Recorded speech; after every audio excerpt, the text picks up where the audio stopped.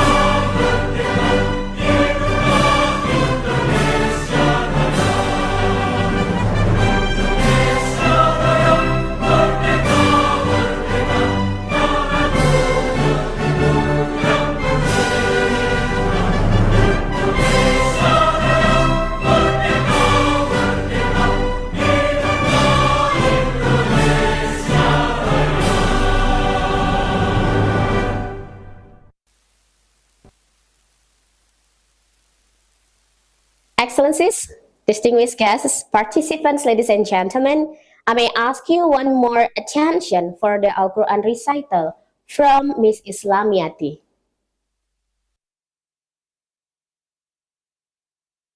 أعوذ بالله من الشيطان الرجيم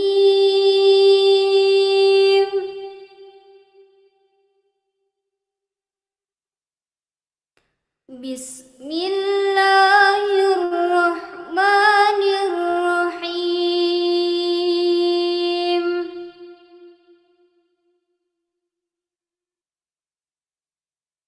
وعباد الرحمن الذين يمشون على الأرض هونا وإذا خاطبهم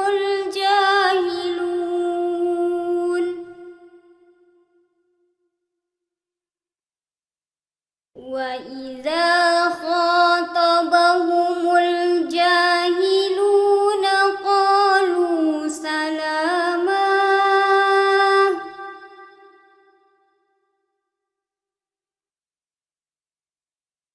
والذين يبيتون لربهم سجدا وقياما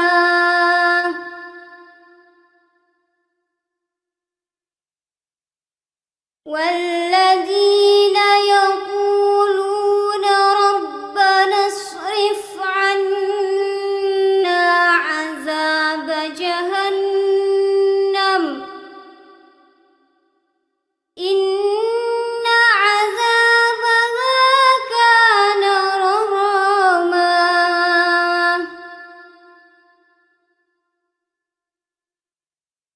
إنها ساءت مستقرا ومقاما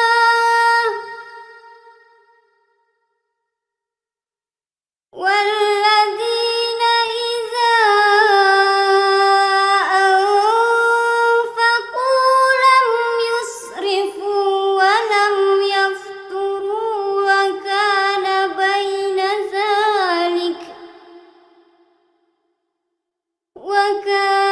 بين ذلك قواما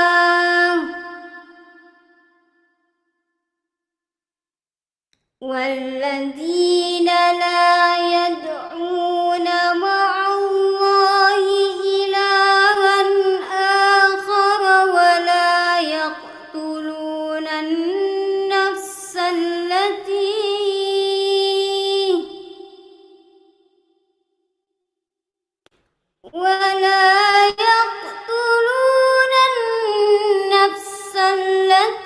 حرم الله إلا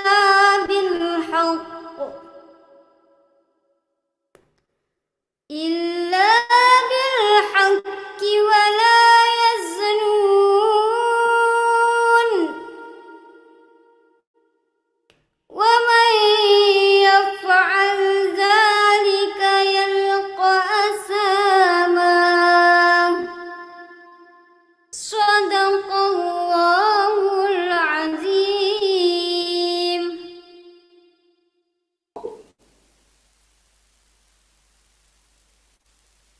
Ladies and gentlemen, to get the convenience from Almighty God, a prayer will be led by Bapak Febi Purwanto. The time is yours. Bismillahirrahmanirrahim. Assalamualaikum warahmatullahi wabarakatuh. Good morning, ladies and gentlemen. Before we commence the event, allow me to lead prayer according to the Islamic faith. For this attendants who follow different religions, please adjust accordingly. Recording in progress. حمدا شاكرين حمدا يعافي نعما يا ربنا لك الحمد كما ينبغي لجلال وجهك الكريم وعظيم سلطانك. Oh Allah, our Lord, All prize is for you. The sustainer of universe. Prize for the blessings and your bestowing panas. Prize for your goodness, your glory and your power. Send blessings and peace upon our beloved Prophet Muhammad sallallahu alaihi wasallam and his follower until the end of time. اللهم أرنا الحق حقا وارزقنا اتباعه وأرنا الباطل باطلا وارزقنا اجتنابه. O Allah, truth as true, and help us follow it, and show us false, and help us fear of it. Ya Allah, Ya Rahim, in seeking your pleasure and grace, we express Christ and greet in your presence. May you bestow your blessings and blessings upon the YARSI Pontianak International Conference on Health Science event. Rabbi zidni ilma warzuqni hikmah waj'alni minas sholihin. Oh my Lord, increase my knowledge and grant me grace to understand it. Make me among those who are righteous. Amin ya rabbal alamin. Subhana rabbika rabbil izzati amma yasifun wa salamun alal mursalin walhamdulillahi rabbil alamin. Assalamualaikum warahmatullahi wabarakatuh.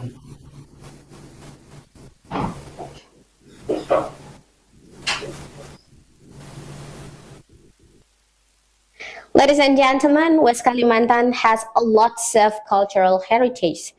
One of them is the traditional dance. This morning, we would also welcome you with a traditional dance performance from Malay tribe. This traditional dance is called Tari Jepin Kipas Pesisir. This dance tells us the story of the joy of women in the daily lives in coastal areas. The hand wave fans used in this dance symbolize the gentle breeze blowing on the coast. The lively movements of the dance symbolize the happiness of women facing their days.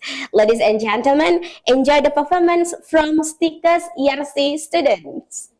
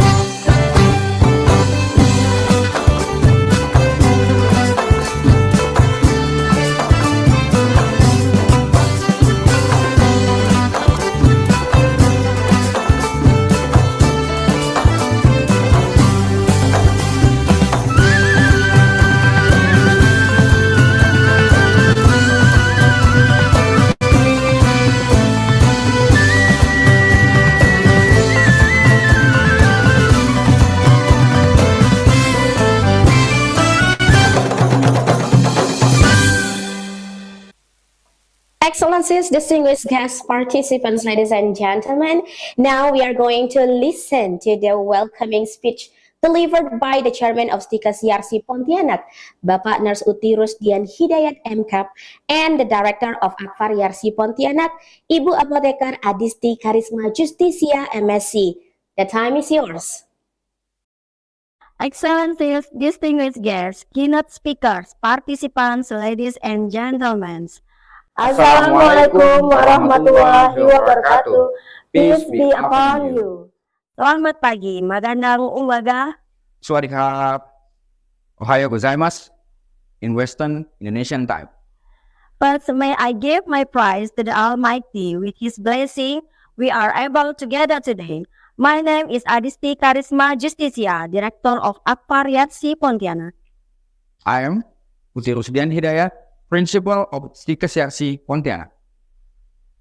On behalf of organizing committees, as a form of achieving our institutional vision to become an excellent Islamic health education by 2035, and becoming a pharmacy college based on Islamic values and competitive at the national level in 2028, it is our pleasure to welcome you to the first YARSI Pontianak International Conference on Health Science with theme Current Trends and Challenges on Health Science and Services. the changing landscape of healthcare, the advancement of technology, and societal need have influenced how health science is taught and practiced. Therefore, it is unsurprising that innovation in teaching health science, improving student capabilities, and managing educational, institutional, and faculty or institution of health science have increasingly become an important subject of discussion among health education stakeholders. The attempt to improve the quality of education are limited to the phase at which students learn in university and to which students work or practice as professionals. Beyond this fact, health institutions also shoulder the burden as an agent of change regarding research excellence and social contribution. Therefore, finding the most effective and comprehensive approach is the holy grail in health education. STIKes YARSI Pontianak and Academy Pharmacy YARSI Pontianak warmly welcome you to the first YARSI Pontianak International Conference on Health Science, featuring keynote presentation by stakeholders, practitioners, academic, and researchers in the health sector involved in workforce planning across the continuum on health profession education and training. This conference will provide a quality forum for discussion along best practice processes for the health professions. With the commitment of the all organizing committee member, speaker, and participant, this conference will be successful and enjoyable. My gratitude and appreciation to all who have made this event possible. Finally, to all participants again, I want to express my warm welcome to all of you at this conference. Hopefully, you will have an enjoyable and unforgettable virtual conference with the new insight, ideas, and partnerships. Assalamualaikum warahmatullahi wabarakatuh. Ladies and gentlemen, the first YARSI Pontianak International Conference on Health Science with the topic Current Trends and Challenges on Health Science and Services. Now we have to come to our main agenda, the plenary session. And the first session of the presentation and discussion will be moderated by our moderator, the lecturer of the Emergency and Medical Surgical Nursing Department, Ibu Nurse Dewin Safitri M.Kep. Ladies and gentlemen, let us welcome our moderator, Ibu Nurse Dewin Safitri M.Kep. The time is yours. Okay, thank you very much, Miss Dwi.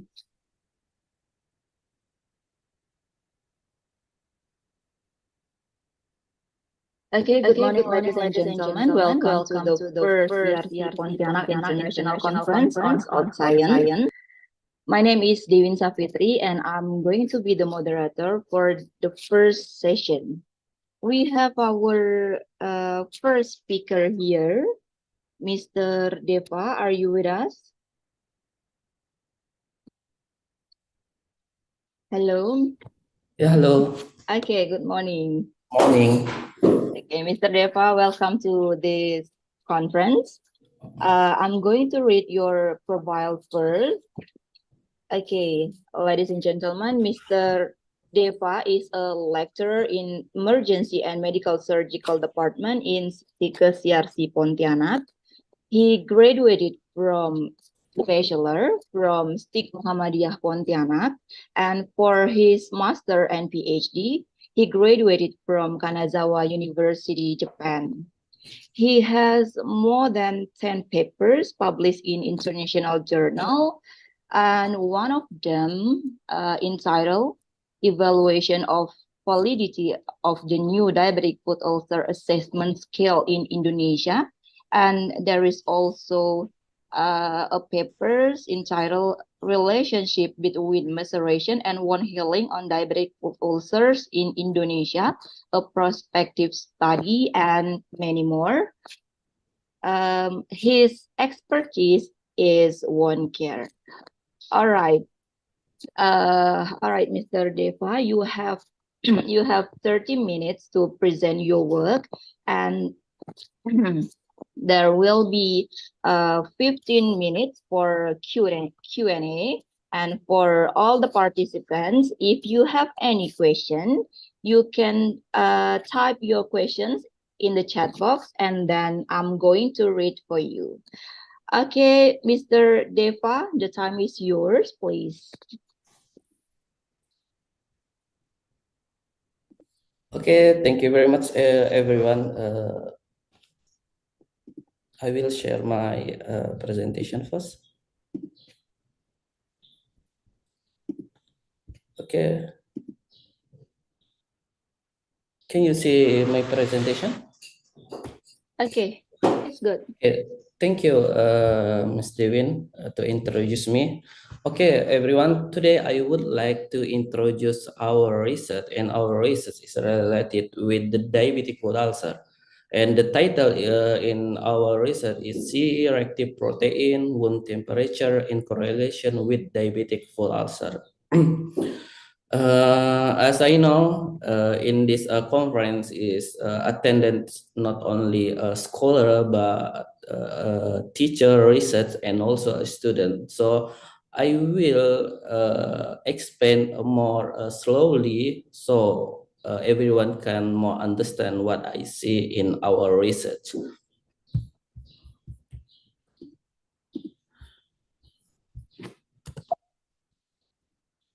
Okay, firstly, I would like to introduce myself. My name is Defa Arisandi, and for my education is what Ms. Devin say. I'm for bachelor degree from STIK Muhammadiyah Pontianak in 2013, and I graduate my master course in Kanazawa University in 2016, and for doctoral course I graduate in 2020 from the Kanazawa University.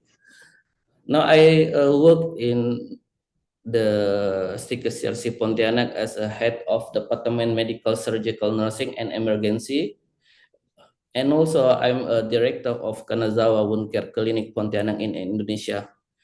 My research interest is about diabetic foot ulcer, pressure ulcer, therapy modalities in wound care, and assessment tool. Okay, the content of my presentation too then about the first is introduction about the diabetic foot ulcer, because maybe some people or some attendants today not familiar what is a diabetic foot ulcer. And the second is the problem about the diabetic foot ulcer. And the third is about our first study about C-reactive protein and wound outcome.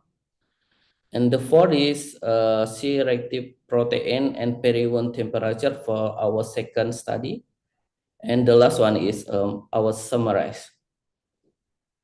Okay, let's move to diabetic foot ulcer for introduction. So what is a diabetic foot ulcer actually? Diabetic foot ulcer is one of the most common complications of patients who have diabetes mellitus, which is not well controlled. So we understand a diabetic foot ulcer is who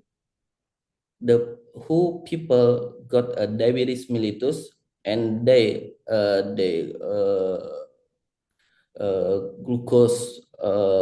glucose is not controlled well. So how is it happen? This is from Professor Armstrong introduced how the diabetic process occur. We can see from this when the diabetes mellitus is not controlled well, it will be affect the neuropathy, that is motor neuropathy, sensory neuropathy, and autonomic neuropathy. For the motor neuropathy will affect the foot deformity and make a abnormality in biomechanical and will make a callus formation on the foot. And also, when the diabetes mellitus affect the sensory neuropathy, the loss of protective sensation is occur. And for automatic neuropathy also will be decreasing sweating and make our skin become dry.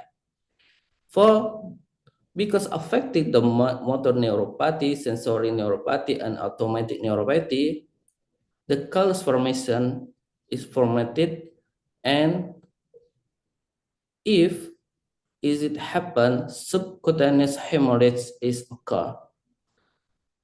With the minor trauma in the feet, it will become a foot ulceration. This is a common pathway of diabetic foot ulcer.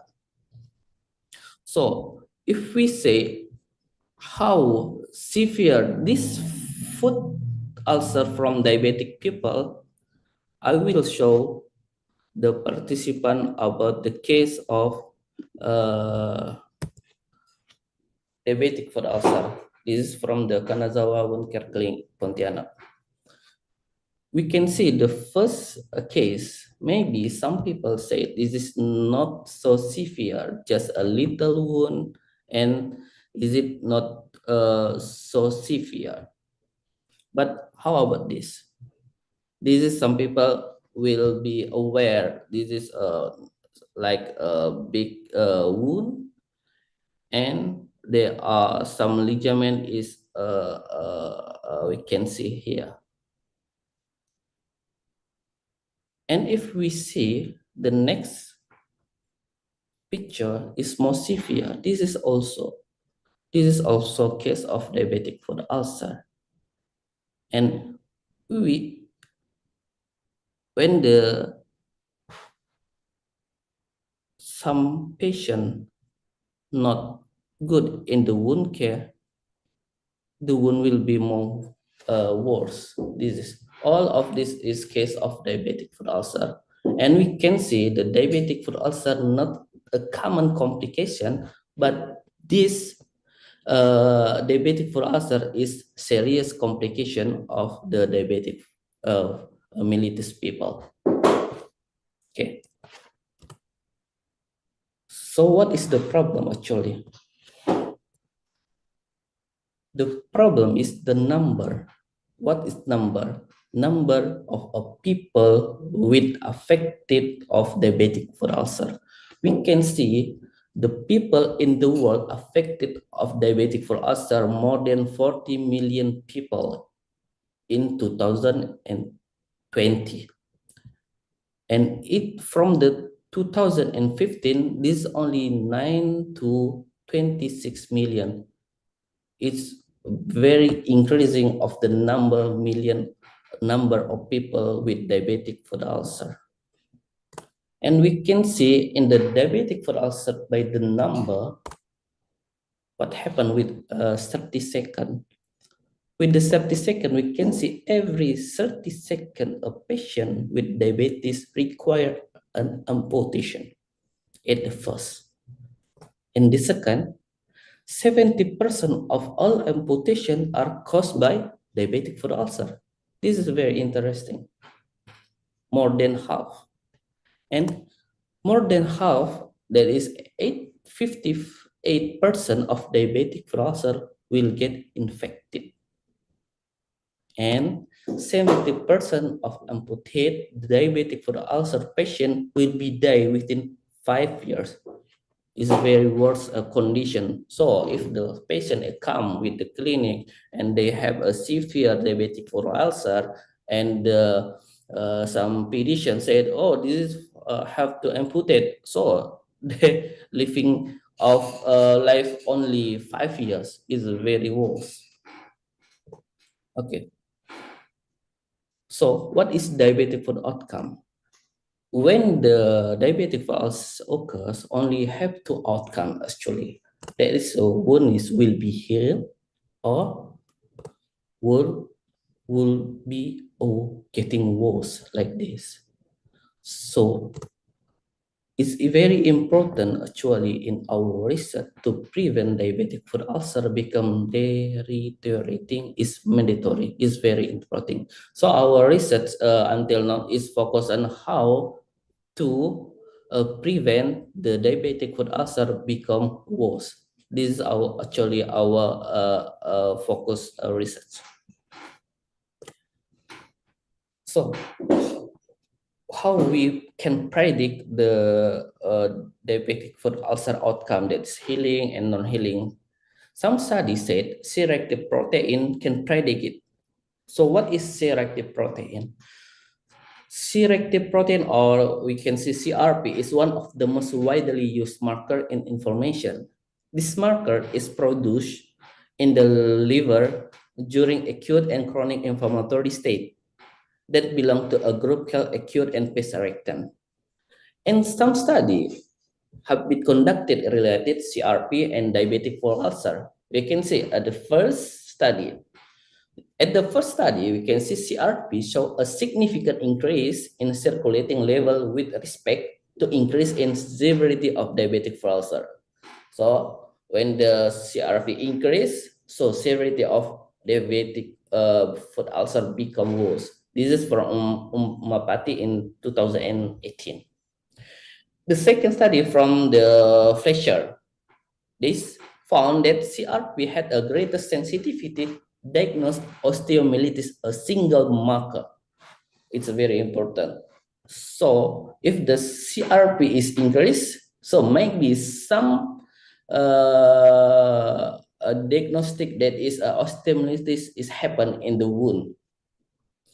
And at the last study about the CRP also said CRP had a higher sensitivity and specificity to differentiate the infected and non-infected diabetic foot ulcer. This is for Jutharat in 2008.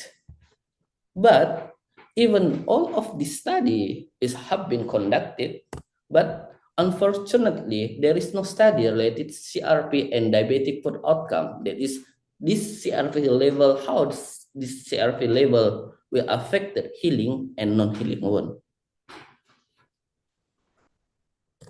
And if we look at the CRP analysis, to get a level of CRP, blood serum get from phlebotomy have been used. What is phlebotomy? Phlebotomy is the process of making puncture in vein like this, usually in arm with a cannula for the purpose of drawing blood. This is how to get the blood. Maybe everyone have know how to get the blood like this. But the phlebotomy have some disadvantage. What is the disadvantage? First is the invasive procedure to get a blood and get a little bit pain, but still have a pain. And the result is not real time. So when the process to analysis have some time, maybe 2 or 3 hours we can know the result of CRP, and maybe it's a little bit a cost, yeah, bit expensive to get this analysis. Therefore, we know this method is maybe not suitable for some case of people diabetic for ulcer. So we need a new method to assess CRP status. What the method actually? The new method actually is introduced about the sonography. This is sonography. What is sonography? Sonography is a real-time 2D temperature measurement tool on the skin surface, which offers a great advantage, including non-invasive procedure, real-time result, easily to use, and not require expertise. And some study also have been conducted with the thermography and the wound. This is my review of the journal. At the first, from the Nakagami, Professor Nakagami from Tokyo University found that this classified pressure ulcer according temperature detected by thermography could be a predictor of healing at 3 weeks. At the second research is about still on the diabetic pressure ulcer from the Kanazawa from Tokyo University also. He found about the lower temperature at the wound edge detected by thermography can predict undermining development in pressure ulcer in 1 week. And this third study related with the thermography also, thermography proved its advantage to monitoring and screening osteomyelitis in diabetic foot ulcer. This is from Professor Oe from Kanazawa University. And this is our last study, Ohashi from Kanazawa University, and I am one of the co-author. We found that the thermography could be a useful predictor of pressure ulcer recurrence within 2 weeks, even in the absence of a macroscopic change. But all of the study only focus on the outcome of the predictor pressure ulcer and osteomyelitis. But there is no study conducted with thermography with the related to C-reactive protein. Therefore, we have two questions, actually, a research question to answer this problem. First, our study is about whether the C-reactive protein could be a predictor of healing diabetic foot ulcer. This is our first study. And this second study is how the correlation between peri-wound temperature detected by thermography of diabetic foot ulcer and C-reactive protein level. Okay, let's move our first study about the CRP and diabetic foot ulcer outcome.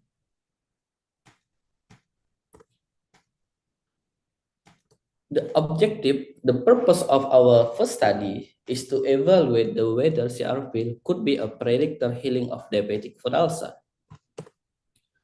This is a retrospective cohort study that's conducted in Kanazawa Wound Care Clinic in Pontianak, Indonesia. And the participant of the study is 71 patients.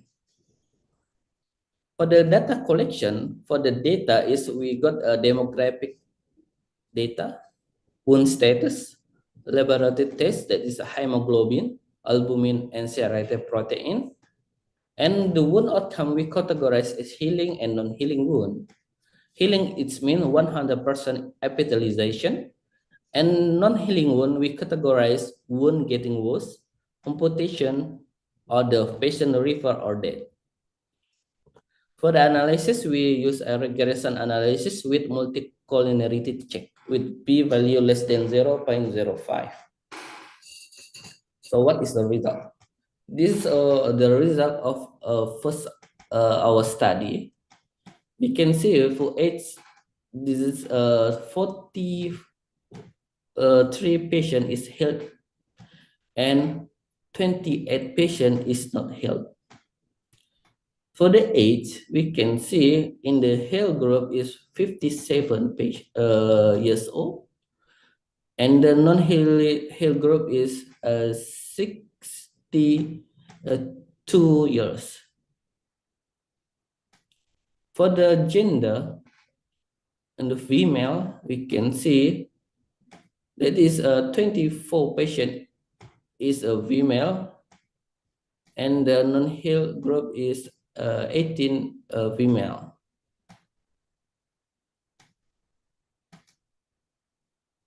For the occupation in the Hale group, we can see the highest number is private worker, is 51.2% in the Hale group. Meanwhile, in the non-Hale group, this housewife is 50%. On the treatment of diabetes mellitus, 67.4% is using oral treatment.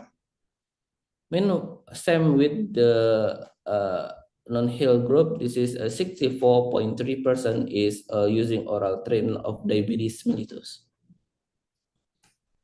For trigger, we can see it's same. Some almost of the patient that know what cause of the wound.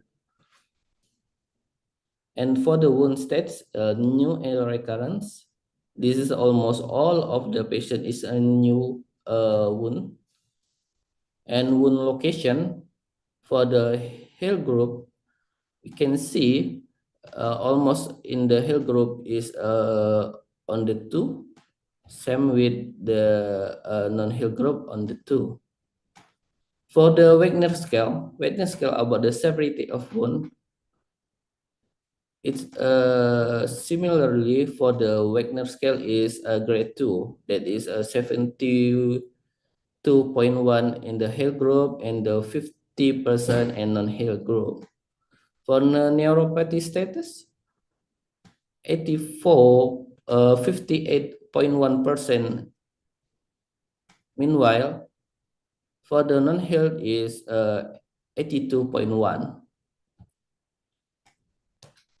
And we can see for the age, Wagner, that is wound severity, and neuropathy were significantly different between Hale and non-Hale group in diabetic foot ulcer. You can see here with V value 0.06, 0.01, and 0.04.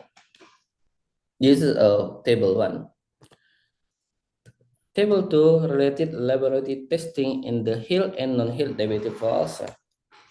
We check about the hemoglobin level, albumin level, and CRP level. For the hemoglobin level in Hale group, the median is 10.5 and non-Hale group is 11.2. For the albumin level in the Hale group is 2.9 and non-Hale group also 2.9. And the CRP, we can see for the CRP level in Hale group is 53.8 and non-Hale group is 32.9 for the median. And the result is hemoglobin, albumin, and CRP were significantly different between Hale and non-Hale group in diabetic foot ulcer. And we did a multi-culinary test that is significantly in the age, Wagner, neuropathy, hemoglobin, albumin, and CRP. Unfortunately, for age, hemoglobin, and albumin is have a multicollinearity. So only 3 variables, that is CRP, Wagner, and neuropathy, we enter to regression analysis. This is table 3 in the regression analysis related predictor of Hale diabetic foot ulcer. We can see about the CRP have for V value is less than 0.001. So this is significantly. And we can make a point of result of study 1 that a CRP protein is one of the predictor health diabetic foot ulcer, including neuropathy and wound severity. That is a Wagner grade.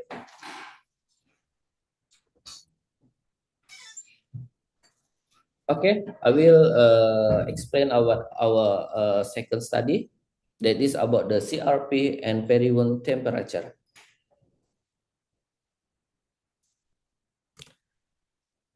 The purpose of our second study is to evaluate the correlation between CRP and the peri-wound temperature detected by sonography. This is a prospective cohort study that is conducted in Kanazawa Wound Care Clinic in Pontianak, Indonesia. And the participant is 30 patients. This is actually our pilot project for the sonography in CRP. For the data collection, Sam, in the first is we got a demographic and laboratory test. For the laboratory test, we have white blood cell, hemoglobin, platelet, albumin, and CRP. For peri-wound temperature, we use a sonography. This is our device. That is, name is FLIR1. FLIR1.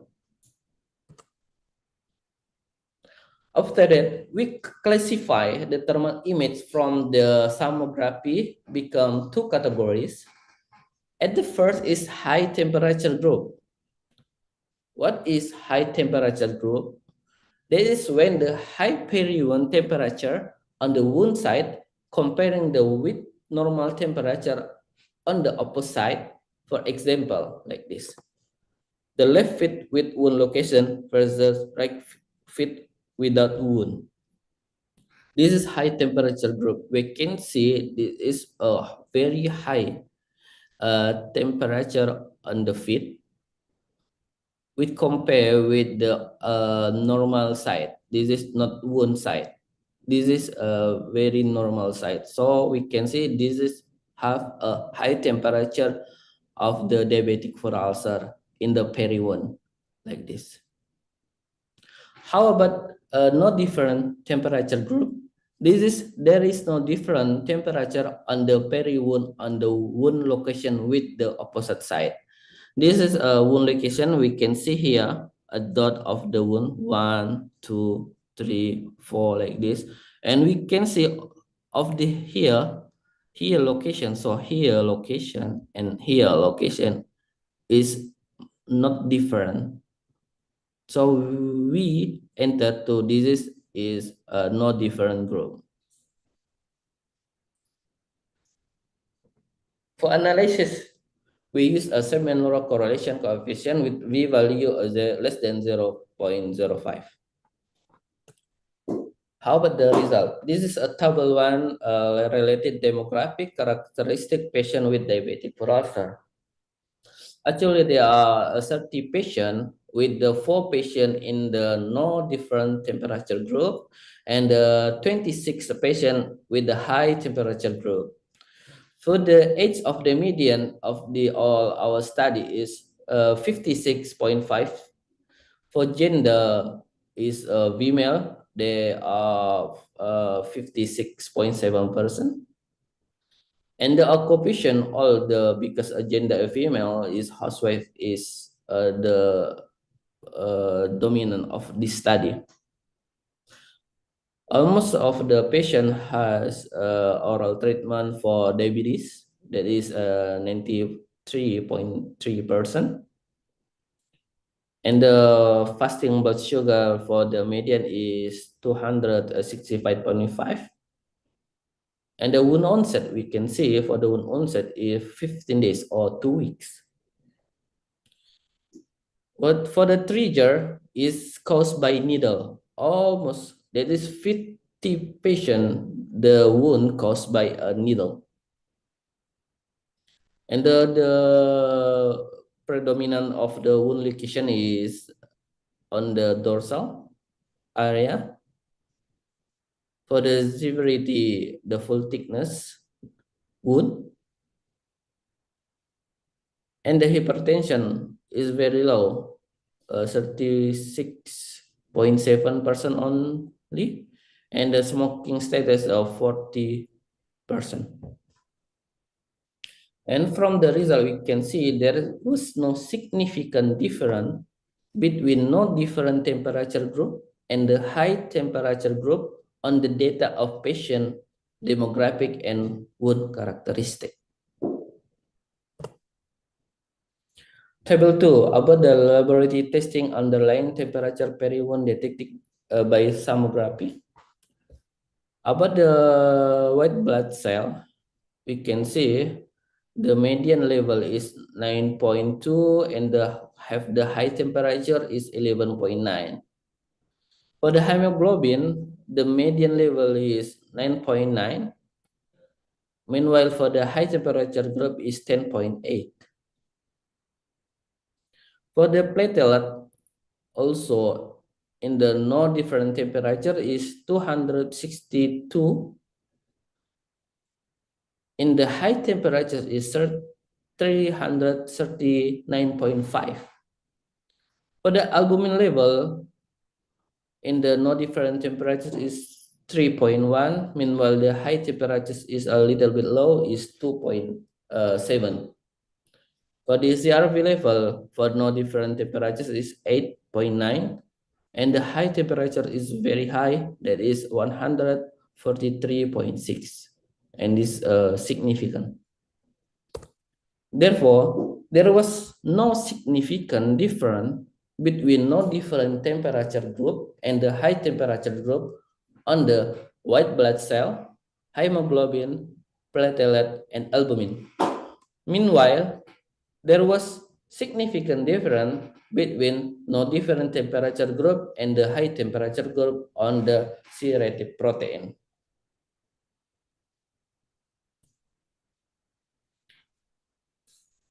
This is a table 3 about the correlation between laboratory tests. That is white blood cell, hemoglobin, platelet, albumin, and C-reactive protein, and the temperature and the peri-wound detected by sonography. We can see the result from the correlation with peri-wound temperature with the white blood cell. That is the 0.147. And the hemoglobin is only 0.096, platelet 0.238, and albumin minus 0.162. And the C-reactive protein, that is 0.456. And this is a significant correlated with the peri-wound temperature. And we can mention that there was no correlation between peri-wound temperature, white blood cell, hemoglobin, platelet, and albumin. Meanwhile, there was moderate correlation between peri-wound temperature and CRP with R 0.456 and V value less than 0.05. So we point the result of study 2. That is, peri-wound temperature detected by sonography had a moderate correlation with the C-reactive protein.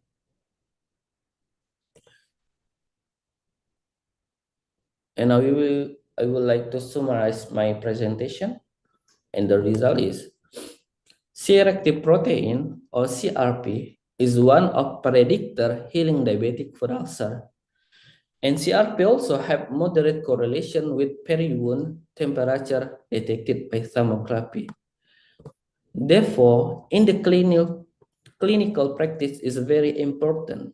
That is, we can preventing approach in deteriorate of diabetic foot ulcer might be implemented by using sonography that have a good correlation with CRP that link with healing diabetic foot ulcer. That's my presentation. Thank you very much. Okay, thank you very much, Mr. Defa. It is always surprising when we talk about diabetes mellitus, and as stated by Mr. Defa before, there are 40 to 60 million people globally affected by diabetic foot ulcer, and 70% of them are in high risk to be amputated. I think it's like a worse condition, but unfortunately, Indonesia is one of the country who has a huge number of people who suffer diabetes mellitus. Is it right, Mr. Deva? Yes, that's right. Okay. Actually, in Indonesia, from the about the prevalence is quite high. That is 12%, but the Europe maybe less than 5% for prevalence, and the other country only less than 1% for the prevalence of diabetic foot ulcer. And we can see that Indonesia is quite high for the prevalence of diabetic foot ulcer. Yeah, I agree with you, because it's we can easily find people with diabetic foot ulcer, especially in rural areas, maybe, because it is like they live in the rural areas, and then the hospital or maybe other health facilities is quite far from their home, so it is quite difficult for them to get treatment, something like that. And maybe we will discuss it more later, and I will open the discussion session first. Maybe there is participant want to discuss or ask something to Mr. Deva. Okay, I'm going to check the chat box first. Okay, we have one question here, and for other participants, you can type your question in the chat box while I'm reading the first question for Mr. Deva. Okay, it is a question from Femi Yuli Afrianti, a student of STIKes YARSI Pontianak. She asked, okay, thank you for your great presentation and your interesting research that focus on diabetic foot ulcer. My name is Femi Yuli Afrianti. I'm a nursing student from STIKes YARSI Pontianak. I have two questions. Oh, there are two questions. The first question is related to your result on table 3 in regression analysis. I saw that CRP not only one of the predictor of healing diabetic foot ulcer, but also there are Wagner and albumin. So could you explain about it? And I move to the second question. In the management of diabetic foot ulcers, what is the relationship between high temperature and peri-wound detection? How it works?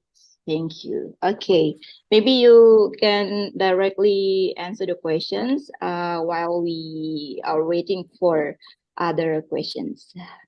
Please. Thank you very much for the great question related our study.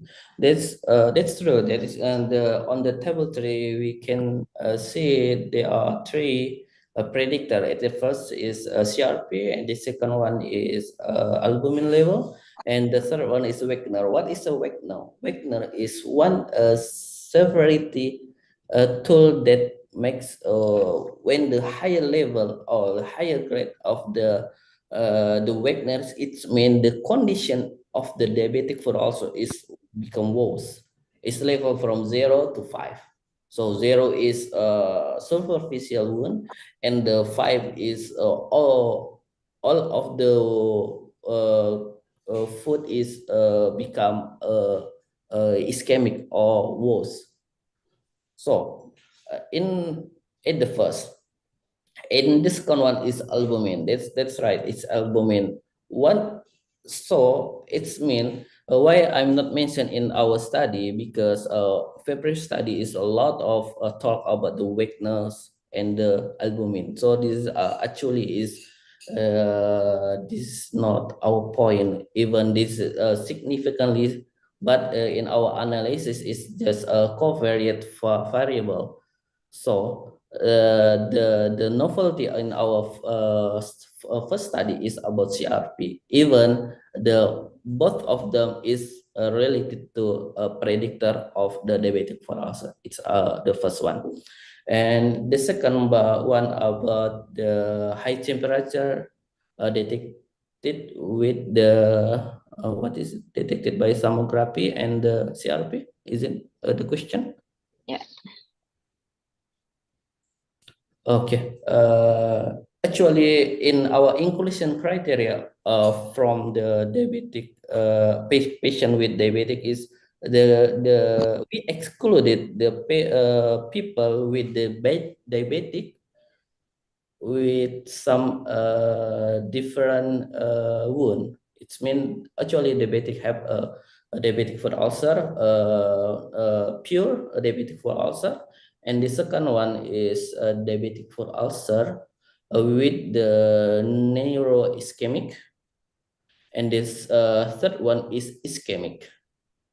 The two that is a neuroischemic and ischemic we exclude. It's because this wound is affected by the vascular. So might be the vascularization on the feet is have a problem. So we exclude. It's not pure. So when the liver release the CRP, its level is become high. It's because the inflammation is occurred on the perineum side, and the sonography is capture the level of the temperature. So the correlation is with this simple what I mentioned before. That is. Okay. Okay, great. Okay, so there are several types of diabetic foot ulcer, and not all of them can include to the research project that you have done. Okay, maybe something like that. Yes, it's Yeah. Okay. Wow, it's more interesting here, and there is another question, and also a participant who who has raising her hand, but I will read the question on the chat box first. My name is Elok Humairo. I'm a pharmacy student from Akfar YARSI Pontianak. I have one question. Is there a proper way to measure our own blood sugar levels at home? Okay. Self-identification, maybe. Actually, thank you for your question related proper way to measure blood sugar. Actually, is very simple. We can check it by glucose check. Is very now available on the market. We can use it. Is very, but is quite difficult to say because there is not a golden standard actually. For the golden standard, sometimes we have to confirm with the hemoglobin A1C, but it's more expensive. Maybe that's all. We always try to find the cheap, the more cheapest, the better, like that. Yes, maybe. Okay, we will move to Fina. Okay, please say your question.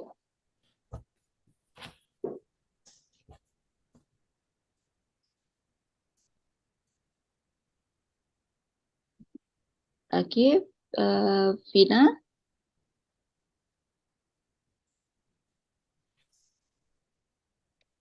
Okay. Okay, now you can unmute your microphone.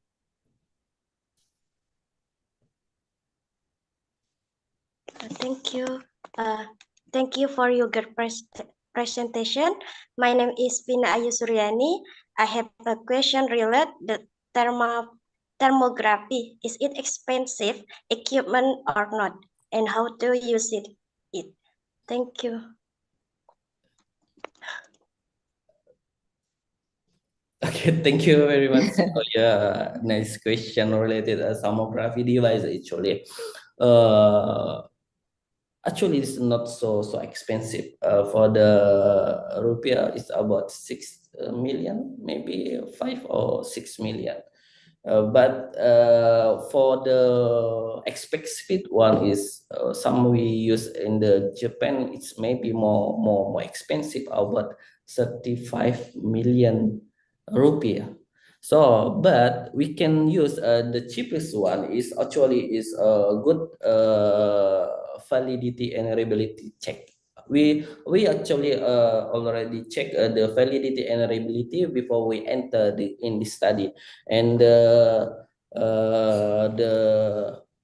correlation with the cheapest one is quite high, maybe 0. More than 0.9. So it's good for the clinical use actually. And how to use it? It's like we capture by camera. The device is stuck with our phone, and we just capture like we capture a photograph. That's all. It's very easy. Everyone can use it. Everyone can use it, but maybe you can make some campaign how to use it, right? That's right. Okay, we have limited time, but we still have one question. Maybe you can answer it in hurry. Okay, this is from where is it? I think is there any question from Mr. Agus Al-Qadri in the chat box, right? Or maybe Mr. Agus want to deliver the questions directly here? No?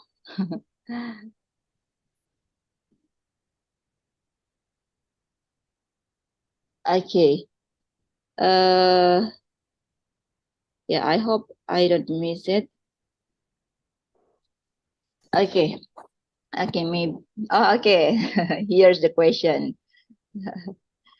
Assalamualaikum. I'm Agus Al-Qadri, a student of STIKes YARSI Pontianak. I want to ask how to treat diabetic ones that have not yet developed gangrene. Currently, the one is still red like cellulitis. What is the first step we can take? Okay, thank you for your question related diabetic foot ulcer and some clinical symptom that is had a red like a cellulitis. At the first management, we have to check the laboratory test, that is CRP level, and this second one is a white blood cell and the albumin level. This is three combination laboratory check. What is very important? At the first one is white blood cell. We can distinguish this wound is infection or not. It's very important. If this wound is infection stage, we have to revert. And the second one is CRP. CRP is we have to understand this one is locally inflamed or not. Okay, even the wound is not infected, but when the local wound is inflamed, the treatment is very different. We have to use some dressing, have to antibacterial. This is the first.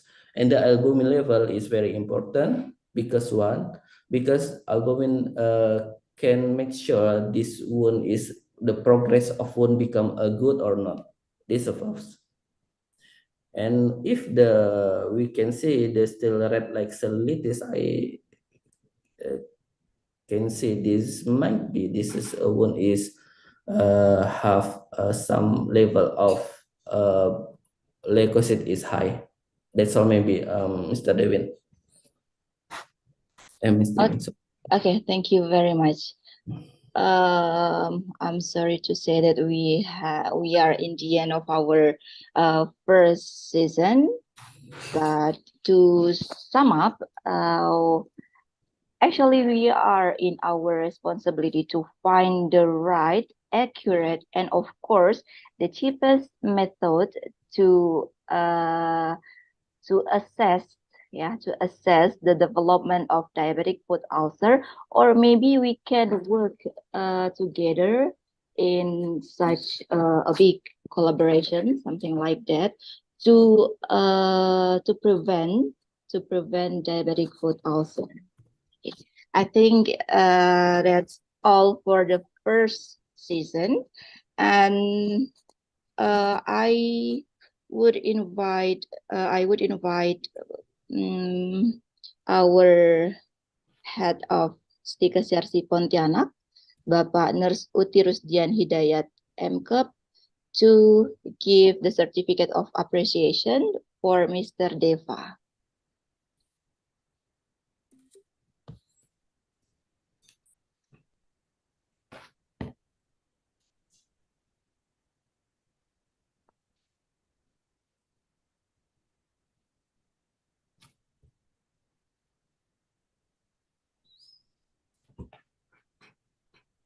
Thank you.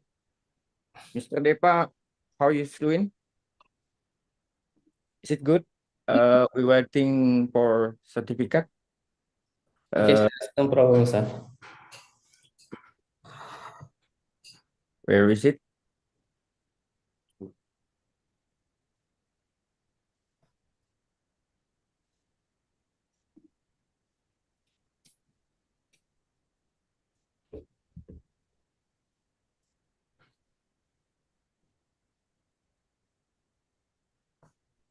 Okay, we are waiting for the certificate.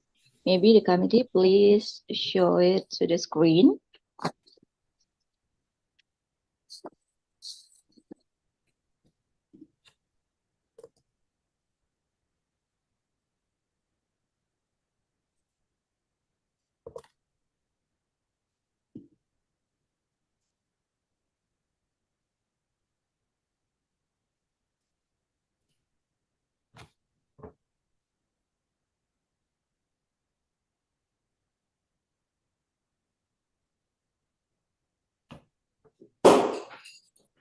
Okay, here's the certificate, and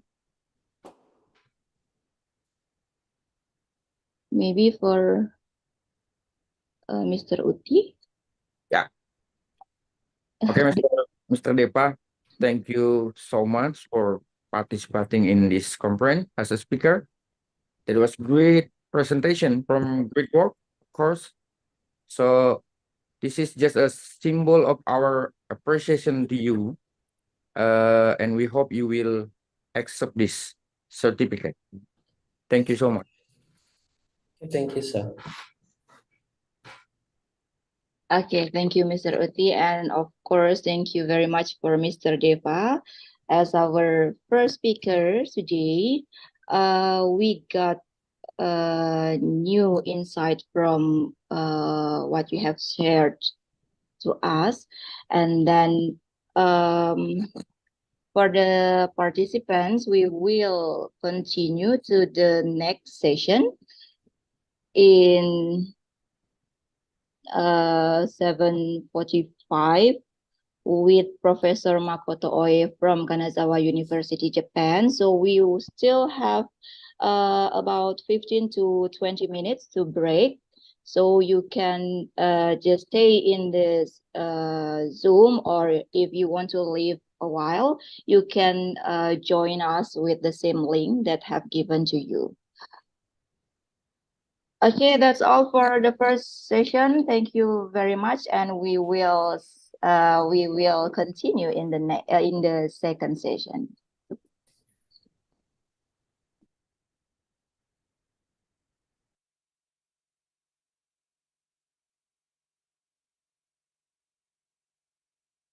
Okay, thank you very much, Ibu Nurse Dewin Savitri M.Kep, for bringing us to the very first session today.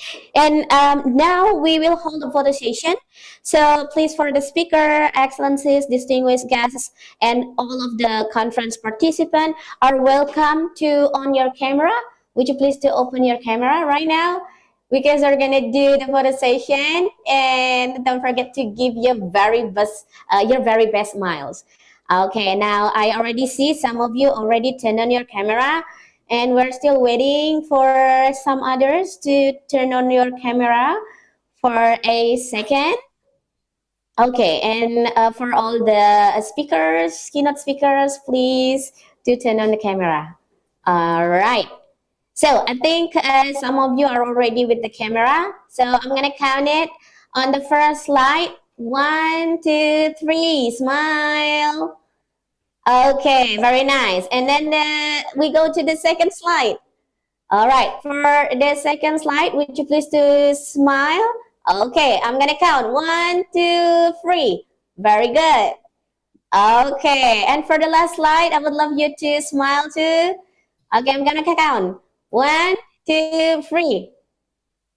Very nice. Okay, thank you very much for everyone who already joined this morning session, the very first session. And don't forget, today we're gonna have another and other speakers. And for the next session, we would love you, the attendees, are welcome to 15-minute breaks. The next session will start promptly after the break at 9:45 a.m. We'll see you again.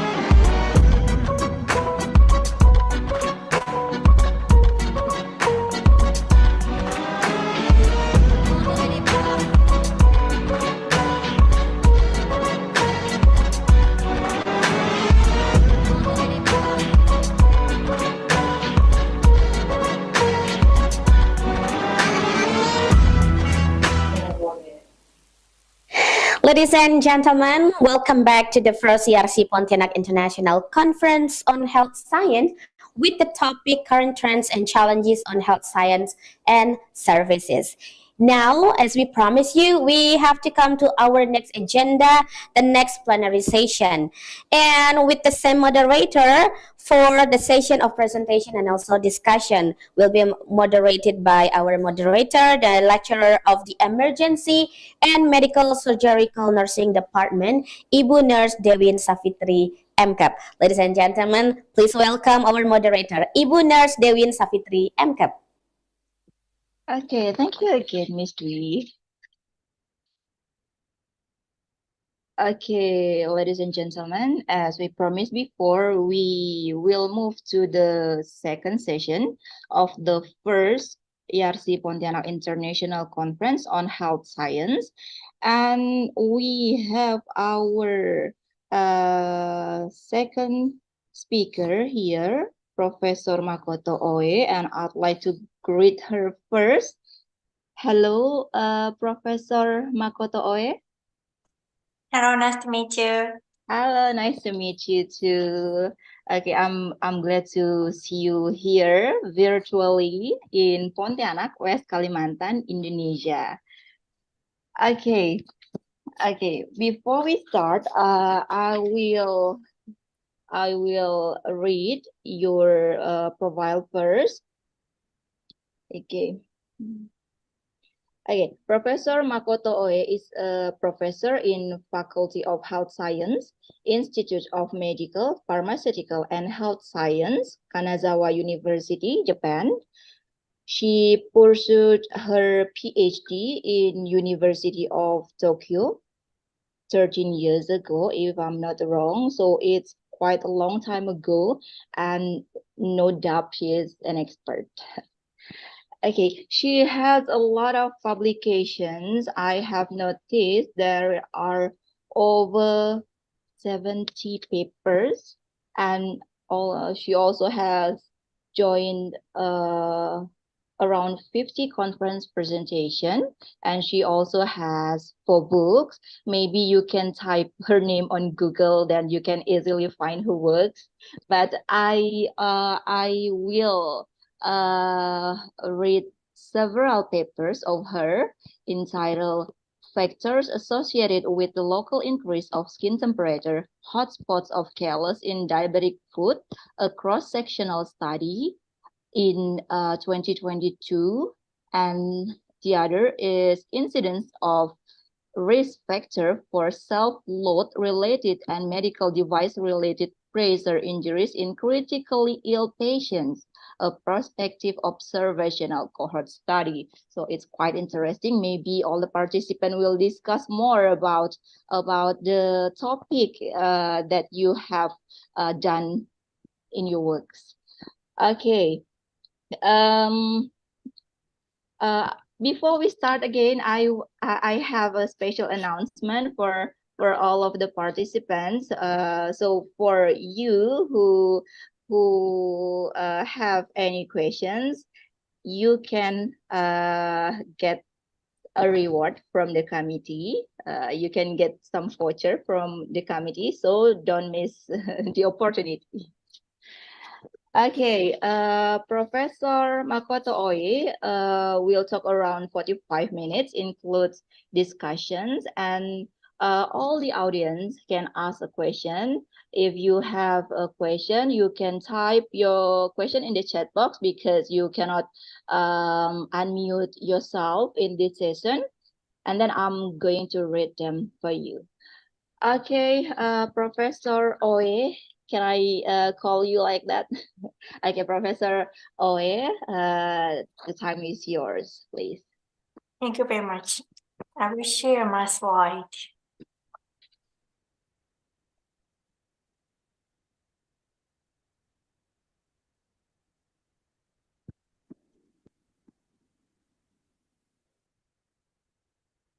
Okay, can you see my slide?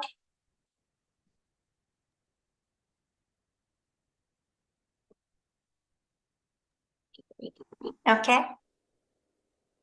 Yeah, it's clear. Okay, thank you very much.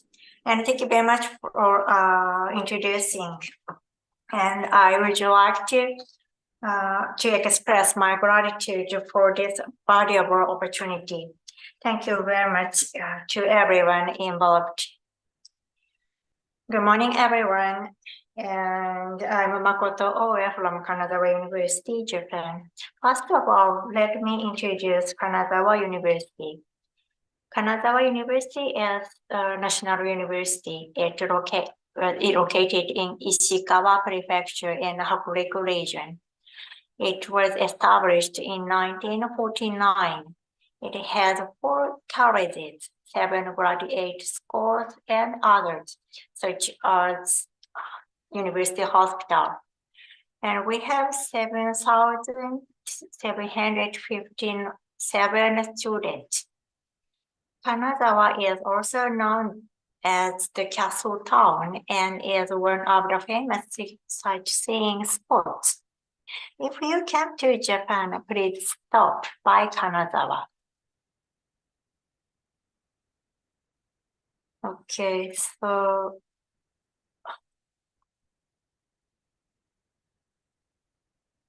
this slide shows my background. As shown in red, I was a member of the University of Tokyo until March 2020. In the first half of this lecture, I will introduce our effort at the University of Tokyo. And I prepared 4 topics for today's lecture. How is technology developed in nursing? How are diabetic foot ulcers prevented? How can diabetic foot ulcers heal faster? And will a future without diabetic foot ulcers be realized? So let's start to get my lecture. Do you know how technology is developed in nursing? Today, I would like to introduce the concept of bioengineering nursing.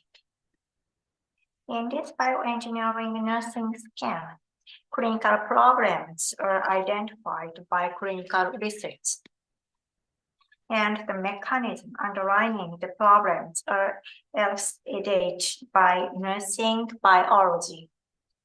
This sets light upon a target to be resolved and provides clues for designing technology or products that are developed by nursing engineering. Nursing translational research will apply new development to real world by use of clinical research, such as clinical trial.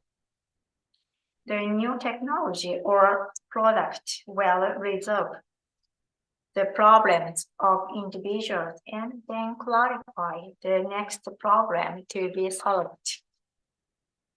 The quantum of technology developed to this bioengineering nursing research framework were non-invasiveness, real-time, and intervention with partnership, which are indispensable for the clinical field.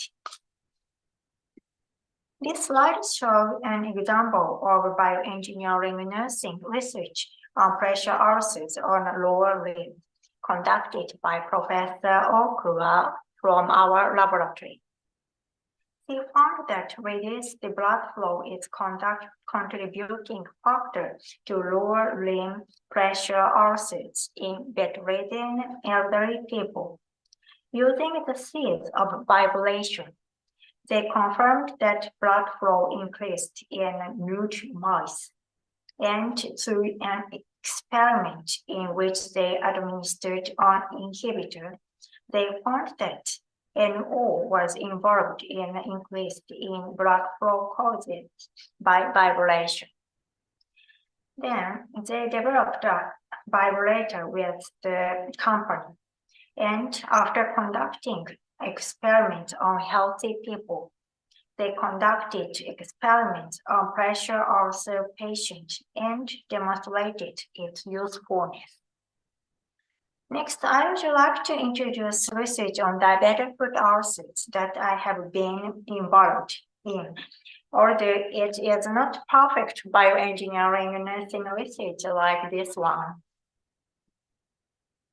Diabetes-related foot disease is disease of the foot of the person with current or previously diagnosed diabetes mellitus that includes one or more of the following: peripheral neuropathy, peripheral arterial disease, infection, ulcers, neuroosteopathy, gangrene, or amputation.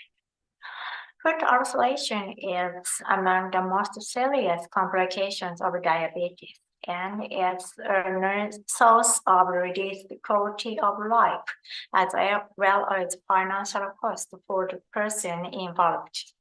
Prevention and early healing of diabetic foot ulcer is important. So let's move on to the next topic. How were diabetic foot ulcers prevented? For prevention of diabetic foot ulcers, the international consensus recommends the 5 cornerstones of foot management. The first is Identify the person with an at-risk foot and regularly inspect and examine the foot of the person at risk for foot ulceration. Provide structured education for patients, other families, and healthcare professionals. Encourage routine wearing of appropriate footwear. Treat risk factors for ulceration. Against the backdrop of research consensus, the University of Tokyo Hospital introduced the diabetic foot outpatient clinic in 2006. The purpose of this clinic is to prevent diabetic foot ulcers, examine the at-risk foot, treat non-ulcerative pathology, and educate patient and/or family. This clinic is only open once a week. This slide shows the organization chart. Diabetic foot outpatient clinic was located in the Department of Diabetes and Metabolic Diseases. It means that patients who visit the Department of Diabetes and Metabolic Diseases and get good blood sugar control can visit our clinic. It is one of the key points of prevention of diabetic foot, because diabetic foot is one of the complications of the diabetes. So blood sugar control is essential for prevention of diabetic foot. Then I collaborate with this clinic as the research nurse. I conducted clinical activities and clinical research in a diabetic foot outpatient clinic. Features of this clinic are the use of the visualization techniques such as thermography and pressure distribution. For example, we identify object high-risk skin pathology using these techniques, and foot care and provide individual education using these techniques. Patients with diabetes cannot feel pain due to neuropathy.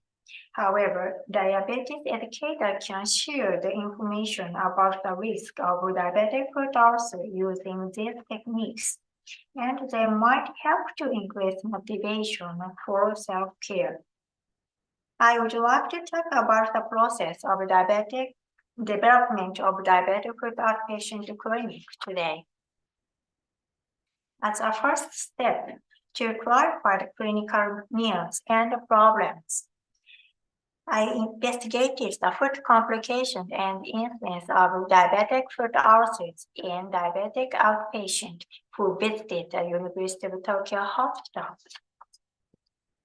578 diabetic patients who visited the Department of Diabetic Metabolism at the University Hospital in Tokyo between September 2007 and March 2008 are enrolled.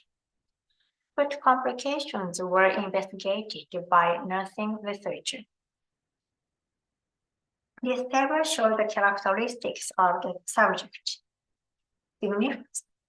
Surprisingly, 72.5% were category 0. It means no risk of diabetic foot ulcers. Incidence of foot ulcers was obtained from the medical records. As you can see from this table, the incidence of foot ulcers was 0.2% over 12 months. Several researchers had already reported the incidence of the ulcers in Europe and America. Incidence of foot ulcers in this study was lower than the incidence of foot ulcers in Europe and America. One reason for that might be that the number of high-risk patients is lower. I also calculated application rates of prevention care for diabetic foot ulcers based on international consensus using this data. There are 4 categories, and a checkup frequency was recommended in each category and the international consensus. I found that we should inspect a fit of 15 patients per day.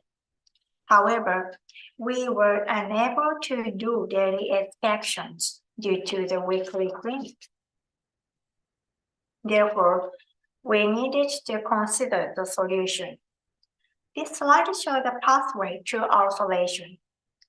It is known that some non-ulcerative pathology is shown before ulceration due to neuropathy or angiopathy.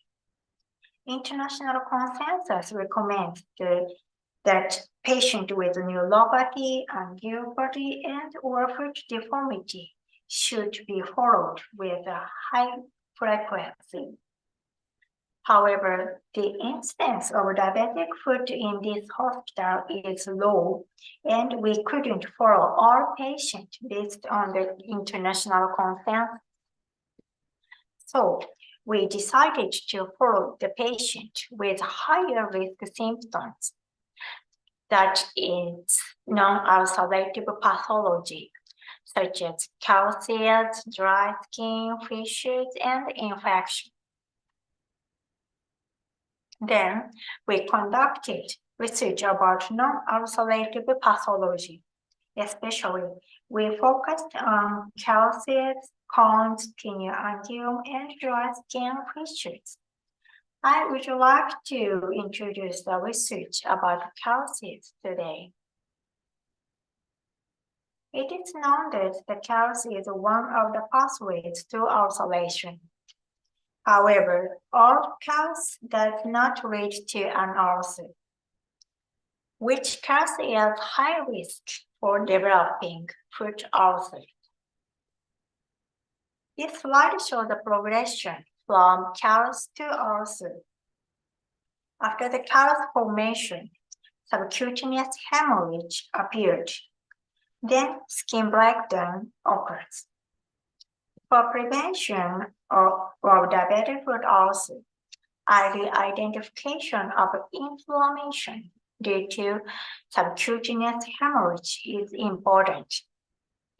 However, it is difficult to identify these signs because of thick skin and neuropathy.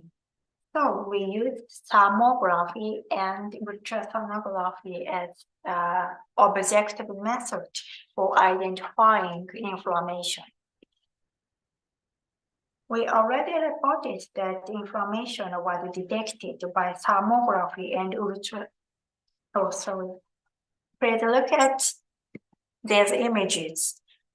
The upper images show the example of callus with inflammation, and the lower images show an example of callus without inflammation. There are no inflammatory signs by macroscopic finding in either group. However, in the upper images, we can see the area of increased skin temperature in the thermography. This means inflammation. On the other hand, in the lower images, we cannot see the area of increased skin temperature in thermography.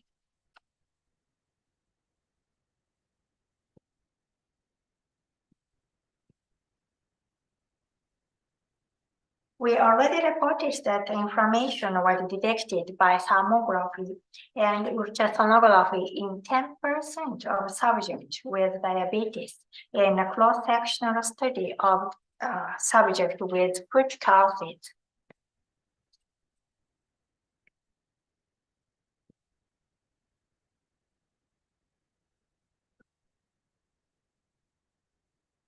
Moreover, we also reported that the thermographic findings of an extended area of increased skin temperature, not limited to the callus, may suggest the progression from callus to ulcer. The area of increased skin temperature might be an indicator of pre-ulcerated foot. Perhaps some of you have questions like this. Does elevated skin temperature indicate inflammation. We need to demonstrate this inflammation non-invisibly. This is because it is not possible to create wounds on feet of diabetic patients. Skin blotting was a solution to that problem.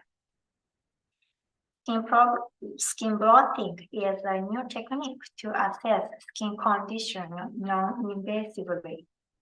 As you can see in these images, a wet nitrocellulose membrane is attached to the surface of the skin and stained immunologically. The presence or intensity of signals reflects the invisible skin condition. Professor Minematsu has published papers and applied for patents related to skin inflammation, skin tears, and pressure ulcers. Therefore, we performed skin blotting on the foot calcium of diabetic patients to detect TNF-alpha, an inflammatory marker, and examined its relationship with thermographic findings. As a result, positive predictive value was 73.3%. Negative predictive value was 86.7%. Next, we have a video about thermography techniques.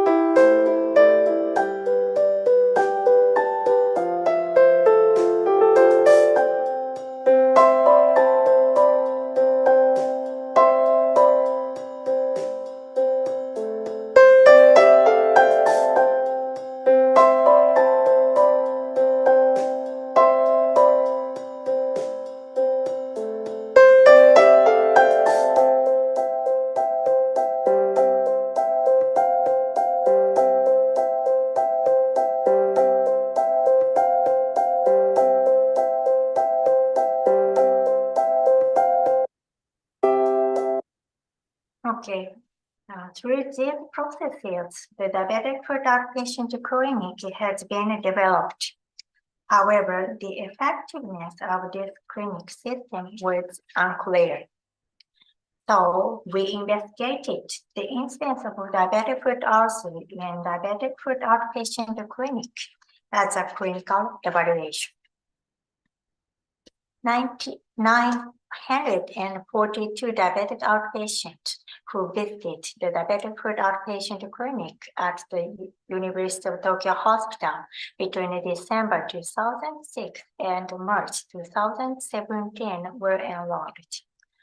Instance foot ulcer was obtained from the medical record. As you can see from this table, the incidence of foot ulcers over 12 months was 0.2%. Since this was an observational study, there are limitations to the analysis. But at the time, the annual incidence of foot ulcer in Europe and America was reported to be 2.2%. So this result is quite low. In other words, this protocol can be said to be somewhat effective. We had the opportunity to implement this protocol in Indonesia. A 10-day training program was held in Japan and attended by 2 Indonesian nurses. And we had completed an Indonesian version of the Diabetes Foot Ulcer Prevention Clinic protocol.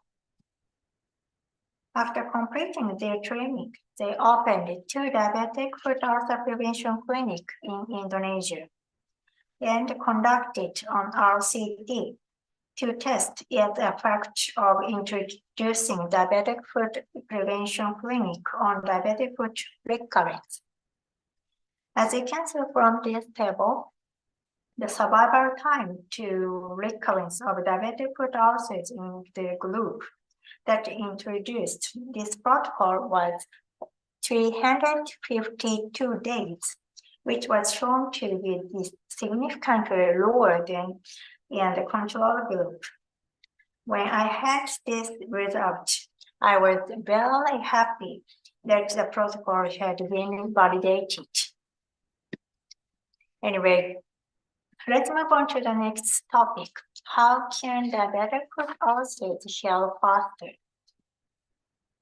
We have developed the diabetic foot ulcer healing process monitoring scale, DMIST, and would like to introduce it. This DMIST was developed through the great effort of Dr. Defa Arisandi, one of the members of this conference. Thank you very much. The first step was clarifying clinical needs and problems. As you know, the assessment is important for efficient wound management. Various classification systems for diabetic foot ulcers has been developed. This classification system can clarify severity and etiology of diabetic foot ulcers. They are useful for detecting and treatment strategy. However, as you know, the healing process of diabetic foot is very long. So how should the healing process of diabetic foot ulcers be monitored and evaluated after treatment strategy has been chosen? We needed to objective scale to evaluate the healing process of diabetic foot ulcer. So diabetic foot ulcer had been evaluated using the scale for pressure ulcers. We reported that the validity of BWAT push design for diabetic foot ulcers was low. It was thought that the reason was that hyperkeratosis, unevenness, and redness of the wound edge, which were evaluated as a guide to severity by the dermatologist, were not included in these scales. Therefore, we decided to develop the diabetic foot ulcer monitoring scale. After the investigation of the healing process of diabetic foot ulcers, we developed the diabetic foot ulcer evaluation scale using nominal group technique. This slide shows the diabetic foot ulcer monitoring scale which we developed. There are 7 domains, including depth, methylation, inflammation, infection, size, tissue type of wound bed, type of wound age, and tunneling and mining, with the total score range of 0 to 34. Highest score indicate more severe wounds, and 0 means healing. It was named DMIST from initial letter of each domain. Let me introduce the distinctive domains of DMIST. One is the domain of methylation. Usually, exudate has been evaluated using the number of dressing changes. However, it is sometimes difficult to evaluate it due to special dressing. Therefore, methylation was evaluated in DMIST instead of amount of exudate. The other is type of wound age. Hyperkeratosis and reddening, which was being evaluated as a gauge of severity by the dermatologist, were included in the domain of type of the wound age. As the final step, we evaluated the validity of DMIST. We evaluated the concurrent validity, construct validity, and the predictive validity of DMIST as a secondary analysis of these Japanese and Indonesian studies. When the process was evaluated using a DMIST push and design for 4 weeks, concurrent validity was evaluated by correlating the result obtained for total score of DMIST with the total score of push and design. Regarding a construct validity, the total DMIST score was compared with a Wagner classification. As to predictive validity, the total DMIST score was compared with wound status after 4 weeks. Let's move on to the result. 35 Japanese and 118 Indonesian patients with diabetic foot ulcers were enrolled in this study. This slide shows the result of concurrent validity.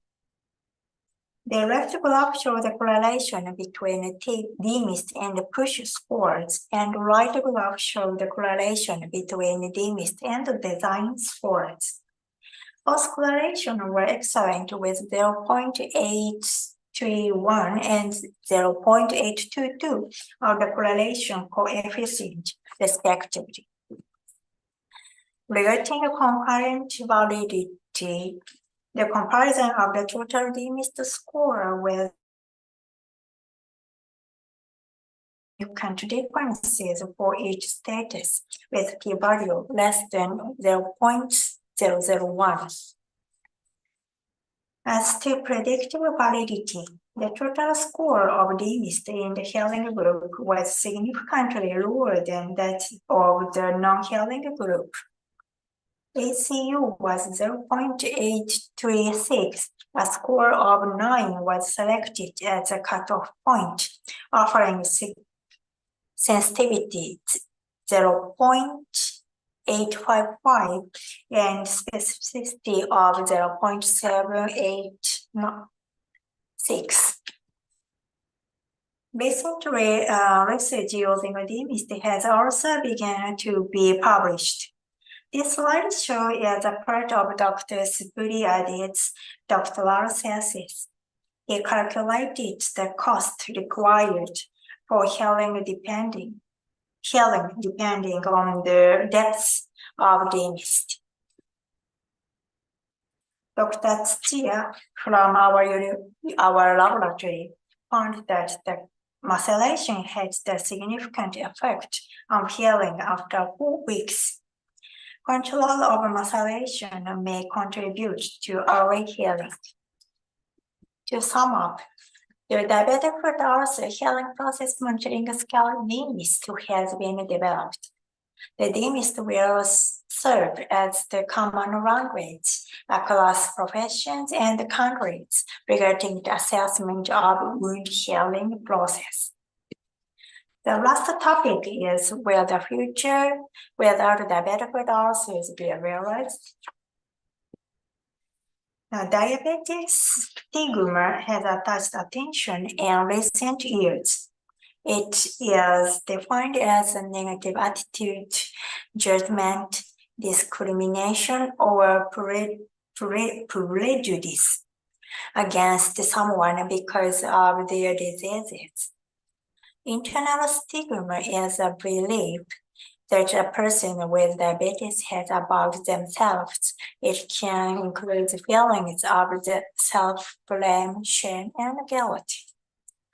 External stigma is blame and judgment that comes from other people and the society.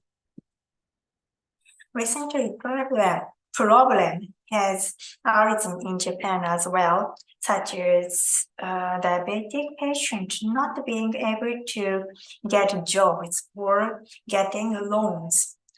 Also, diabetes is called糖尿病 in Japanese. To means sugar, nyo means urine, and bio means disease. And it has been pointed out the disease name gives the bad impression. Therefore, awareness campaigns are being carried out to be it diabetes in Japanese as well. The theme for next year's annual meeting of Japan Diabetes Society is Till the Day When the World Without Diabetes Counts. The emphasis on the diabetes in the local increase not only the eradication of diabetes through medical advances, but also the eradication of the stigma associated with diabetes. So I think about this sometimes. Will the future without diabetic foot ulcers be realized? Here is a reality with diabetic foot ulcers and a future without diabetic foot ulcers. Of course, if diabetes itself eradicated, a future free of diabetic foot ulcers would become a reality. However, diabetes cannot be prevented by nurses alone because it is deeply related to patient self-care.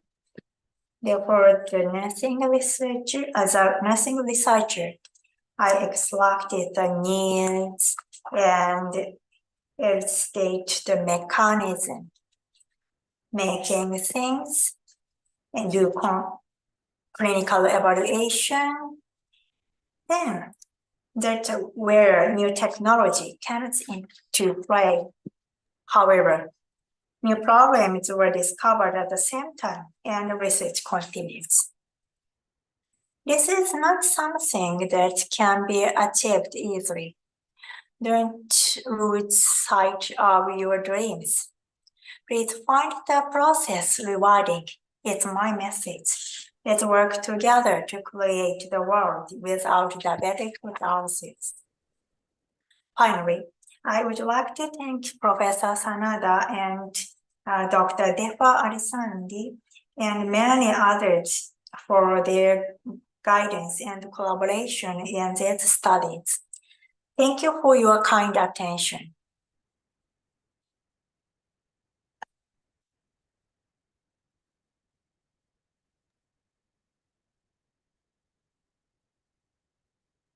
Okay, thank you for your great presentation. Thank you. Okay, we have a question in the chat box. Okay, I'll read it for you. Good morning from Indonesia, Prof. Makoto Oe. And hi, Hello. I have noticed that your research focuses on the biological aspects of human being, and I'm curious about your thoughts on the psychological aspects of human beings in wound care, particularly foot ulcer care.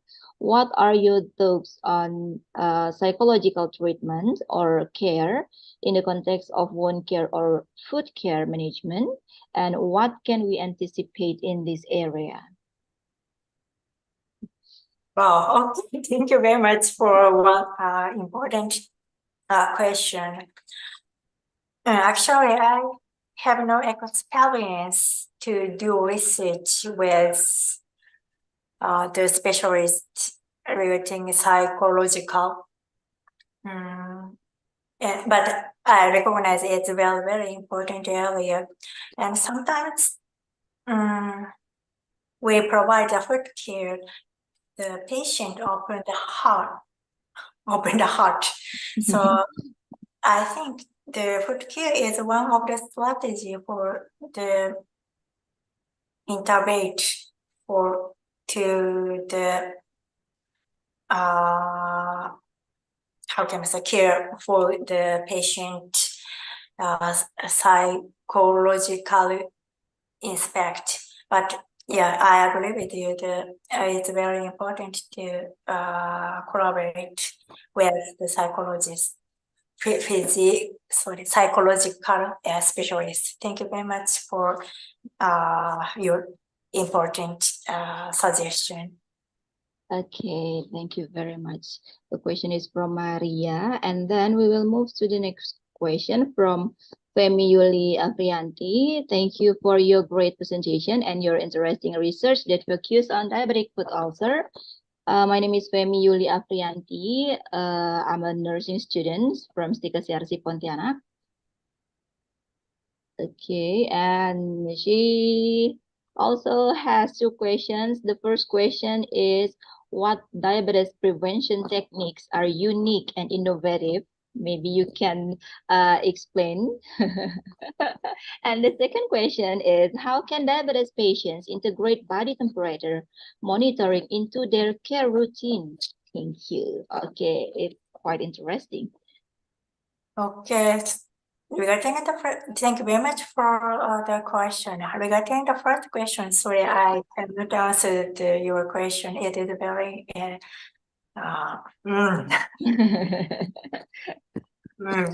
I want to ask you. So, unique and innovative. Yeah, maybe innovative. Sorry. Okay, because Professor Oe mentioned about prevention of diabetic foot ulcer. So for Indonesian people, we just we always try to find the easiest way, or maybe the cheapest way, the cheapest way to prevent the diabetic foot ulcer condition. Maybe something like that. Okay, thank you very much. Maybe we need to collaborate on research in the future, and but the unique. Okay, so can I?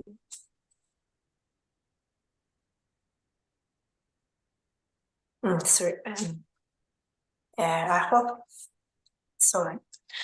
Sorry, it's a little bit difficult to answer the question for me. But in my experience, we conducted the research with different areas expert. Sometimes innovation occurred.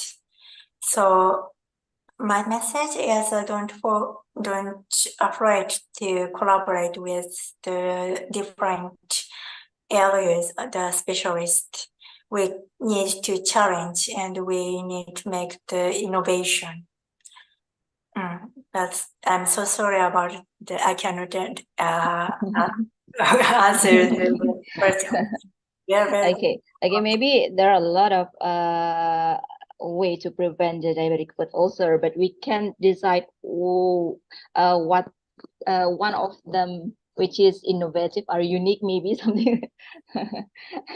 Okay, maybe it depends on the condition, because we cannot apply one technique to the other patients because they have different conditions.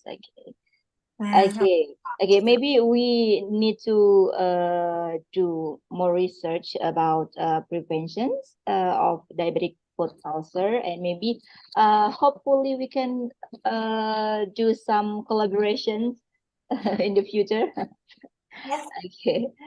Okay, maybe I will jump to the last questions because we have our last change. Okay, it is from Erma Wahyu. I have a question regarding one of the diabetic wounds or gangrene. As we know that gangrene wounds are black wounds on the surface area in the skin. Why do gangrene wounds take longer to heal? Okay, and can they return to their original shape, such as returning to their original skin color again? Oh, okay. Maybe the question is why gangrene need more time to heal, and then is it possible to the skin get into their original color? I think it's the questions. Okay. Very much for my help. Yeah, it's about recovery time for gangrene, maybe.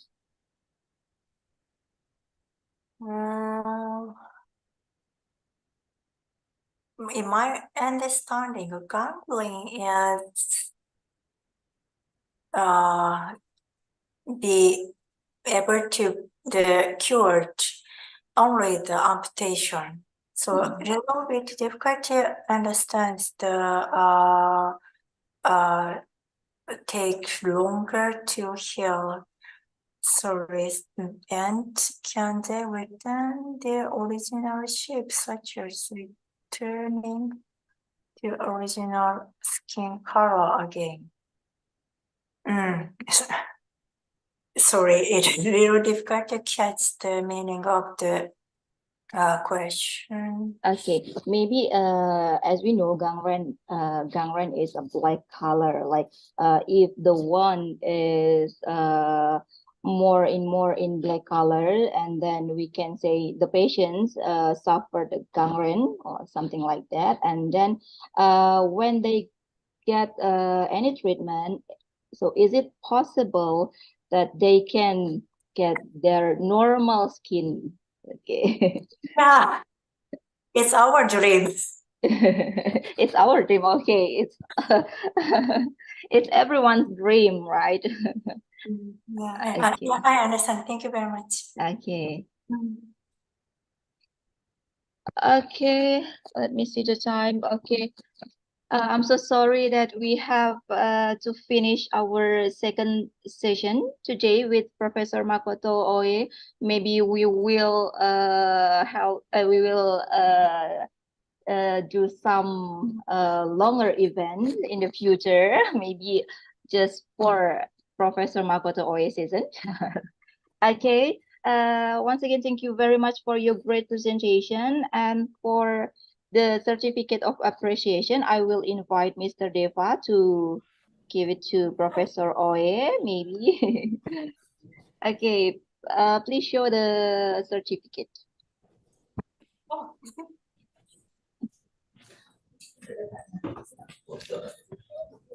Masuk semua nih.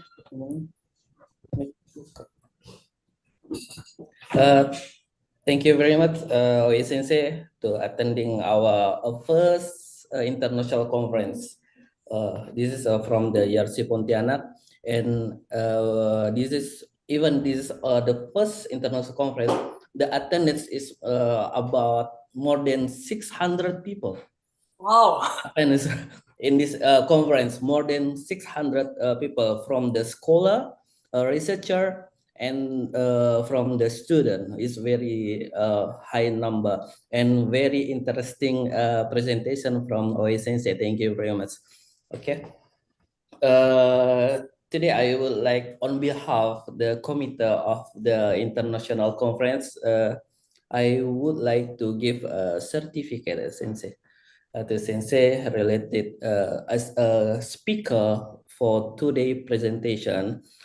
That this is a certificate of appreciation is hereby award to Professor Makoto Oe, Ph.D. RN, as a speaker in our first YARSI Pontianak international conference. Thank you very much, Sensei, and domo arigatou gozaimashita. Thank you very much.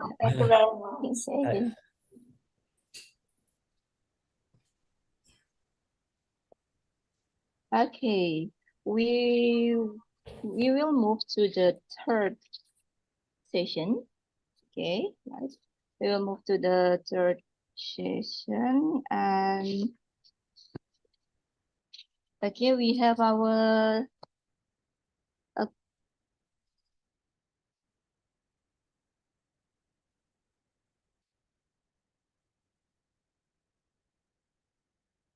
okay. Okay, now we'll move to the third session, and we have our speaker. Okay, we have our speaker. She is Ma'am Jutharat. Are you with us? Yeah. Okay. Yeah. Okay. Morning. Good morning. It's still morning in Thailand. Yeah, we are the same time. All right. Yeah. Okay. We are the same time. Yeah. Okay. Do I correctly pronounce your name, Ma'am Jutharat? Yes, it's correct. Jutharat. Jutharat. Yes. Okay, like Yeah. that. Okay. First I will read your profile. Okay, our third speaker is Jutharat Thongsalab. She is a lecturer, advanced practitioner, and mental health nurse in Boromarajonani College of Nursing, Surin, Thailand. She graduated her bachelor from Boromarajonani College of Nursing, and then she graduated her master from Konkan University, and for PhD, she graduated from Chulalongkorn University. It's a different university. Okay, Ma'am Jutharat, it is your time to present your work. You have 30 minutes, and then we also have around 15 minutes to discussion or question and answer. Yeah. And so please, the time is yours. Yeah, sure. Wait a minute for share the screen.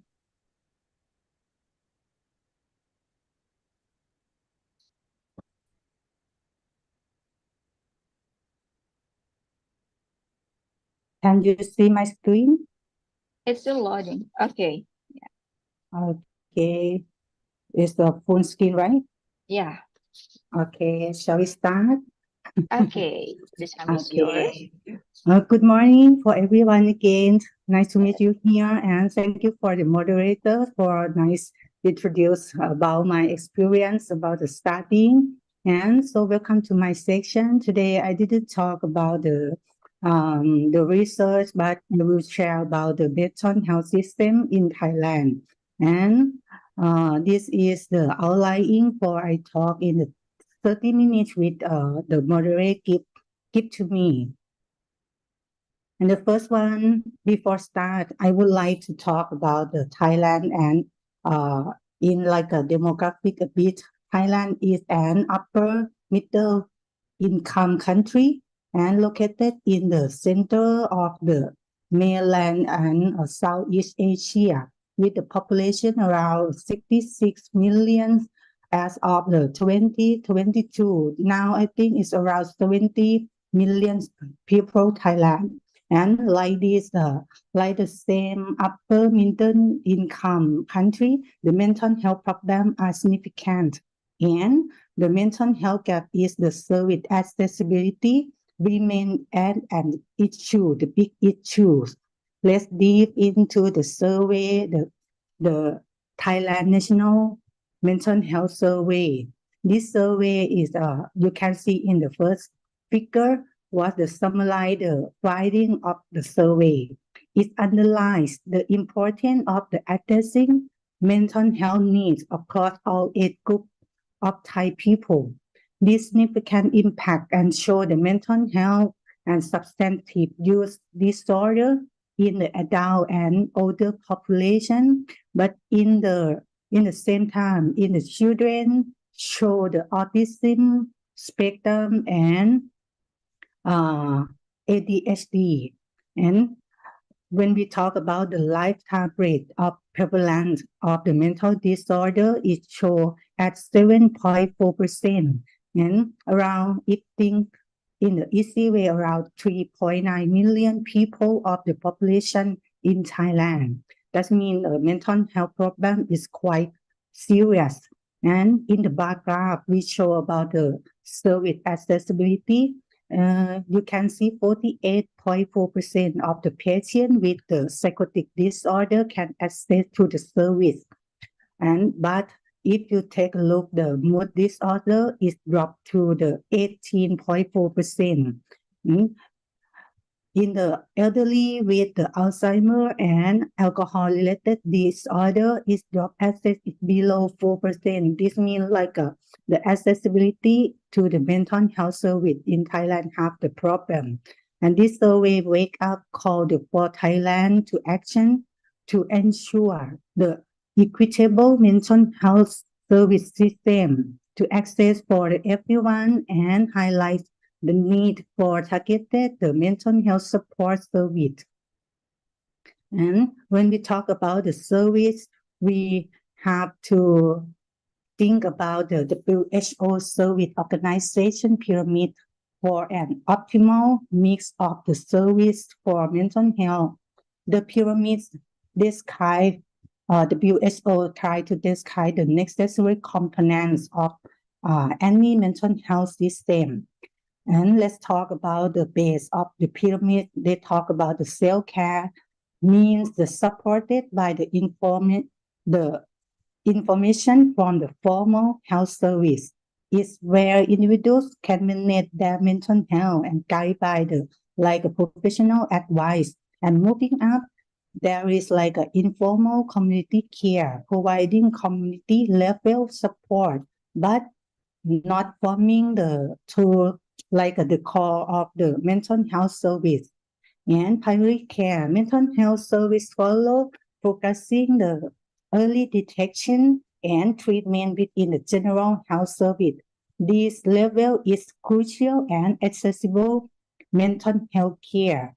Higher up, community mental health service provide the diverse service, community-based support, also a psychiatric service in the general hospital would manage the acute mental phase, there is an essential 24 hours to care them.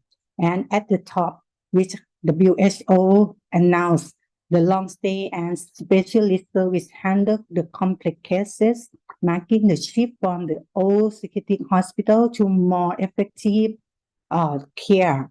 So this pyramid embodies a holistic approach and integrating the various care levels for comprehensive mental health support. And next, we have to take a look Thailand style. In the Thailand, this picture shows the Thailand mental health service model compared with the WHO pyramid. You can see the picture, there are no the standalone community mental health center available in Thailand because our country has already integrated its mental health infrastructure up to the community level, and you will know after this I will explain. At the base, in Thailand, we still have the self-care and emphasize within the family, empowering the individual to make informed health decisions, what should do or what should care for the mental health people. And moving up, we have the primary health care at the village level, driven by the community participation and village health volunteers. This is complemented by the health center at the sub-district level to provide the primary medical service, including the mental health screening. At the next level, we can say the district level, community hospital deliver the outpatient service and chronic care management for the mental health people with the focus the developing psychiatric nursing due to the shortage of the specialized personnel. And the secondary care at the general or the regional hospitals offers specialized service by medical professionals or the doctor who train about the mental health. And meanwhile, the tertiary care at the university hospital and psychiatric hospital in the top pyramid provides a comprehensive psychiatric care. This is the comparing with the WHO pyramid. And so Thailand has like a journey toward the integrated mental health care is a step forward in ensuring the accessibility and continued link for the care for all Thai people.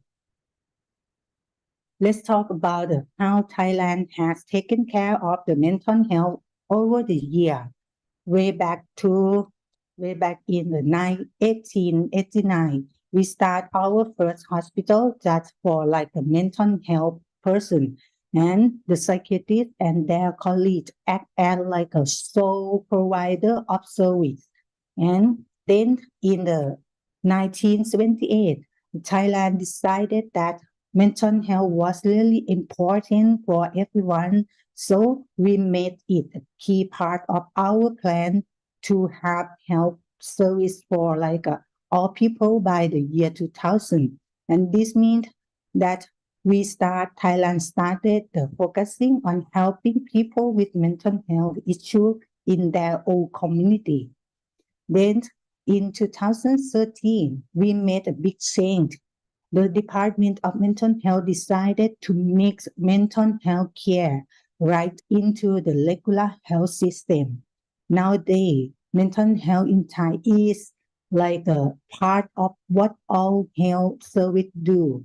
To make sure this works, the Thailand have the 13 regional mental health center under the Department of the Mental Health Ministry of Public Health. They are spread all across Thailand and play important role in community and all level in the implementation of the mental health policy and regulation of the mental health service system.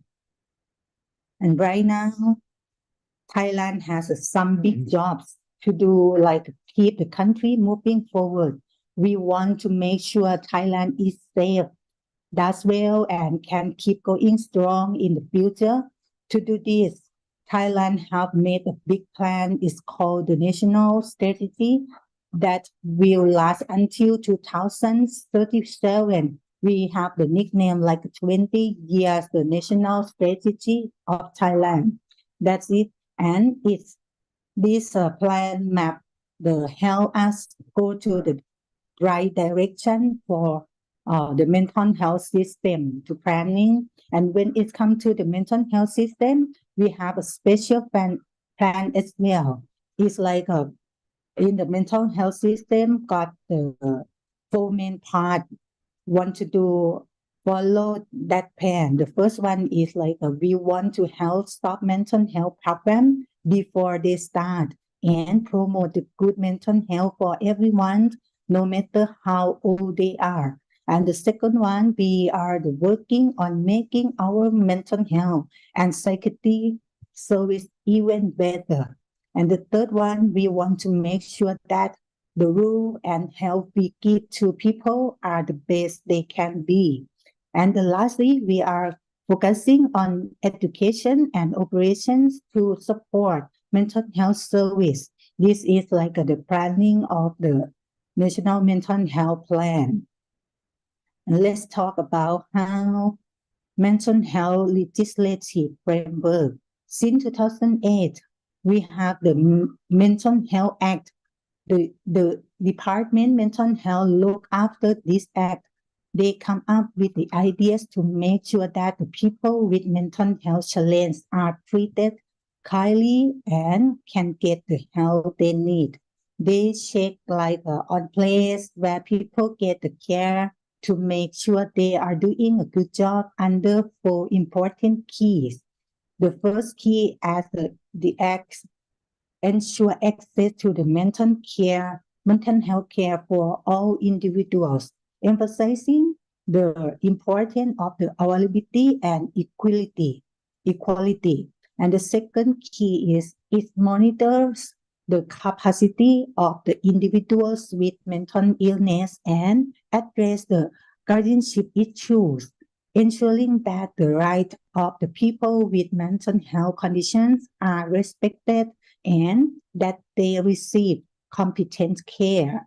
The third key, the legislation outline the provision for voluntary and involuntary treatment, detailing the interaction with law enforcement and the judicial system for individuals with mental health conditions. The lastly key, the act established a mechanism to oversee involuntary admission and treatment practice, ensuring that they are carried out ethically and legally. It also lays out how the provision of mental health legislation will be implemented. The next, which we have to know about the workforce behind mental health care in Thailand. The Thailand has the mix of experts who work in the Ph.D, inpatient, outpatient, and community setting. But there is a challenge. Most of these professionals are in the big city, living rural area with fewer service. The number, you can see the number psychiatrists is increasing, but they are mostly based in the cities. To address this shortage, around 1,000 general doctors have attended a special mental health workshop to enhance their skills, and their psychiatric education in the medical school was limited. That's why they have to take a course to practicing it. And in fact, now we have around 1,200 trained doctors in the mental health field. And according to this survey, the nurse who work in the community mental health setting have been specifically trained in the mental health. The training course including a master degree and advanced diploma in the mental health nursing, which take time around 4 months. And we still have around 400 psychologists working across various health facilities for effective and continuing in IPD and OPD treatment. Social workers mostly work in the psychiatric and provincial hospital, focusing on the general welfare or the mental health service, including the psychosocial treatment and rehabilitation. Thailand still have occupational therapists, but only a few special in the mental health. Due to this shortage, psychiatric nurse and social worker often step in to help with the rehabilitation service for people with chronic mental health illness. In summary, for this about the mental health workforce, Thailand actively working to balance the distribution of mental health professionals across the country and enhance their skill to meet the growing need in all levels in the mental health service. And let's look at how mental health care is financed in Thailand. Overall budget allocation, only 2.3% of the total covenant health expenditure are allocated to the mental health. This is we consider it insufficient. We can see the distribution on the first picture about the fund. A significant portion is around 81.8%. Of these 2.3% is directed specifically towards mental hospital. Meanwhile, about 3% of the total mental health budget go to the promotion and education. Unfortunately, there's no clear data on the budget for the community mental health. And Thailand, in the next picture, so Thailand has a well-developed three main health insurance packages covering an impressive around 99.57% of nearly all Thai citizens. There is three of the insurance. The first one is the Universal Coverage Package. It's like a fund by the Ministry of Public Health for all Thai citizens. And the second one called is the Social Security Package under the Ministry of Labor for the employee. And the last one called the Civil Servant Medical Benefit Package for the government employee and their families. And all three health insurance packages include mental health care costs. This encompasses the free access to psychotropic drugs list in the National Essential Drug List and outpatient care, admission care, and costs associated with the referral system. The next section, I would like to let all of you focus on the mental health service in Thailand.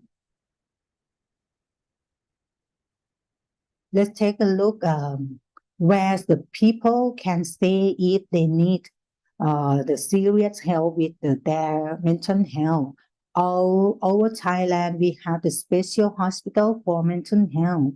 And you can see in the bar graph, the blue bar graph, they are connected, the place where the people can just walk in and get help without staying overnight. The bar graph illustrates the situation with the mental health inpatient facility between 2019 to 2021. And most of the beds for patients are in this special hospital. Imagine it's like 6 out of every 100,000 people could have a bed in this hospital, and about 120 people go there each year. And for kids and teenagers, we have a fewer beds, about 3 for every 100,000 young people, and around 100 kids check in each year. But do you know, it's like when people stay in this hospital, they usually don't stay for more than a year. In fact, they are stay around 23 or 26 days on average. And we also have some beds in the regular hospital for mental health care, but we are not so sure about how many beside this. And even though our governance hospital trying hard to make more rooms for people with mental health needs, it's tough, and there are not enough beds yet. And the pie graph to show the distribution of the mental health facility beds per 100,000 population. And let's focus on the availability and utilization of outpatient mental health facility in Thailand. The outpatient services are essential as they provide ongoing support for individuals with mental health needs without the requiring hospital stay. Our country offers these crucial service through the several channels such as mental hospital, medical school hospital, military hospital, and over 1,000 community-based facilities. We currently don't have mobile clinic team, which could increase the accessibility. However, what's the impressive is everyone of this facility has a full range of the psychotropic medications available all year round, ensuring that no one goes without the necessary treatment. And in 2020, there were over 12,800 visits to this facility per 100,000 people in the general population, highlighting the significant reach of our outpatient service. And for our younger population, the children and adolescents, the facility catered specifically to them.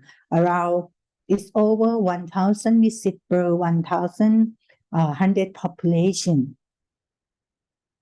And about how we help people with the mental health in our community in Thailand. Our system starts from the very local level, like a village, and go up to the big hospital. In the village, we have the health volunteers help out, and they are connected to the health center and hospitals. This means everyone, no matter where they live, can get mental health support in the community. And we also have the mental health care in the school and place where people gather, like temples, working with the local leader, make this all work better. And since 2012, we have been working even harder to make sure like mental health care is really part of our community. We don't have the separate mental health centers. Instead, we make sure mental health is part of all healthcare in Thailand. And this way, we make sure everyone, everywhere can get the help they need for their mental health problem. And today, we are going to look at how Thailand promote mental health and prevent the mental health problem across the different age group. The first group, the maternal and early childhood. We start early the checking for the depression in pregnant women during their regular health visit. And since 2015, there has also a special program to monitor and support the development of the young children. This helps parents understand and support their child's growth and catching like any developmental delay early and can ask for help from the hospital. And for the second group, the school age children and adolescents, our innovative called Hero Program. The Hero Program is connect the schools with the hospitals. Teachers can support the mental health issue and get students the right help, either through the school-based support or the referral to the community hospital or the special hospital. And for adults, we have been using the simple questionnaire to check for the depression for over a decade. People at the risk get the counseling from the hospital and community health staff. And the elderly group, our focus is on happiness and well-being. We have clubs for the active elderly people and home visit for those who cannot join these clubs, and to ensure mental health care reaches everyone. Thailand have like a national suicide prevention plan, and this plan involves the multiple sector working together to prevent suicide and support the mental health problem. And another talk about how Thailand's community mental health system handle with the treatment and rehabilitation of mental disorder as follows. The first group is the schizophrenia treatment. The approach involves the regular home visits by village health volunteers or primary care staff. They will work together, and this strategy has been effective in improving medication adherence, as like demonstrated in the F20 project. The project now also encompasses the patient with the serious mental illness who exhibit the violent behavior, and we are collaborative like an effort between police, community, and hospital staff ensure the safe patient transfer to hospital when they show the aggressive or violent behavior. And for the second group, depression treatment for depression and depressive disorder who show the high risk individual identified. So we have the specific testing screening we call 2Q and 9Q in Thailand. And after we know they get the risk, at least we have like get the refer the patient to hospital, and after they receive the appropriate diagnosis, they will get the pharmacotherapies and the mental health counseling. If in the case the complex cases, they are the system for referring the patient to the general or the mental hospital as a part of the care model.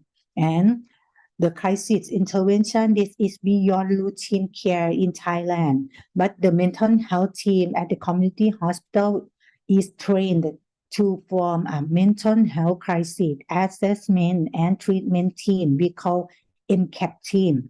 This team is like equipped to provide the mental health care during the natural or the man-made the crisis, and is a part of the public health emergency response team. And all this is like the service in Thai in the briefly, but in the patient department, we have the specific many program to taking care of the patient with the mental health, but the time not enough. That's why I just talk about like overview the mental health service and system in Thailand. So I can say that Thailand is working hard to improve the mental health care. And right now, there are not enough people working in the mental health. And sometimes the general doctor don't catch this problem early, and patient also like often wait too long to get help.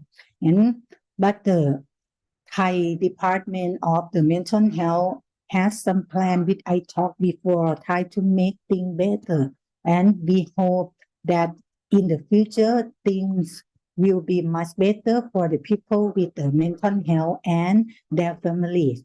That's all for my presentation for today. Hope all of you can get some benefit from my presentation. Thank you very much. Okay, thank you very much. Okay, thank you very much on your great presentation. Yeah, when we talk about mental health, mental illness in Indonesia, it's also cause a high a high expenditure on health for this country. So I think we have put our hands together to solve this problem and to prevent people in health in the good condition will not suffer or will not experience mental illness. It is our hope. Okay. This okay. Our one of our participant is raising hand. Okay, for Wahyu Saputra, please tell your question.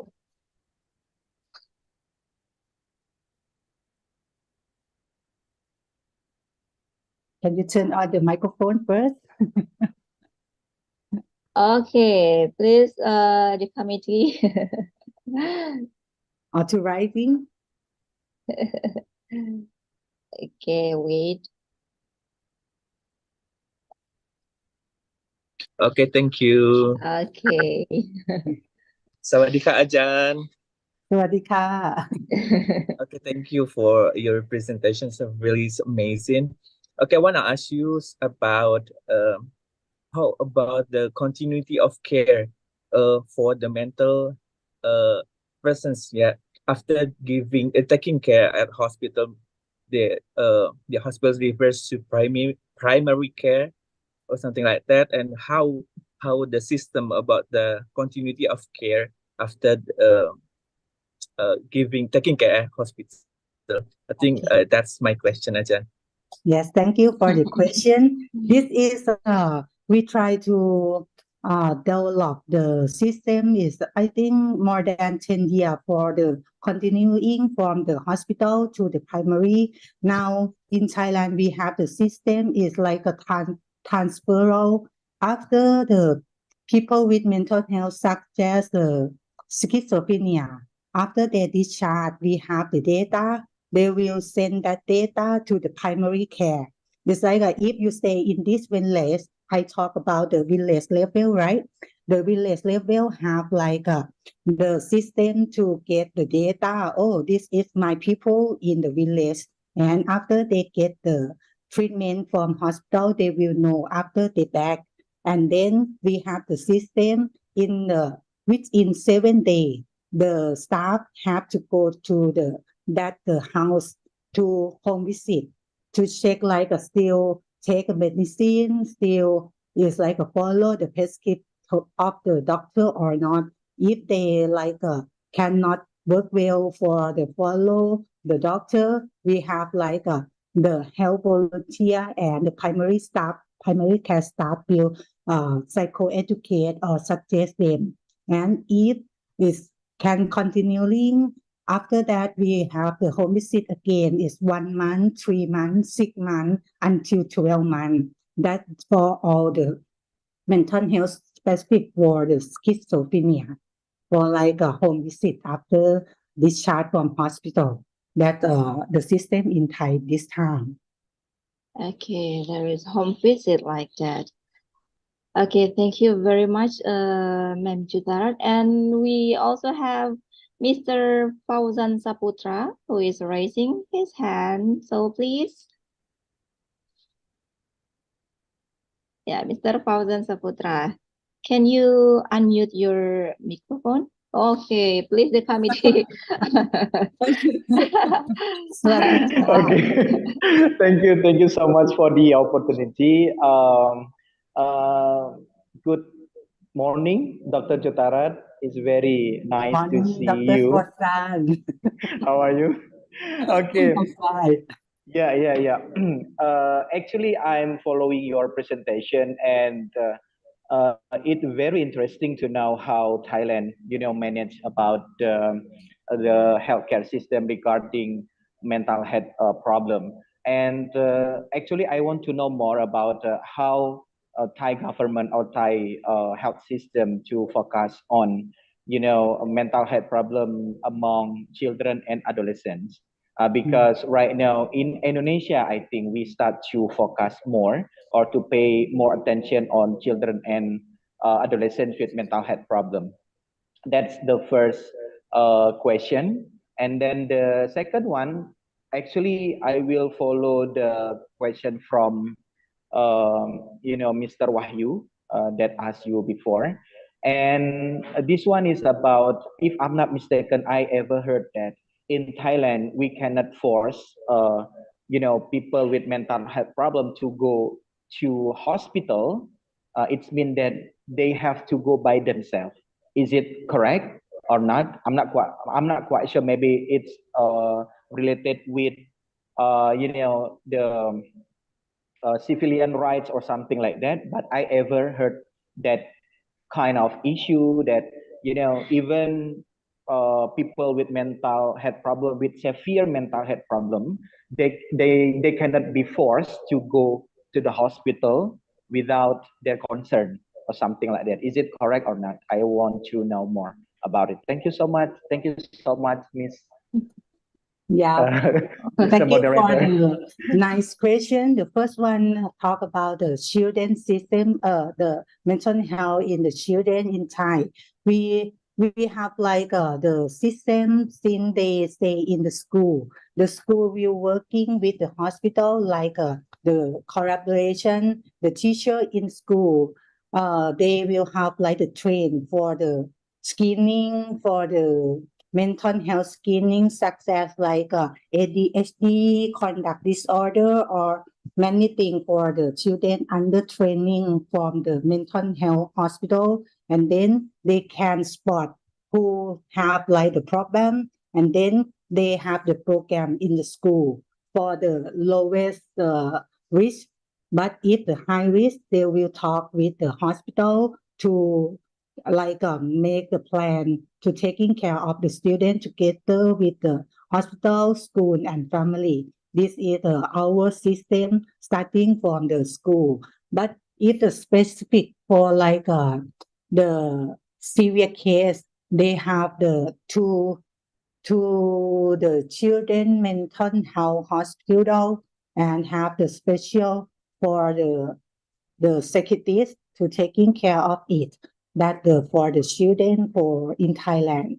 But the second question with Dr. Forsan asked about the law, how to take the people who has a mental health crisis or something go to the hospital. We have to talk about the law in Thai, which I present before. We have that law. All we can say the regulation is Dr. Forsan said is correct is 50-50 because in that law we will talk if the people can see that the mental health person show the aggressive or show something can make the dangerous to themselves, or another one that we can call to the police or the MCAT team which I present before, ask for help. Oh, this is man show some the violent behavior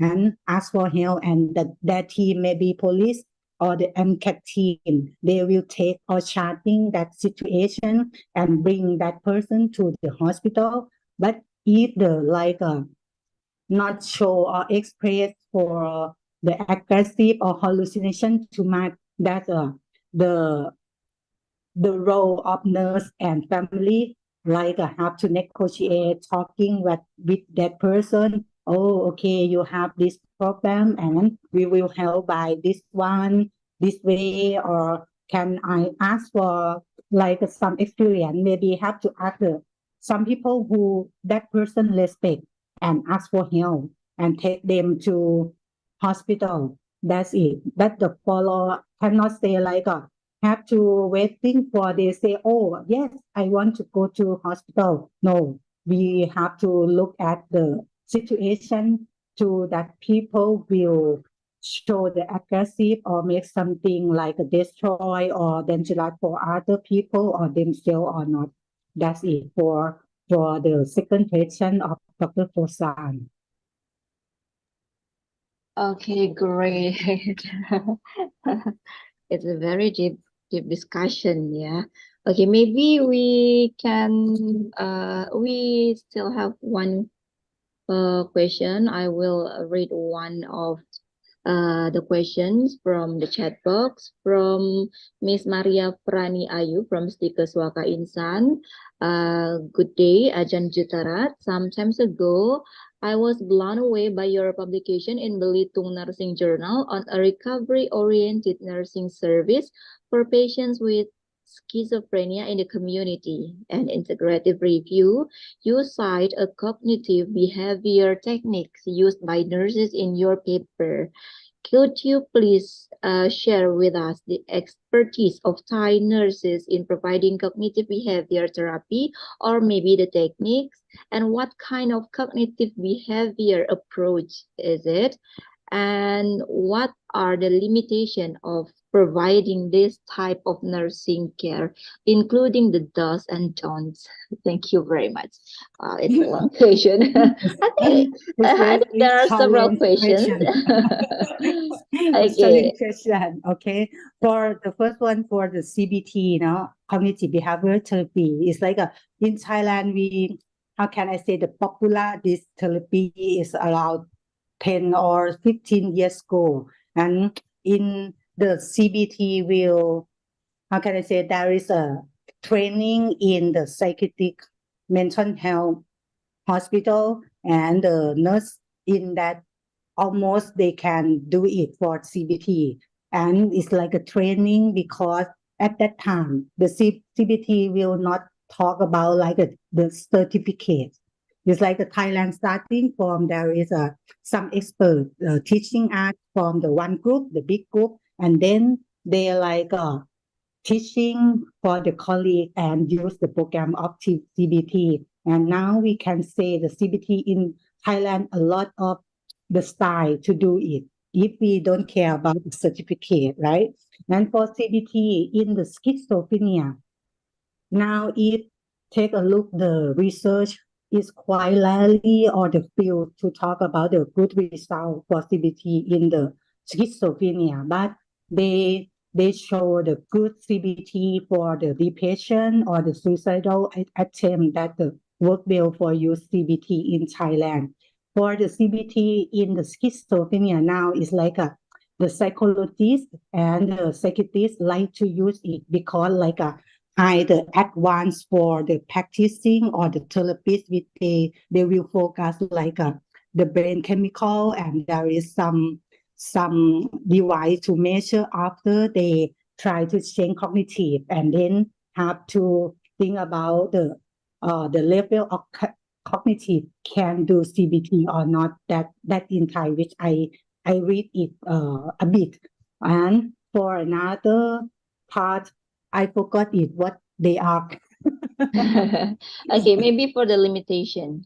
Yeah, the limitation in CBT now, because after CBT become like how can I say, the popular, and there is like an organization to cover it. Now who want to do the CBT, like they will ask, oh, what your certificate to guarantee you can do CBT well, because now CBT is like a third wave. And the third wave is like there is a step and the advancing to do the activity in CBT, like a homework, how to check it, how to practicing of the therapist can do it correct in the correct way.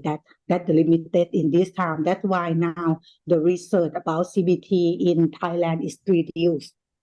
Oh, Like the famous like 10 years ago, if 10 years ago and you read it, oh, a lot of CBT in inpatient department, outpatient department, and many population.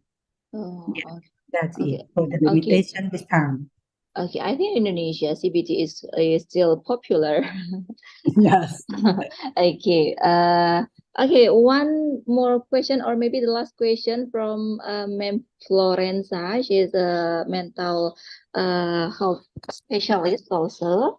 Thank you for your great presentation. Would you like to tell us about the program to empower the community to support mental health program in Thailand? Can you repeat that again? Okay, would you like to tell us about the program to empower the community to support mental health program in Thailand?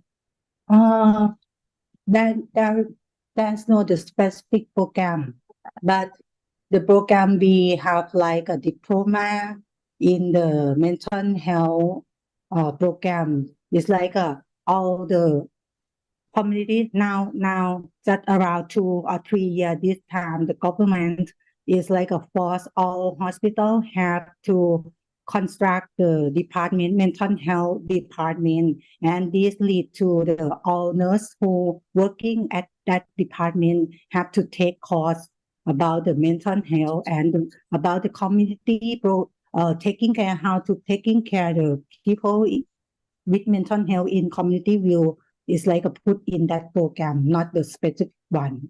Yes, that the for the program. Okay, thank you very much. And actually, we still have several questions, but I have to say sorry because we we have so limit time, and we are at the end of our session today. And I think we have got a lot of insights from Jutharat because she has shared how Thailand manage the mental health issue, and how the management of mental health in Thailand. Maybe it can be our reference to maybe to develop or to do some research about mental health program based on what you have shared to us. Okay, I would invite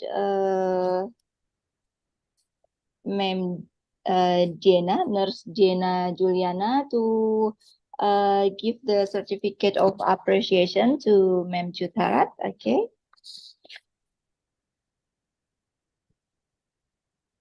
Okay, the committee please show the certificate, and it's also the photo session. Just keep smile. Okay. Yes. Okay, please. First, I want to say hello to Ma'am Jutharat. Yes, morning. Nice to meet you at this moment, ma'am. Yeah. Thank you for sharing with us, and hopefully it's helpful for all of us. And please receive a certificate from the committee. Thank you very much, Ka.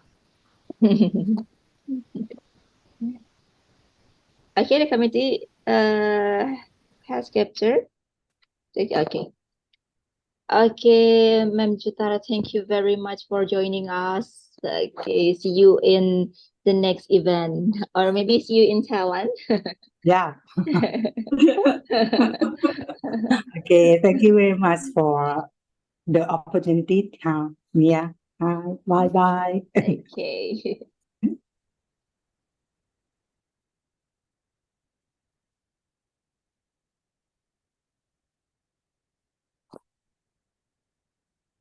Okay, we have finished our session, and we have three speakers who have shared a lot of knowledge, a lot of insight with us, and I hope what have we gained today will give some advantage to other people.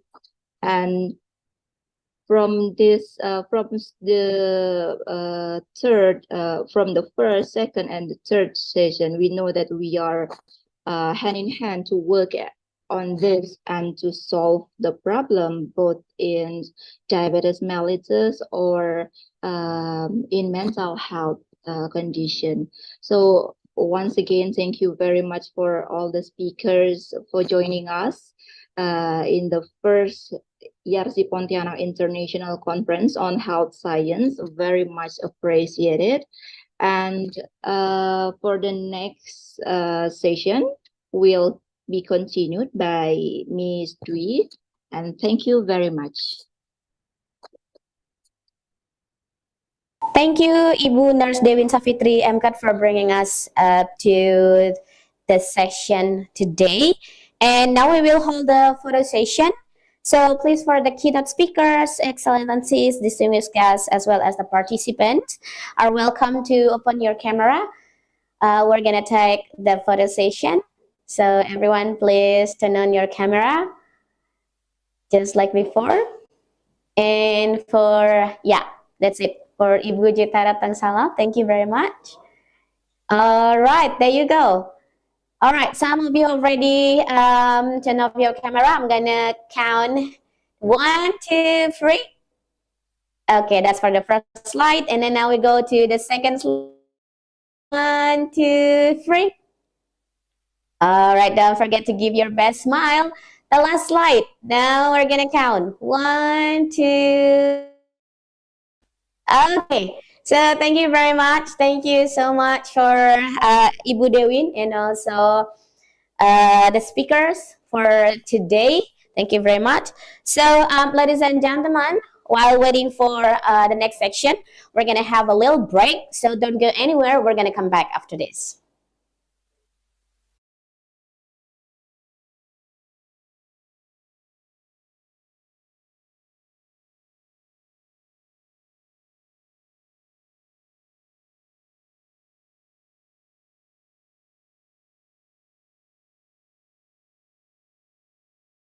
Ladies and gentlemen, welcome back to the first YARSI Pontianak International Conference on Health Science with the topic current trends and challenges on health science and services.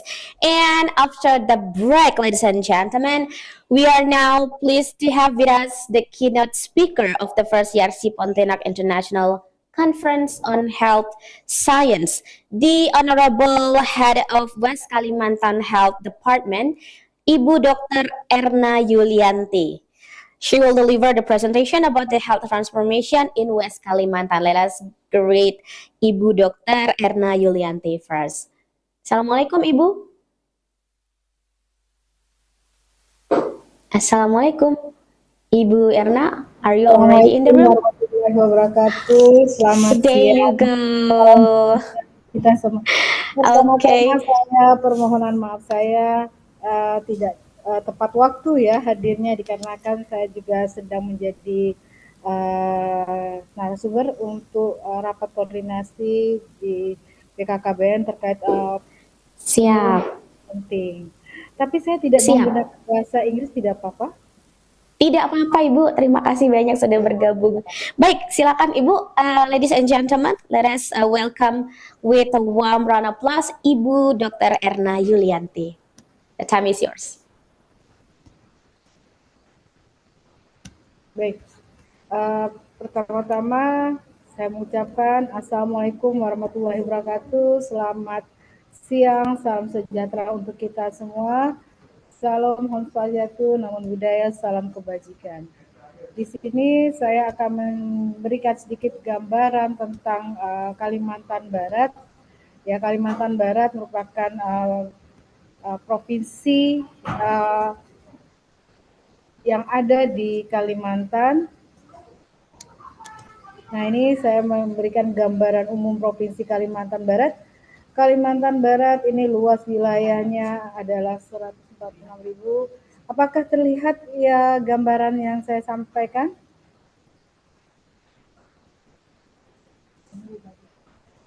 Mohon maaf, apakah tampilan saya terlihat dengan baik? Sudah, Bu. Oke, sudah, makasih. Nah, ini ada wilayah, kita mempunyai wilayah administrasi, kami punya ibu kota yaitu Pontianak, yang mana terdiri dari 2 kota dan 12 kabupaten serta 174 kecamatan dan 2031 desa dengan 99 kelurahan, dan kami juga memiliki 217 pulau dan memiliki 5 kabupaten perbatasan dengan panjang perbatasan sekitar 972. Nah, kami mempunyai 4 kabupaten yang memiliki perbatasan langsung ke negara sebelah yaitu Malaysia. Nah, untuk di bulan depan kami akan meresmikan satu border kami yang memang berbatasan langsung dengan Malaysia. Untuk jumlah penduduk, Kalimantan Barat memiliki jumlah penduduk 5.470.750 jiwa, yang mana kepadatannya 37 orang per kilometer. Artinya Kalimantan ini cukup luas sekali. Kami 2 kali lipat dari Pulau Jawa besarnya, dan untuk kepadatan penduduknya kami masih cukup jarang dibandingkan di Pulau Jawa.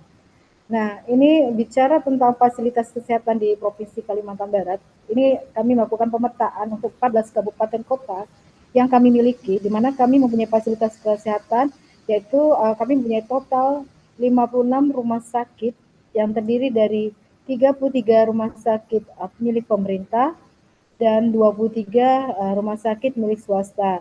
Dan kami juga mempunyai puskesmas, itu ada 249 puskesmas yang tersebar di 14 kabupaten kota. Nah, bicara tentang pelayanan, kami tidak lepas dari komitmen yang dibangun oleh Kementerian Kesehatan untuk melakukan transformasi sistem kesehatan, yang mana ada 6 pilar transformasi sebagai penombang kesehatan Indonesia. Yang mana kita ketahui visi dan misinya itu adalah sejalan dengan visi Presiden untuk mewujudkan masyarakat yang sehat, produktif, mandiri, dan berkeadilan. 6 pilar tersebut terdiri dari informasi layanan primer, transformasi layanan rujukan, transformasi sistem ketahanan kesehatan, transformasi sistem pembayaran kesehatan, transformasi SDM kesehatan, dan transformasi teknologi kesehatan.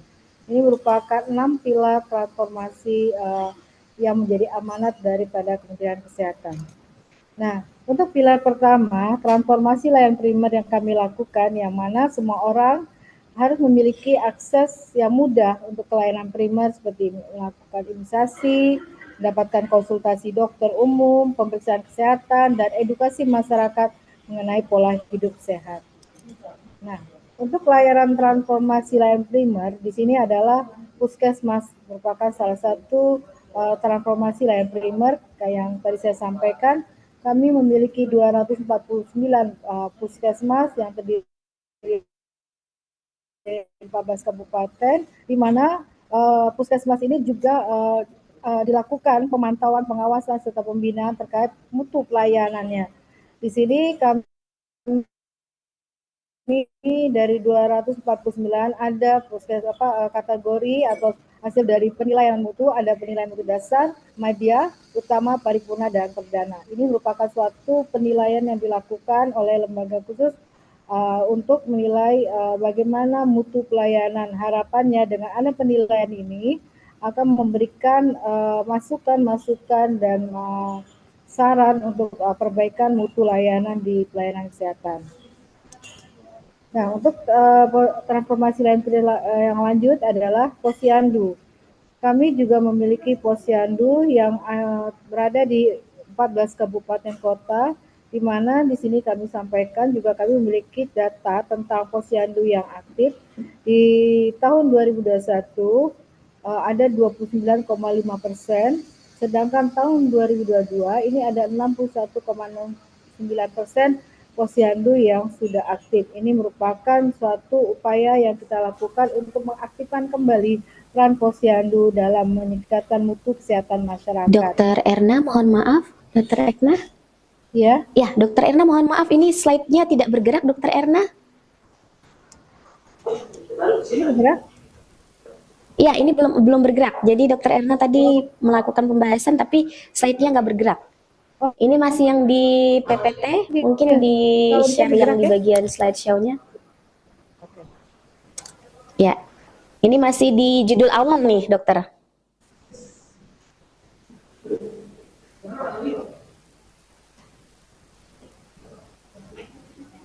Sudah bergerak? Oke. Ya, ini di transformasi layanan primer di Provinsi Kalimantan Barat. Oke, siap dokter. Terima kasih. Maaf. Nah, ini juga kami sampaikan data-data tentang data posyandu lansia yang aktif, juga posyandu posyandu anak ya. Jadi memang ini ada beberapa posyandu lansia dan posyandu juga ditampilkan juga di sini adalah jumlah kader kita. Ini per kabupaten kota. Nah, harapan saya ke depannya di 2024 semua posyandu sudah aktif kembali untuk melakukan upaya-upaya pelayanan kesehatan masyarakat. Nah, ini tadi kami sampaikan juga tentang prevalensi balita stunting. Dari data Kementerian Kesehatan secara nasional, Kalimantan Barat ini masuk 12 provinsi yang data stuntingnya tinggi. Nah, di sini kami sudah melakukan beberapa upaya-upaya untuk menurunkan angka stunting di Kalimantan Barat.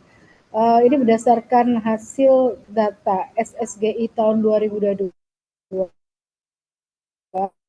Kalimantan Barat untuk angka stuntingnya 27,8, dan ini ada beberapa gambaran kabupaten kota yang memang kasus stuntingnya tinggi. Nah, ini menjadi perhatian kami untuk melakukan upaya-upaya bagaimana untuk menurunkan kasus stunting di Kalimantan Barat. Nah, adapun upaya yang sudah kami lakukan untuk menurunkan angka stunting di Kalimantan Barat, kami melakukan melalui transportasi layanan primer di Provinsi Kalimantan Barat. Kami mulai dari hulunya, yaitu dari mulai mempersiapkan dari remaja-remaja putri, bagaimana mereka nanti kita persiapkan untuk menjadi calon pengantin yang tidak anemia, sehingga kami mempunyai inovasi berupa sehat membara, yaitu setiap hari Jumat seminggu sekali remaja putri ini kami memberikan tablet tambah darah agar tidak terjadi anemia di sekolah di Kalimantan Barat, khususnya anak-anak sekolah, khususnya putri. Nah, untuk di tahun 2023 ini TW3 baru 122 orang yang kita berikan tablet, artinya baru 41,8% 88%. Memang banyak sekali hambatan yang kami hadapi karena banyak remaja-remaja putri ini kalau kita titipkan obat ke mereka, khawatirnya mereka tidak akan minum. Sehingga kami melakukan evaluasi sehingga anak-anak ini pada saat hari Jumat di hadapan guru dan di hadapan petugas kita minta untuk minum tablet tambah darah. Memang ini merupakan suatu tantangan juga bagi kami tenaga kesehatan untuk bagaimana remaja putri ini mau minum tablet tambah darah. Kemudian untuk balita juga kami melakukan pantauan terhadap tumbuh kembangnya di mana di tahun 2023 ini sebanyak 274 balita yang sudah dilakukan pemantauan tumbuh kembangnya. Ini juga menjadi tantangan kami untuk mengajak semua ibu-ibu mau membawa balitanya ke posyandu untuk melakukan pemeriksaan secara rutin sesuai dengan jadwal yang sudah ditetapkan oleh posyandu. Kemudian ini juga kami mengingatkan kepada ibu-ibu untuk memberikan ASI eksklusif pada usia 0 sampai 6 bulan. Nah, ini kita lihat sendiri untuk TW3 di tahun 2023 kita baru 49,53%. Ini juga menjadi perhatian kami di mana masih banyaknya ibu-ibu yang belum memberikan ASI eksklusif. Banyaknya adalah ibu-ibu pekerja yang lebih memberikan susu formula kepada anaknya dengan berbagai alasan. Namun inilah menjadi tantangan kami, kader posyandu dan teman-teman puskesmas selalu melakukan pembinaan upaya agar mereka ibu-ibu ini mau memberikan ASI eksklusif untuk anak-anak dan kami memberikan edukasi bahwa pentingnya ASI eksklusif untuk daya tahan tubuh anak mereka. Kemudian kami juga memberikan tentang pemeriksaan tentang SHK ya. Pemeriksaan SHK terkait pada bayi yang baru lahir ini untuk TW3 ini memang sasaran kita ada 2.754 dari bayi yang baru lahir itu akan dilakukan pemeriksaan SHK. Nah, ini tadi yang saya sampaikan di Kalimantan Barat ada 1.948 posyandu yang aktif dengan 29.725 kader posyandu yang sudah kita lakukan pembinaan dan kita lakukan peningkatan kapasitas pengetahuan mereka untuk memahami apa saja tugas dan tupoksi kader dalam melakukan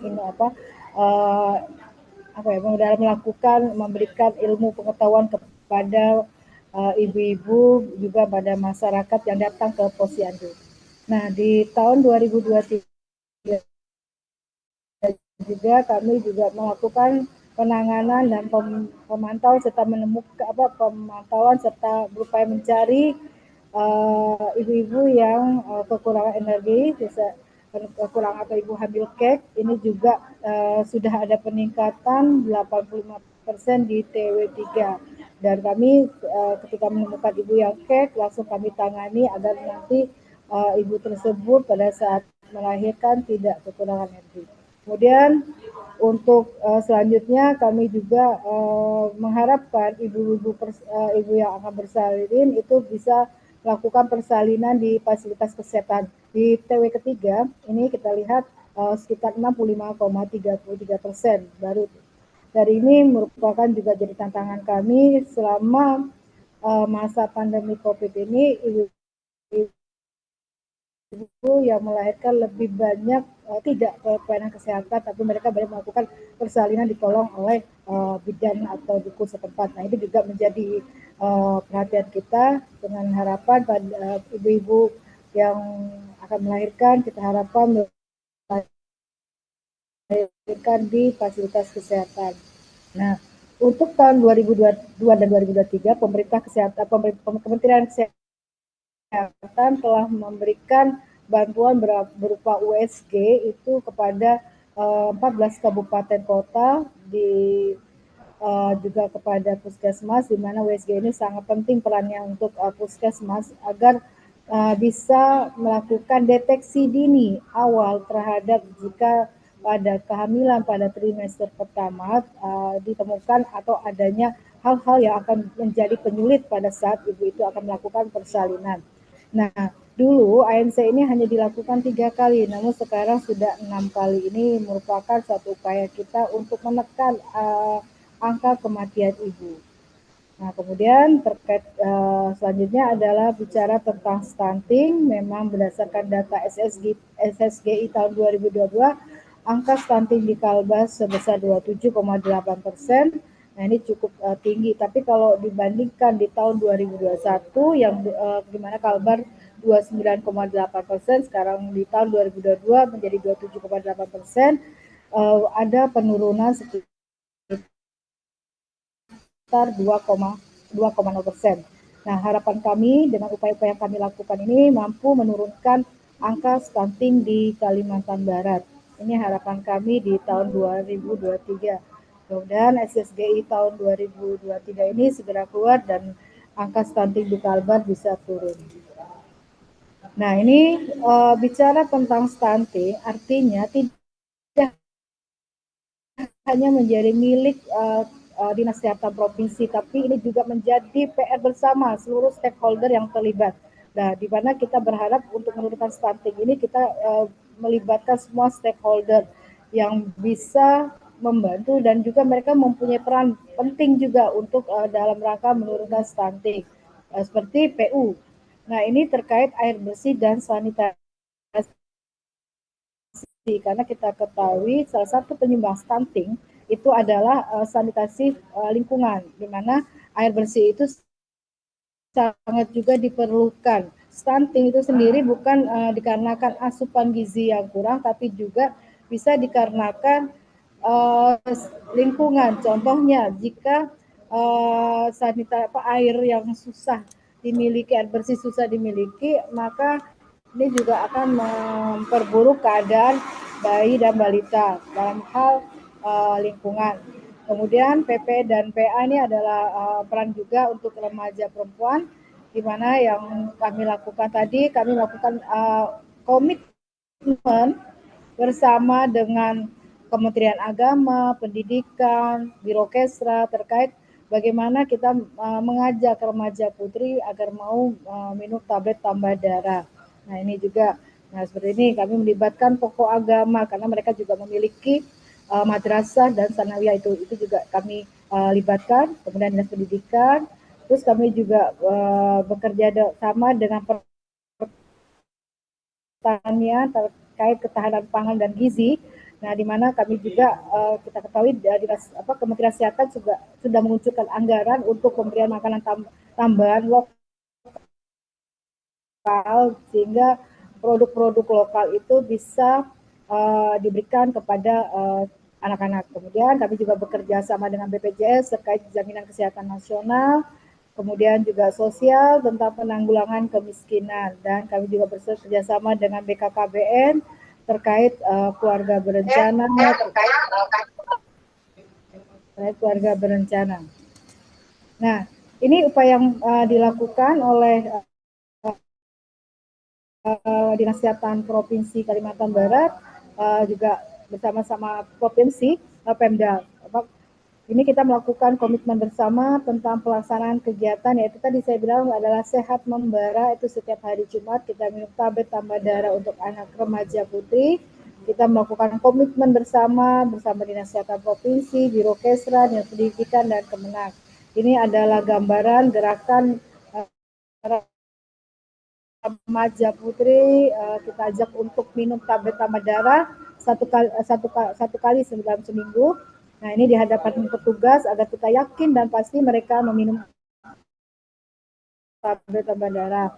Kemudian kita melakukan edukasi gizi seimbang, pencegah stunting pada anak sekolah. Ini juga kita lakukan bahwa edukasi gizi untuk mana kita mempersiapkan mereka ini kan adalah calon pengantin ya, jadi calon ibu, agar mereka paham apa sih gizi yang baik nanti untuk anak-anak mereka. Kemudian kami bekerja sama dengan tim penggerak PKK provinsi, kabupaten, itu sampai ke desa-desa untuk melakukan upaya-upaya bersama di Posyandu. Nah, ini salah satu yang kami lakukan, kami membawa dokter spesialis anak dan dokter spesialis gizi untuk menyampaikan edukasi terkait makanan yang memang diperlukan oleh bayi dan balita sesuai dengan usianya. Jadi memang kami sampaikan juga ini bersama Ibu PKK kita memberikan demo praktek bagaimana sih cara memberikan makanan yang baik sesuai dengan proporsi bayi tersebut. Untuk usia 6 sampai 11 bulan itu kan bayi sudah mulai mendapatkan makanan pendamping ASI ya. Nah, di sini kami selalu menekankan kepada masyarakat khususnya pada ibu-ibu bahwa 3 hal yang paling penting adalah anak-anak itu harus mendapat makanan sumbernya adalah karbohidrat berasal dari nasi. Kedua, kita menyampaikan untuk memberikan anak-anaknya usia 6 sampai 11 bulan itu adalah tinggi protein hewani. Nah, di Kalbar ini sendiri untuk ikan itu cukup tinggi, jadi cukup banyak ya, sehingga kami berharap anak-anak ini bisa diberikan ikan sebagai sumber protein hewani yang mudah didapat selain ayam dan daging. Kemudian yang ketiga kami Bu juga Erna, menyampaikan ya. Ibu mohon maaf, slide-nya tidak bergerak, Bu. Oh, tidak bergerak Iya, lagi, aduh. iya. Tidak. Kalau boleh sekalian di Bergerak sebentar slideshow, ya. Bu, Mungkin agar Share supaya screen ulang. lebih besar. Iya. Oke, di slideshow. Nah, saya slideshow lagi ya. Nah, Iya, Bu. ini sudah kelihatan. Nah, ini. Belum, yang Bu. ini, oh belum. Ini sudah bergerak? Sudah bergerak? Masih belum, Bu. Share ulang mungkin, share ulang.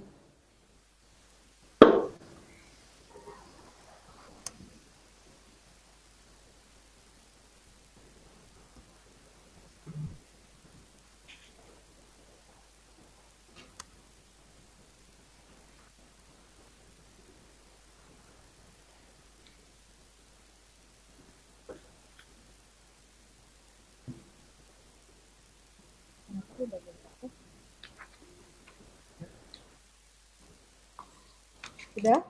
Sudah masuk? Sudah bergerak? Sudah di sana aja. Atau dari panitia bisa?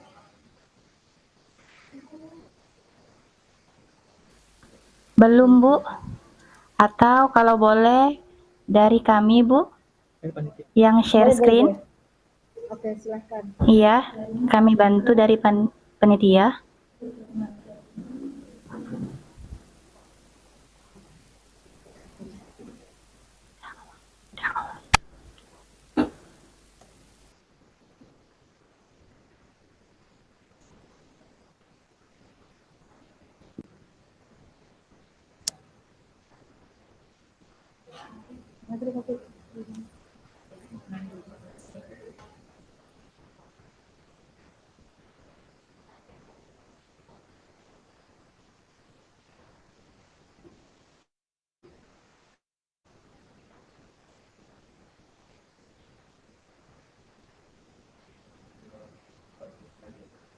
Sudah, belum?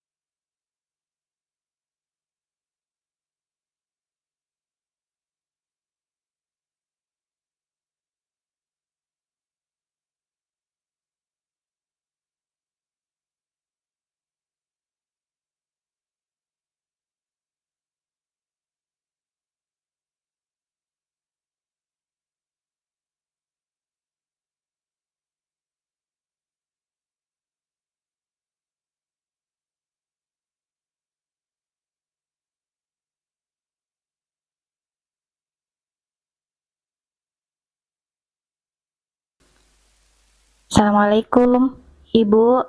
Apakah sudah terlihat? Belum?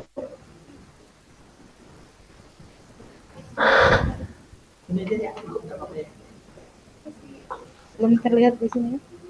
Belum terlihat. Belum ya, Bu? Belum.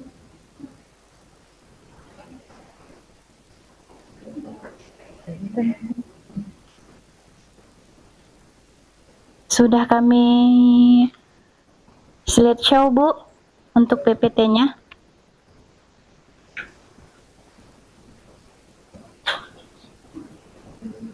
Belum ini. Belum masuk. Belum terlihat. Di sayanya belum terlihat. Tapi belum keluar di Zoom-nya. Udah belum? Belum keluar di tampilan Zoom. Sudah terlihat. Sudah terlihat. Tadi slide saya kalau nggak salah slide yang demo masak. Slide 17 kalau nggak salah ya.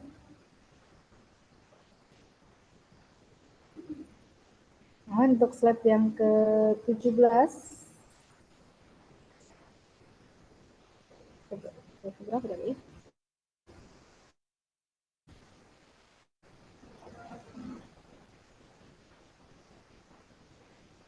Oke, panitia bisa dilanjutkan slide saya, slide ke-17 kalau tidak salah tadi.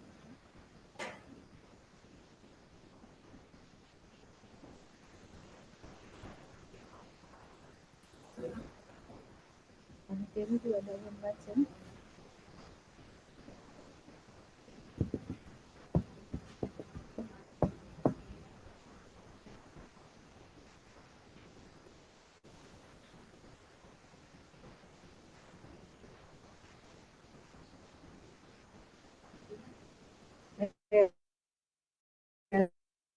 Slide 13 ya. Oke, dibuka slide-nya yang ke-13.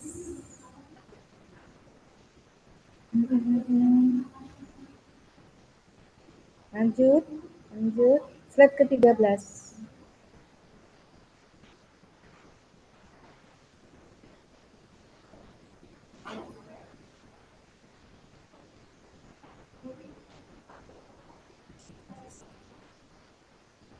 Dia salah.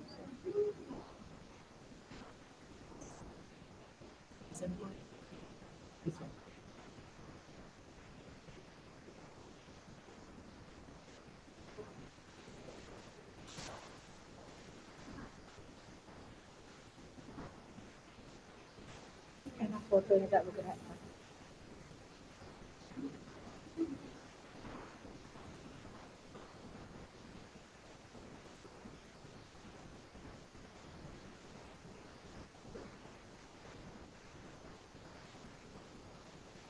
Sudah bergerak.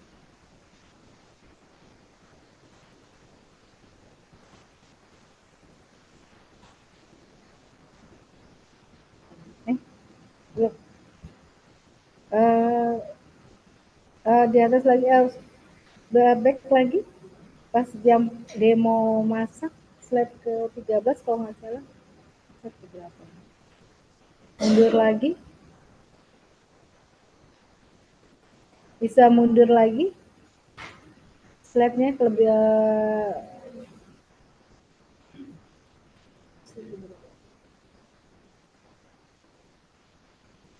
bisa dimundurkan lagi ini. Mundur, Bang. Mundur lagi. Slide ke-13 yang ada demo masak ya. Demo praktik masakan.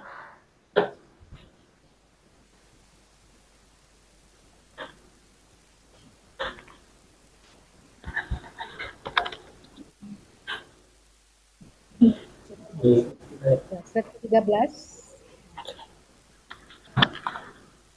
Demo praktik makanan bayi dan anak balita. Bu? Ya, slide 13.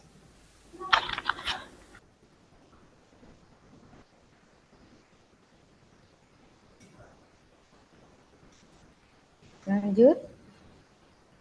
Sebelumnya. 13. Ini belum.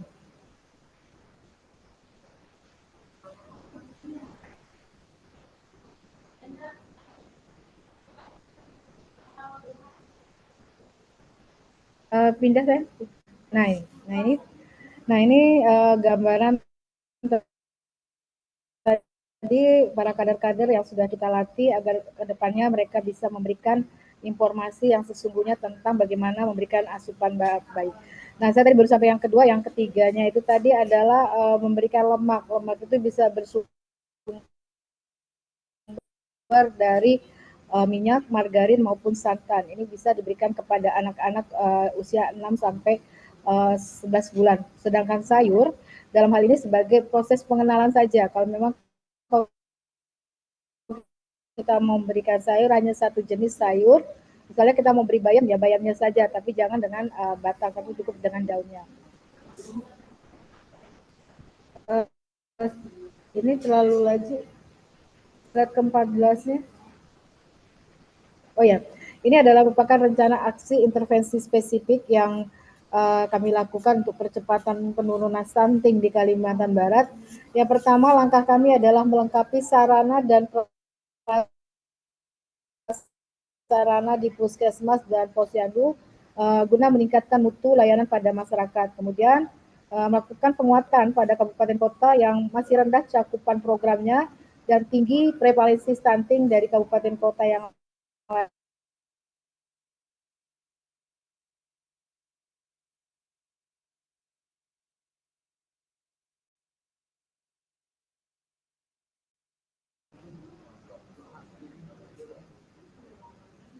Next.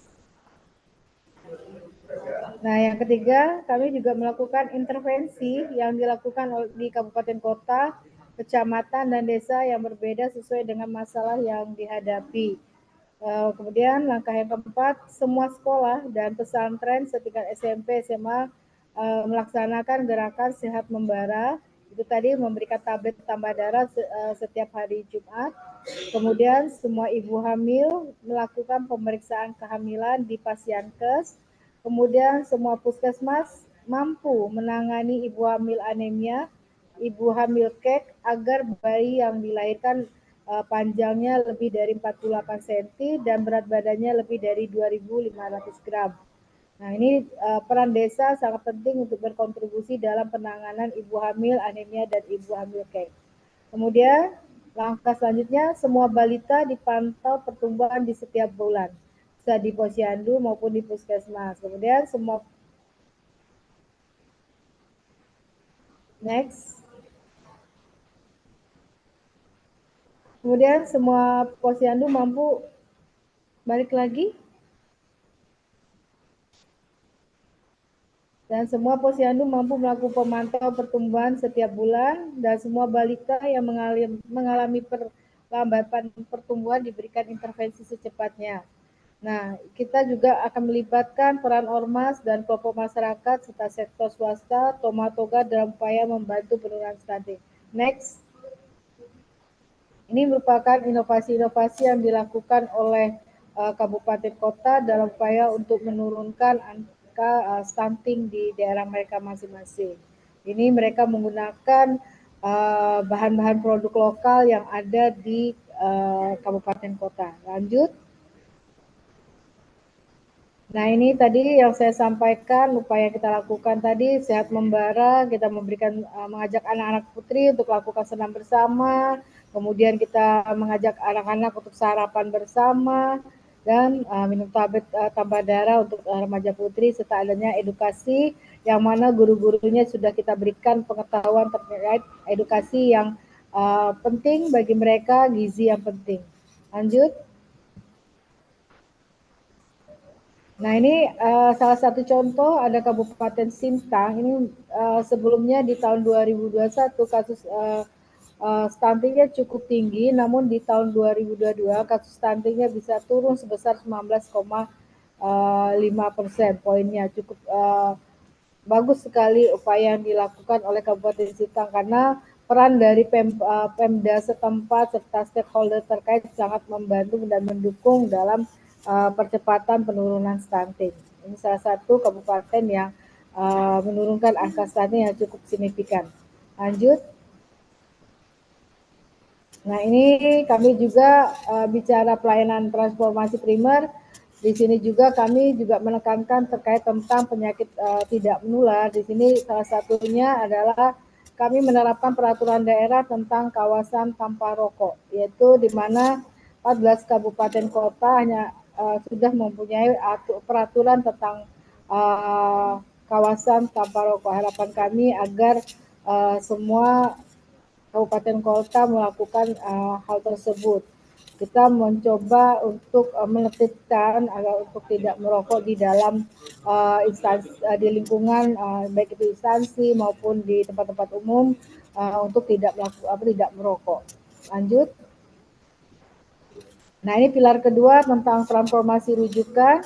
Setiap kota di Indonesia memiliki rumah sakit rujukan untuk mengobati penyakit katastrofik. Lanjut. Nah, kami di sini juga memiliki rumah sakit yang sudah melakukan jejaring pengampuhan layanan prioritas di Provinsi Kalimantan Barat. Nah, ini lanjut. Ini pengampuan regional Provinsi Kalimantan Barat untuk layanan kanker. Kita pengampu regional salah satunya adalah Rumah Sakit Cipto Mangunkusumo. Untuk jantung kita sudah bisa lakukan di Rumah Sakit Sudarso, merupakan rumah sakit pemerintah. Rumah sakit provinsi kita sudah bisa melakukan untuk layanan jantung. Kalau untuk stroke dan yang penyakit lainnya kita masih menggunakan pengampu dari rumah sakit lainnya.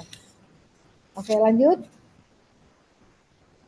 Nah, ini adalah transformasi rujukan di Provinsi Kalimantan Barat. Kami mempunyai rumah sakit pemerintah, rumah sakit provinsi ya.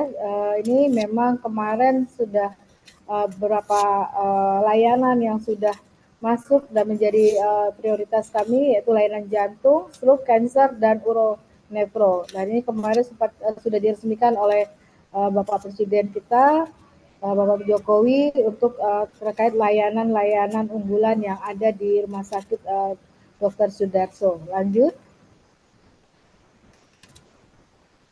Nah, ini adalah regulasi yang kami miliki atau kami mempunyai rujukan regional. Maaf, ini kita mempunyai rujukan regional untuk Kalimantan Barat. Lanjut.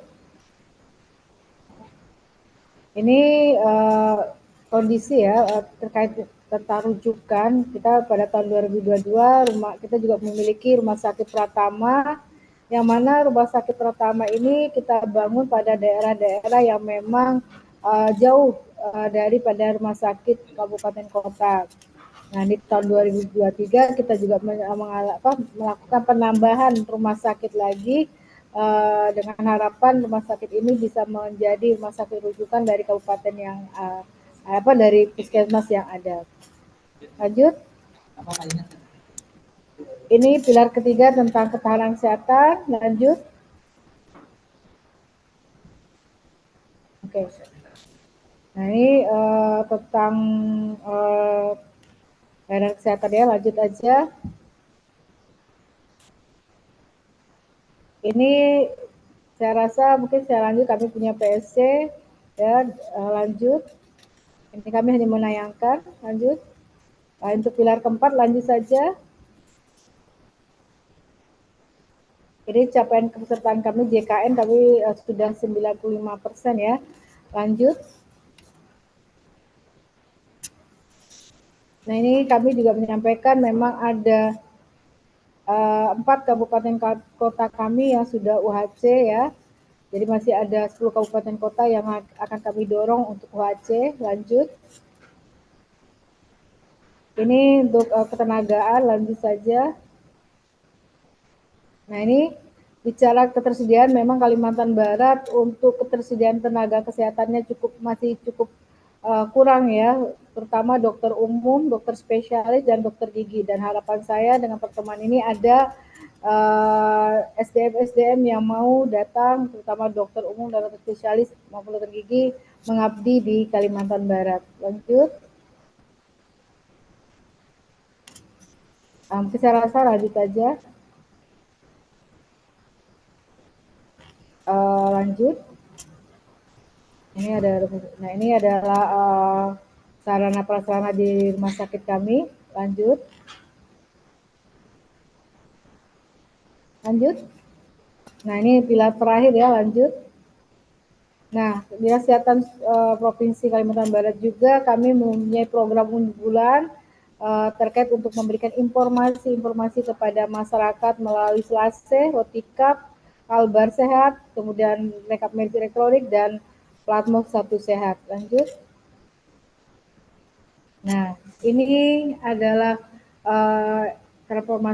ini adalah inovasi baru kami. Kami melakukan edukasi gizi melalui media elektronik dan media sosial. Harapan kami dengan adanya edukasi ini bisa memberikan informasi seluas-luasnya kepada masyarakat, khususnya ibu-ibu, untuk bagaimana upaya menurunkan angka stunting, mencegah anemia di Kalimantan Barat, dan mencegah tingginya angka kematian ibu dan kematian anak di Kalimantan Barat. Jadi itu yang bisa saya sampaikan. Mohon maaf jika dalam penyampaian saya ada hal-hal yang tidak berkenan, kami mohon maaf. Terima kasih. Assalamualaikum warahmatullahi wabarakatuh. Selamat siang, salam sejahtera untuk kita semua.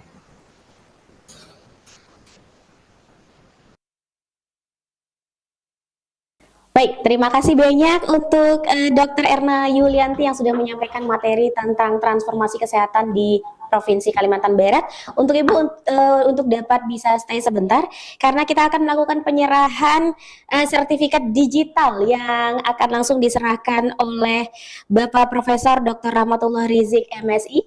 Kepada Bapak kami persilakan untuk on di depan kamera, dan juga Dr. Erna Yulianti kami harapkan juga on di depan kamera.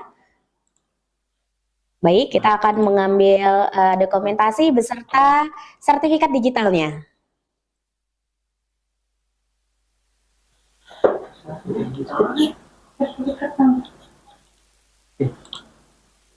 Satu, dua, tiga.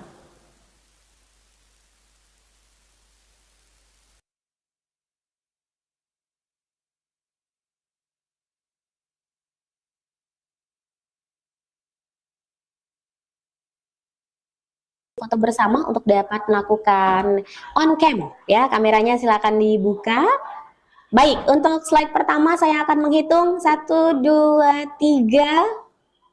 Baik, kemudian untuk slide keduanya kami persilakan 1, 2, 3. Oke, baik, slide ketiga 1, 2, 3. Oke, baik, terima kasih. Terima kasih untuk kehadiran Dr. Erna Yulianti selaku Kepala Dinas Kesehatan Provinsi Kalimantan Barat yang sudah menyampaikan juga materinya tadi.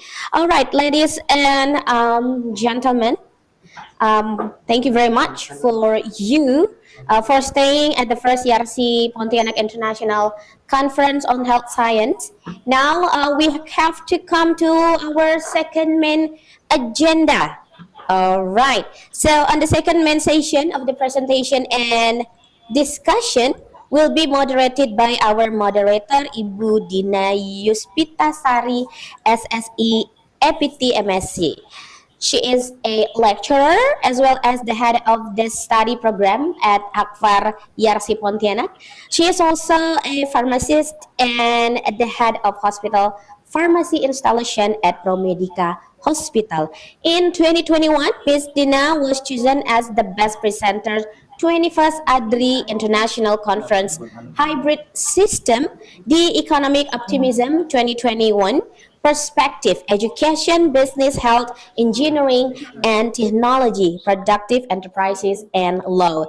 In 2022, she has awarded a grant of Obat Inovasi Indonesia, and in 2023, she won the second best oral presentation on STIFAR International Conference. Ladies and gentlemen, let's welcome our moderator, Ibu Dina Yuspita, SSI, EPT, M.Si. Thank you, MC. Assalamualaikum warahmatullahi wabarakatuh.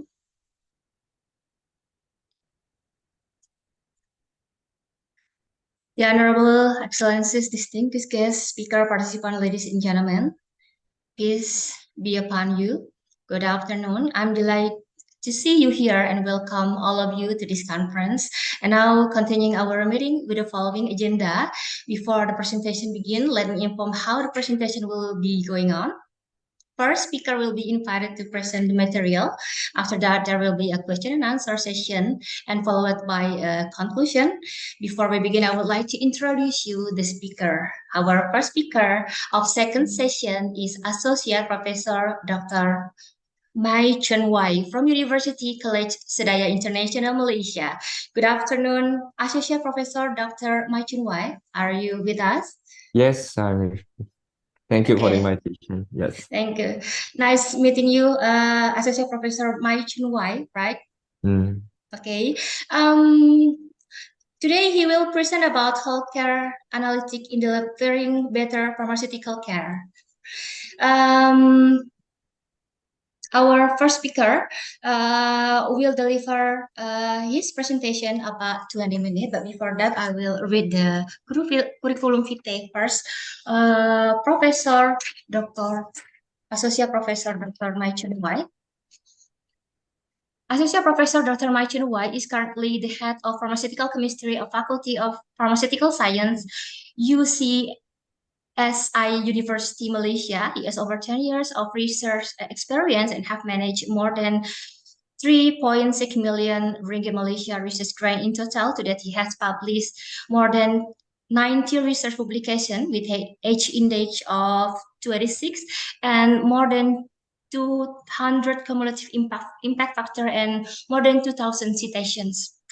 She is a chartered scientist from the Royal Society Chemistry UK and also servicing as assessor for new chartered scientist applications. She is currently the focus group pharmacology chair, New Medicine Special Interest Group, International Pharmaceutical Federation, Assistant Honorary Treasurer, and Co-Chair for Education Chapter of Malaysian Pharmacy Society, Malaysia, Council Member for Academy of Pharmacy, Malaysia. Dr. Mai received many international and national awards. His research team is leveraging on healthcare analytics to target cancer and innovative drug discovery from both natural and synthetic compound. Now allow me to welcome the speaker, Associate Professor Dr. Mai Chun Wai, to deliver his presentation. Associate Professor Dr. Mai Chun Wai, the time is yours. Okay, can you see the screen? Yeah. Let me just full screen it. Okay. Okay, can you all see the full screen now, by now? Yeah, it's already. Okay, thank you very much. You're welcome. First of all, thank you for the kind introductions and thank you for the organizers for inviting us to share a little bit about our program. Without further ado, I will jump straight to the design of the healthcare analytics in delivery of better pharmaceutical cares. And okay, I started to see some things drawing on my slide. It was not from me, so I'm not sure why it is happening. Is there some technical issues here? Let's get, yeah. Okay. Okay, what is actually big data? So big data, to many of us, actually, we have different interpretations. So like some of you who have seen from this network, you will see a lot of lines jumping up and down.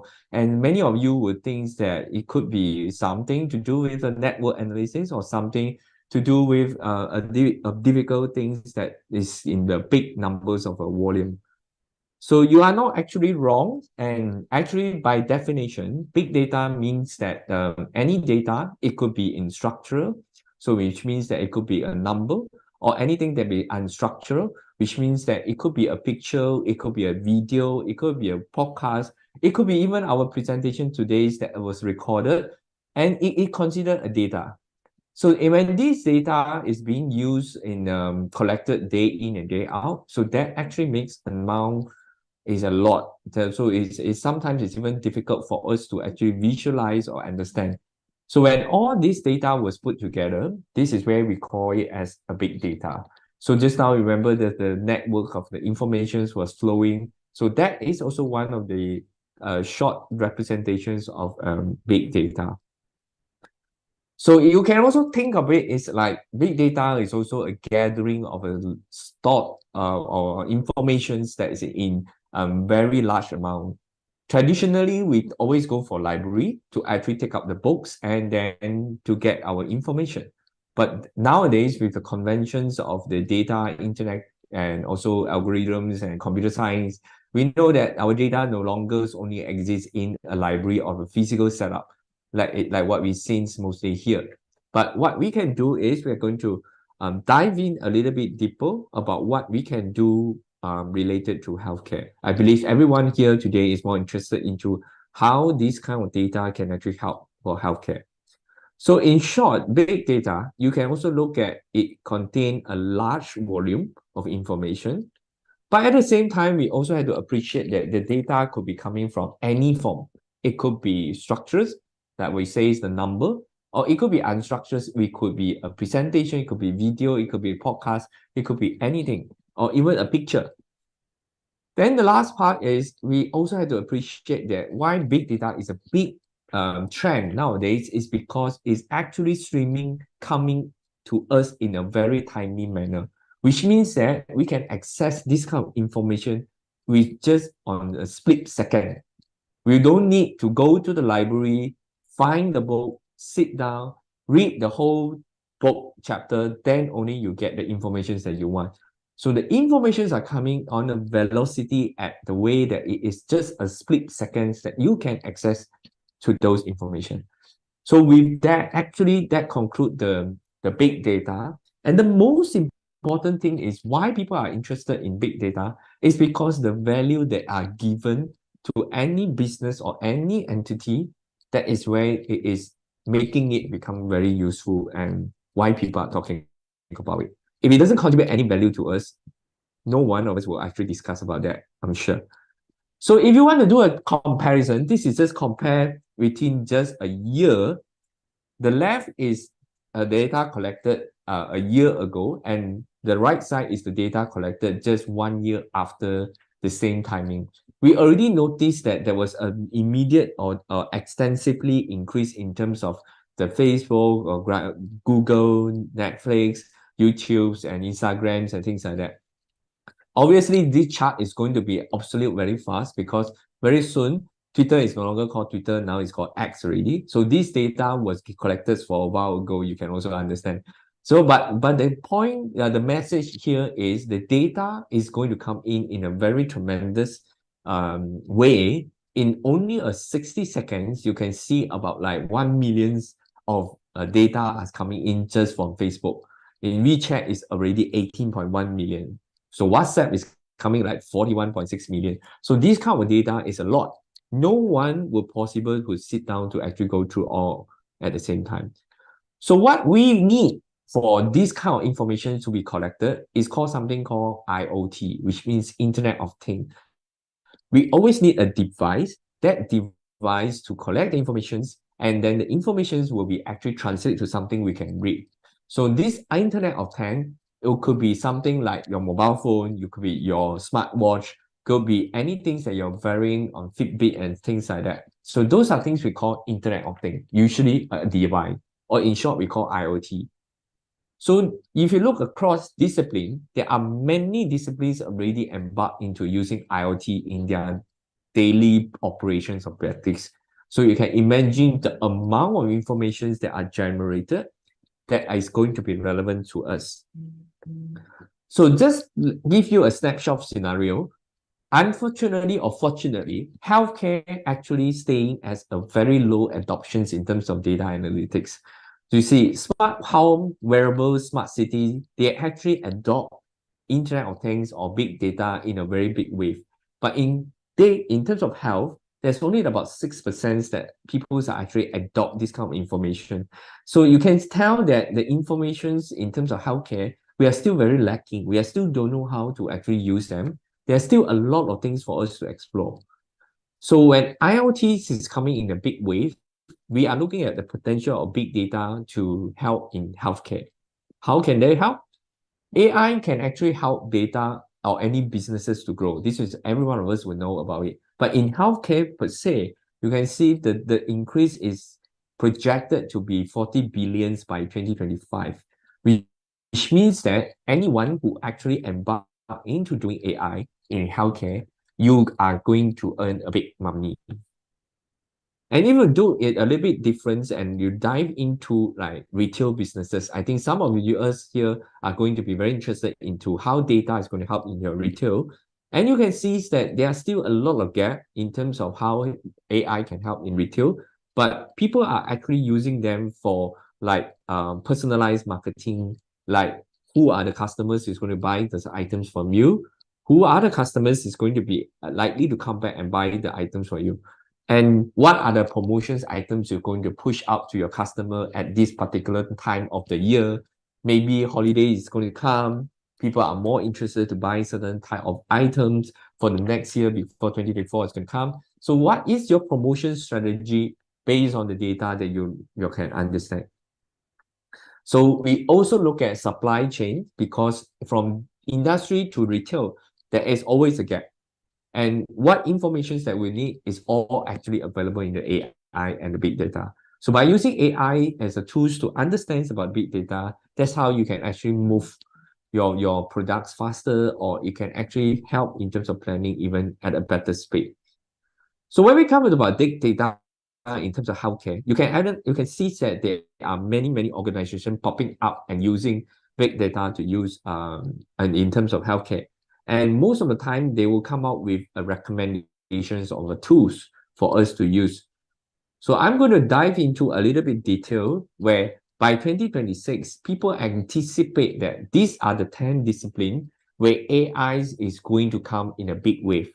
And if you look a little bit closer, many of them is actually related to healthcare, like robotic-related surgery. This is AI-related in terms of the surgery. We are looking at virtual nursing assistant. We are looking at even diagnostics partner, and we can also help in terms of automating in terms of image diagnostics, which means that you don't need a doctors to sit there 24 hours to review all the cases, but with the information, some form of preliminary screenings will be conducted using AI, and that helps in terms of where we want to go subsequently. So in terms of reducing medication error, like pharmacists will be very interested in looking at how we can actually help to use AI to reduce in terms of medication area. Okay, it anticipated to be at least a 60 billion kind of business is related to those medication errors reductions and things like that. So it is going to be a big wave. So this is a paper that I published a while ago, but we're trying to summarize like what is actually what pharmacists' role in terms of AI and adopting AI into pharmaceutical care. So most of you will actually know from the left side is actually the benefit to patients. We anticipate the reductions on hospitalization, prevent patient readmission, optimize drug use, personalized vaccines, prevent adverse drug reactions, and improve compliance. So in the interest of times, I won't go into detail to that, but if you are interested, you can always check out this particular paper. We discuss in a very detail on how each AI and healthcare can be useful in terms of pharmaceutical care, okay? So I done a bit of difference in what Malaysians are doing is, we know that, well, maybe some of you will probably also know, Malaysians have a high risk to get dengue. And our government use AI to actually predict dengue hotspot, which means that before the next dengue outbreak, we will be kind of know that where would likely be the next outbreak, and based on the AI predictions on this kind of information. So the preventions will go in, they will start to go in to sanitize the rivers and other stuff and things like that to prevent the next dengue outbreak. So this is something that in terms of our governments have already done. In terms of research, this is another papers that we published. We utilize AIs to actually help us in terms of data analysis, especially coming to informations like genomic information. So what we did was we used all the genomics informations available online and the databases to predict what will be the drug interactions that will be helpful for us to target pancreatic cancer. So for those of you who are interested, the papers actually have this kind of algorithms, and at the same time, we also use wet lab validations to confirm the data. So it's not just a prediction for the sake of prediction, but we also have the wet lab to counter it. So at the end of the day, AI, what we wanted to do is to help prevent in terms of high-risk patients and come up with early interventions and allergies and ADRs or toxicity. So in the interest of time, I won't go into detail. So I will not go into detail for this one because in the interest of time, but IBM Watson is one of the tools that actually use AIs in terms of diagnostics. So those of you who are interested, this is actually from YouTube. So you can actually have a look on your interest of time. So you can actually take out and have a look, check it out. This is quite an interesting clip, algorithm from Memorial Sloan Cancer Center. So generally, how it works is this is how the workflow is. They will have patient data, they have collected all the genetic informations, and available literatures and guideline and case report will be used to train the computer so that the computer will help the pathologists to do diagnostics, okay? But with any things that we talk about, the interest is always there. In terms of pharmaceutical company, they wanted to improve in terms of the outcome using IBM Watson. They pump in a lot of money. This is even in 2017, they pump in a lot of money to actually make sure this IBM Watson is working. But again, in about just a year later, we noticed that IBM Watson was reported to be not useful because the cases seems to be frictional cases rather than the real cases when they actually designs the algorithm. So what's going to happen is because the persons who designed the whole AI algorithm didn't use a very concrete real cases as they claim they are. So what happened is at the end, there is a lot of errors in terms of their prediction. And that's why this program was temporarily put on hold for a while and the people were coming back and look at it. So can you imagine those patients who are already been going through on using this as a diagnostics, what's the clinician supposed to do? So my take-home message from here is even AI and big data, things like that, it sounds sexy, it sounds very nice, it sounds very useful and fantastic. But we do have to bear in mind that there are also gaps that we need to still address, whether the safety and the efficacies are really what it was reported, okay? So the IBM Watson has their own dilemma, okay? Even up to 2019, I think they have actually put a stop in this program. But it was a very good program. It was a landmark program that everyone talk about when it comes to data-driven AI diagnostics. So now moving forward, there are also certain angles where people look at the AI, and even though in AI, in terms of hospital management, we already know it saves the hospitals a lot of money. That's why there is even more reasons why AI is being used for hospital management and things like that. Okay, so but then people are actually interested to still find out how may we use AI in a better way. So Bayer also jumping in to come in to help in terms of pharmacovigilance and risk management and things like that. So we predict that AI is going to increase in a tremendous way and it's going to actually benefit even better for our life. So there are some devices that people have developed. This is just one example. In this case, that will help in terms of patient compliance. What happens is this device will remind the patients to take their medication. When the patient are taking the medication, the patient has to show it to the camera where they put the medication into their tongue, and then when they swallow the medication. So that will only record that the patient have took the medication. It's no longer just patient just check. Because we notice that sometimes patients will just checking for the sake of checking those information. Okay. So at the end, what we want is AI will be able to help in terms of making clinical trial even better. Okay. There are a lot of app or algorithm available, but the adoptions, it seems to be slightly slow for the time being. Okay. So with that, I conclude my presentations. I'm happy to open to any discussion if you may have. So I will stop the sharing for now. So I understand that there are more interest in terms of discussion. So I will leave more time for participants or anyone who wanted to ask any questions.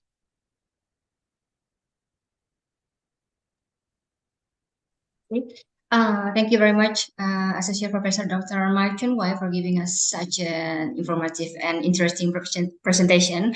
Talking about AI is more interesting nowadays. So, ladies and gentlemen, now come to the question and answer session. I would like to have maybe 2 or 3 questions from the participant, please.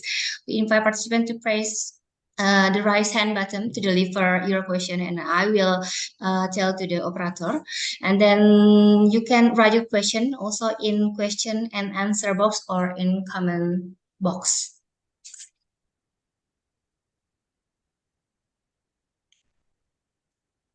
Okay.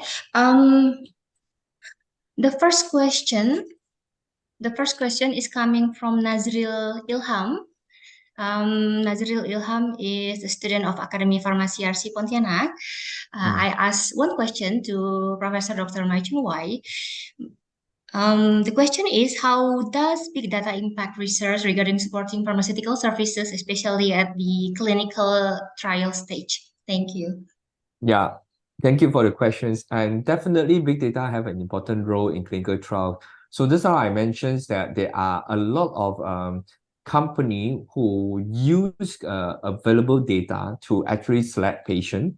So in that way, we can actually minimize the errors in terms of recruiting the wrong patients. Okay, so that is one. The other ones that I can understand is because there's a lot of monitorings that needed to be done during the clinical trials.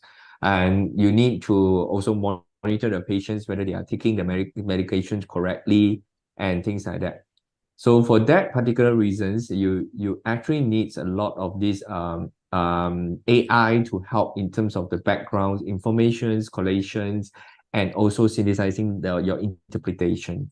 So if you ask me, yes, they have a lot of role to play, especially in helping early stage of a clinical trial. And during the trials was going on, so lots of monitoring and also predicting the relationship between the parameters that we are investigating. Yeah. Okay, thank you for the answer. I hope Nazril Ilham clearly received the answer from Professor Dr. Mai Chun Wai. We move to the second question. Let me check first to the chat column. Okay, the second question is from Sania Nur Soleha from Academy Pharmacy YARSI Pontianak. Thank you for your great presentation, Professor Dr. Maichun Wai. My name is Sania Nur Soleha. I'm pharmacy student from Academy Pharmacy YARSI Pontianak. I have a question. Can big data predict a patient risk of developing certain diseases based on individual risk factors such as age and previous medical history? Yeah, thank you for the questions. It is actually a good questions. Obviously, big data can help in data patient stratifications and risk predictions. And I think this is the one that actually developed the most. Like for example, my research is on oncology. That's why I will have more example from cancer. So in cancer, for example, when we want to actually diagnose a patient, we will usually go back to the gene sequences nowadays. And because of these gene sequences, and most likely your patients is going to be response according to this gene sequencings that is going to determine whether you're responding to the drugs or not. And most of the time, traditionally, we will just start the medication and wait until at one point whether patient respond good or not, then only we will change the medication accordingly. But in this case, now with using the genomic informations, we can actually select the drugs that is going to be working for the patients, then only we start the patients accordingly. So in this case, we know what would be the risk factors, what will be the age and genders and things like that, that is going to be related to the medication. So I give you another examples. Recently, I just completed my whole genome sequence just using a salivas because I'm working for this particular companies that I'm consulting. So what happened is they give me the saliva and they predicted that I'll be contraindicated to start ibuprofen. Okay, so I'm not allowed to take this medication as well based on the gene profile that I have. And obviously, yes, I'm not allowed to take ibuprofen because I actually allergies to ibuprofens. When I was very young, I actually took ibuprofen before, and I got swollen eyes, swollen legs, swollen things and things like that. But when the person who took my gene sequencing and my saliva sample, the person didn't know about any of my medication history. But it is actually able to actually go down to very specifically ibuprofen I cannot take. The other NSAID in the same class, I don't have actually issues. And it also shows in the report exactly that same. It says that exactly I can take methenamic assay, I can take the others, diclofenac assay.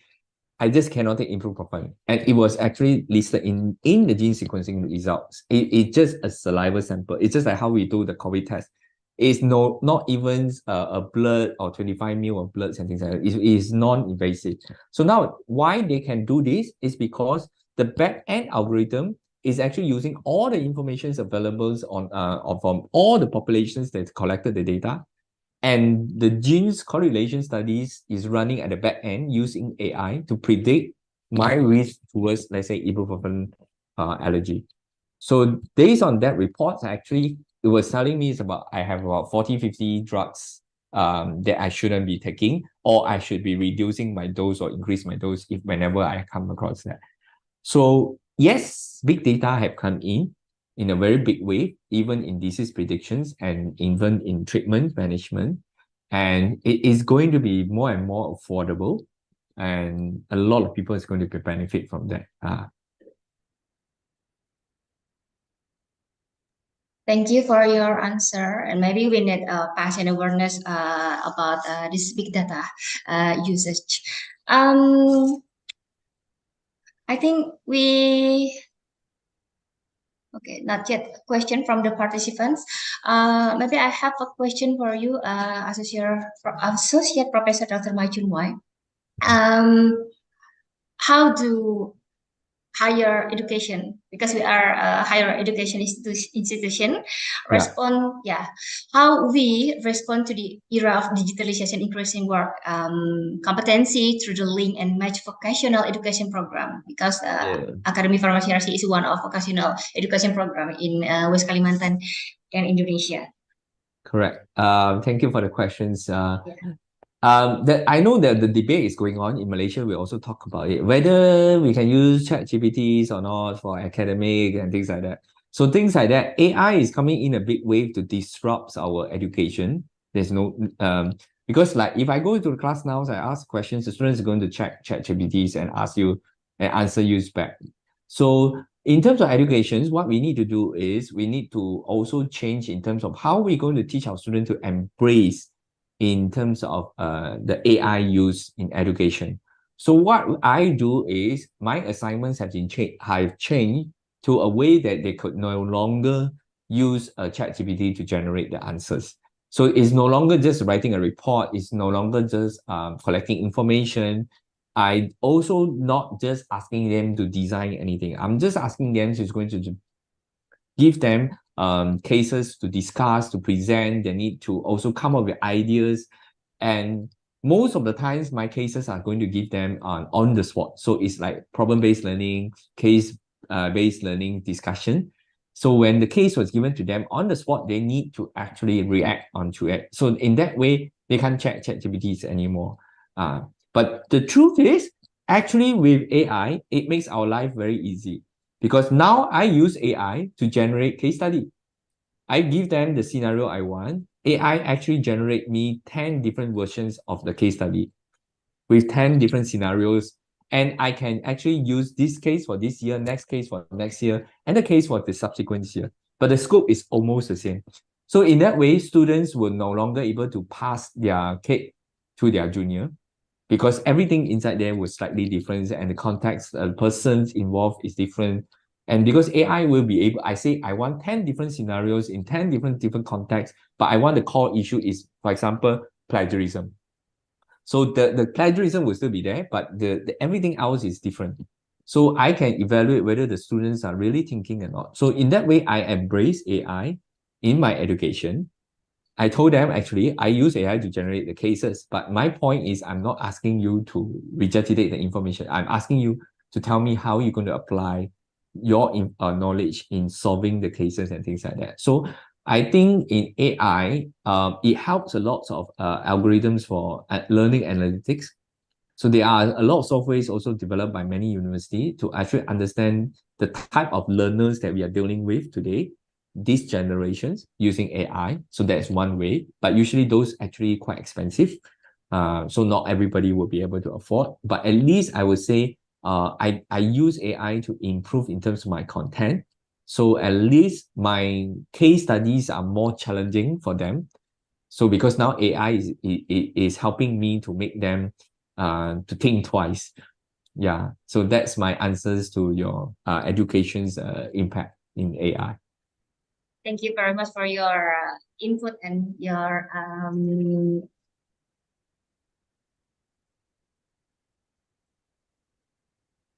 my question. Okay, it is 13:26 now, and maybe, ladies and gentlemen, we finally come to the end of first speaker of second session. Before I continue to the next speaker, I would like to take the conclusion from what the speaker has presented.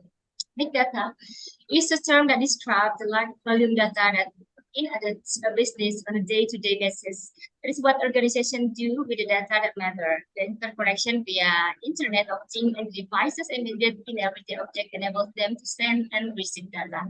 IoT unlock big data potential in healthcare, especially in pharmacies. It is not only benefit for the patient, but also support pharmacies such as optimized medication supplies and update clinical evidence. Before we end this session, would you like to say your closing statement?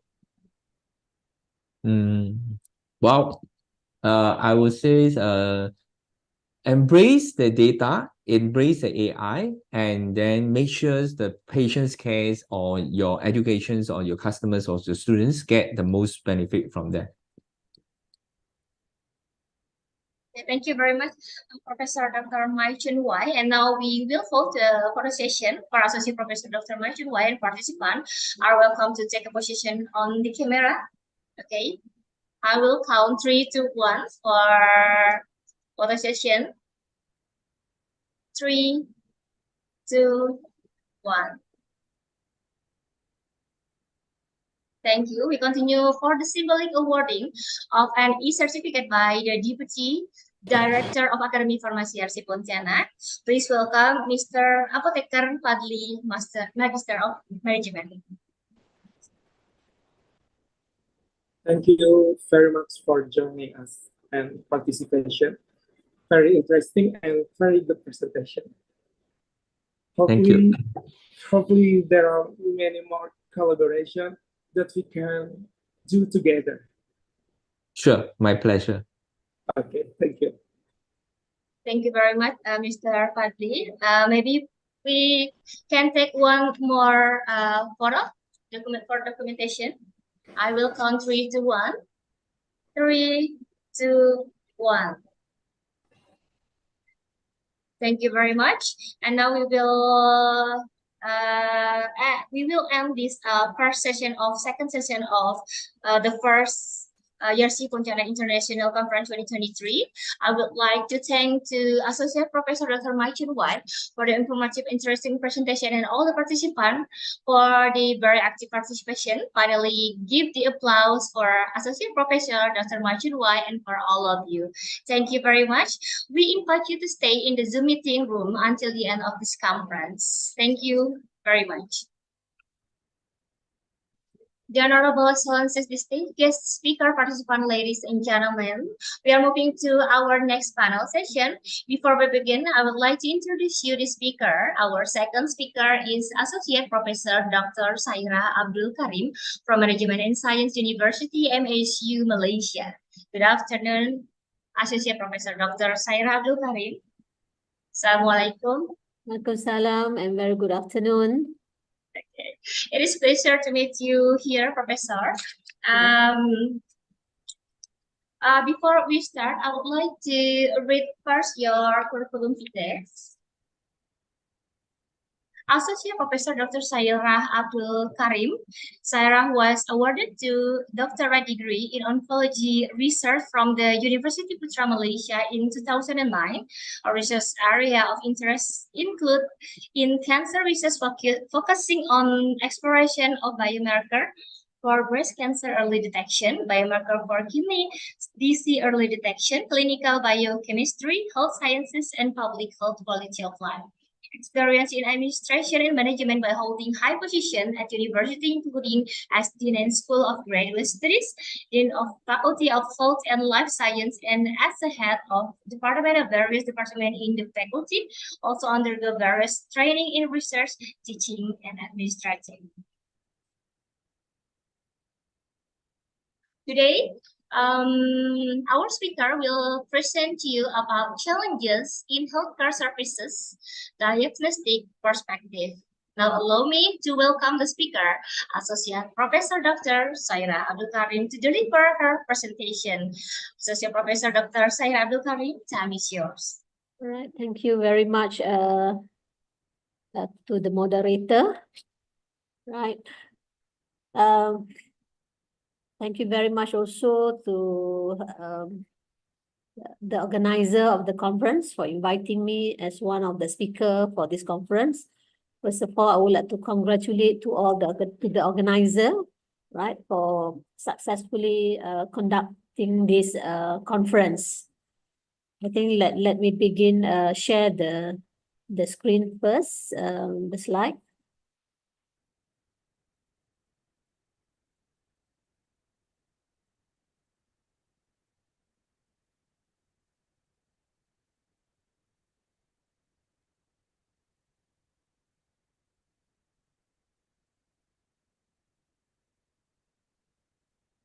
Can everyone see the screen?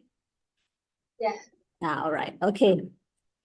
Of course, as briefed by the moderator, right? So my title for the presentation basically on the challenges in healthcare services, which my topic will be more on the diagnostic perspective. Okay.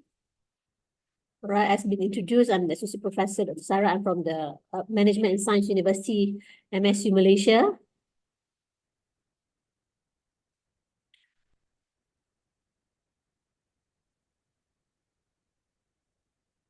Just to introduce you first, this is our main campus in MSU. Hopefully one day all the participants could have a chance, opportunity to come to Malaysia and visit MSU, right?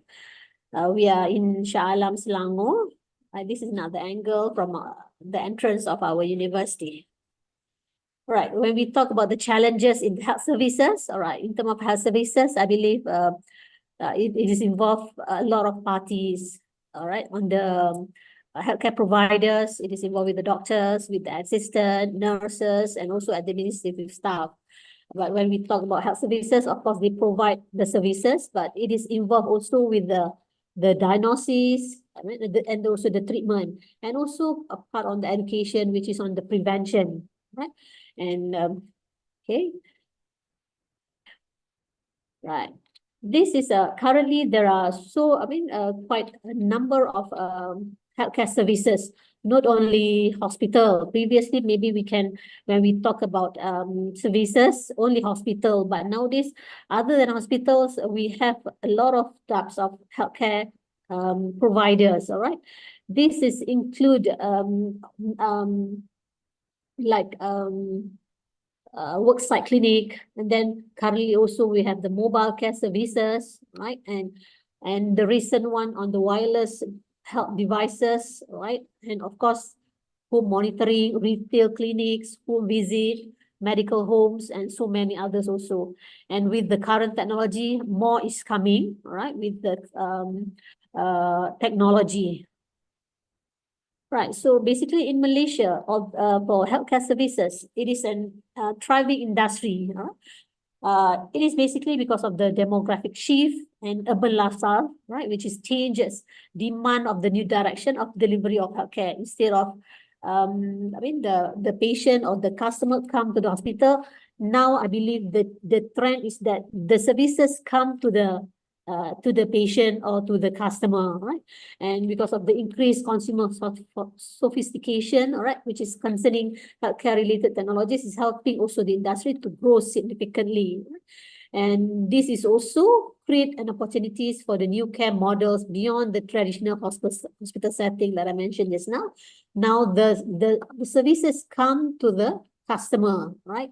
Not like previously, of course, through the conventional, everyone, those who are sick need to go to the hospital. But now we have a lot of technologies that they can provide the services direct to the individual itself. Right? So awareness on the consumer demand, also one of the contributors to the technology innovation of the services. And healthcare providers also realize that innovation and healthcare technologies are crucial, right? Very important to enhance the accessibility, affordability, and quality healthcare to meet the patient needs across different stages of healthcare services, regardless from either it is from the private hospital, right, and also government hospital, or even the small clinic, or other care providers such as for the renal center,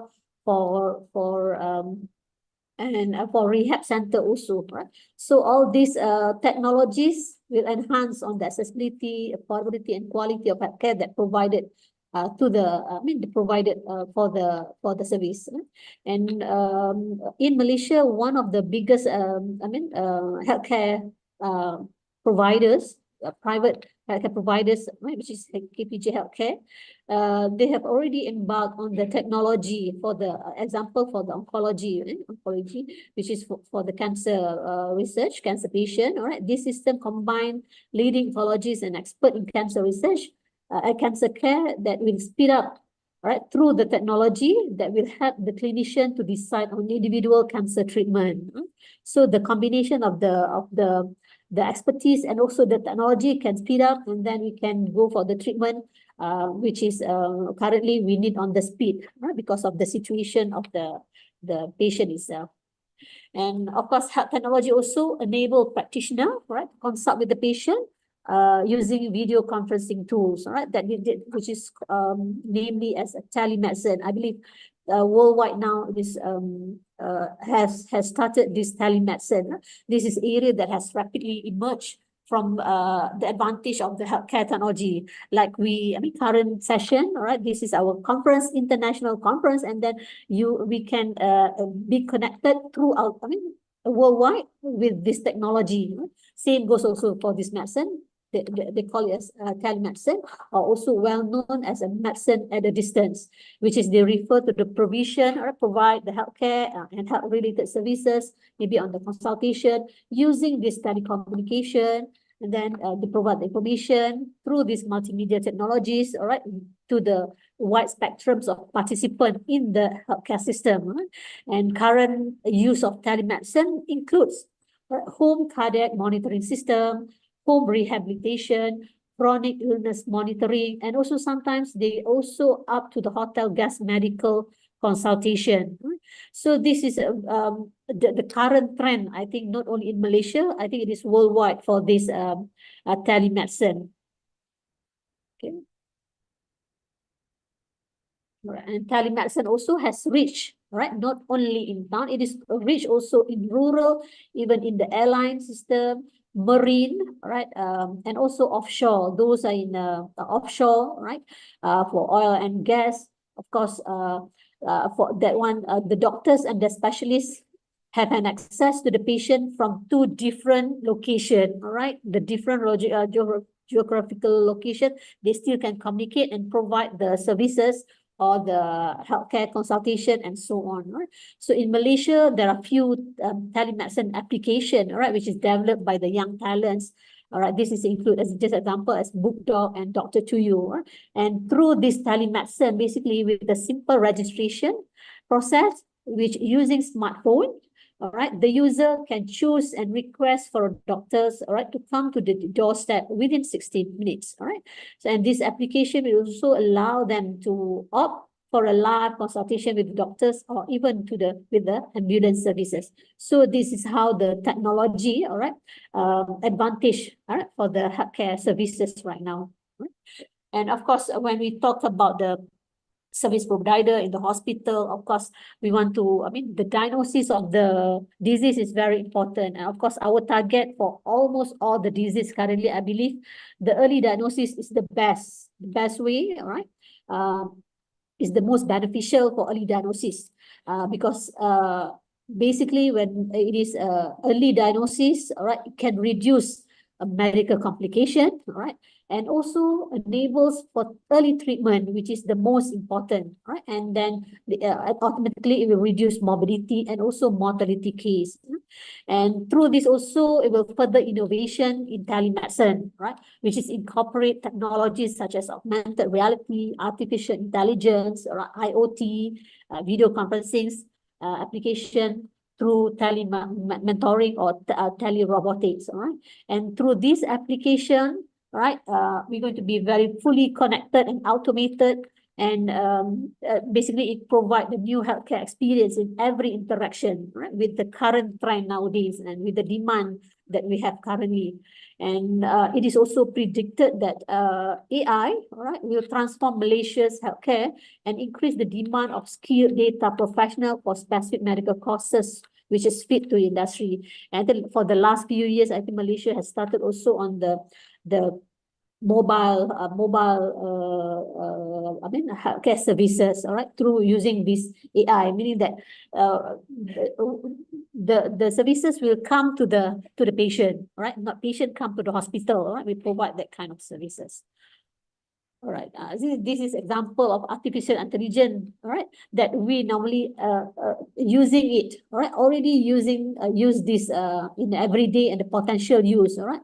Among it is, of course, the smartphone, all right. Everybody, I believe, have the smartphone with a lot of application, all right. We can get the information on our forecast weather, all right. We can also get information on the even for based on one word also we can get a lot of information through that through our smartphone, right? This is just example. And also we can also connect using smartphone. I think currently also in the industry, which is for the production, they can connect the camera in the plant itself, in the factory, through then the supervisor can monitor through that smartphone, right, on the monitoring of their workers. That's one example on this usage of the smartphone, right?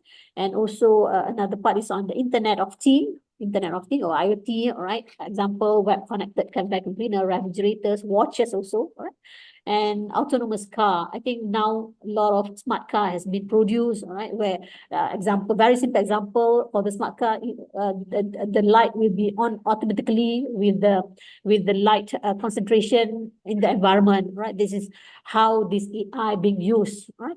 And also smart farming, right? So basically in Malaysia, there's a lot of industry, not only for the healthcare industry, other industry also now they are using this artificial intelligence. That's why we believe that in future, this intelligent, this AI will be, lead the life of individuals, right? This is the example of several types of artificial intelligence, right? The basic one is the reactive machine. This is basic example, right? Coffee maker. Right now we have coffee maker. They know how many, what the concentration of the coffee, the milk, the creamer, and it is automatically, all right? Basically, this is one example of artificial intelligence, or coffee maker and so on. Then we have also theory of mind. And then we have limited memories, which is monitoring for traffic lights. And there are so many more artificial intelligence that are being used in our daily life. Right, with the emerging of the new eras of existing healthcare services, I think Malaysia should also now embrace the opportunity and utilize its infrastructure capabilities, all right, domestic consumption base, and even more medical tourism also is quite popular right now, right? And also diverse population to create this sustainable economic transformation, right? And through this AI, okay, right, we can have increased accuracy in terms of the diagnosis, in terms of the treatment, then we can do better decision, all right, decision making, and we can solve also complex problem, and we have the very high level of the computational technology. And of course, in terms of the diagnosis, all right, the diagnosis normally will be associated with the detection of specific biological molecules, which indicate the disease state, right? And quick diagnosis and implementation of tailored therapies have drastically improved the quality of life of patient and potentially lead to cure for many diseases, right? And major categories of analytical measurements currently, diagnostic activities includes spectroscopy or through optic, electrochemistry, and mass spectrometry. Right? So that's how the concept of this disease diagnosis based on the biological molecules. Right? So basically, there are a few types of biomarkers in the disease diagnosis. Right? Basically, biomarkers often refer as to a protein measured in body fluids, which concentration reflects the presence or severity of some disease state.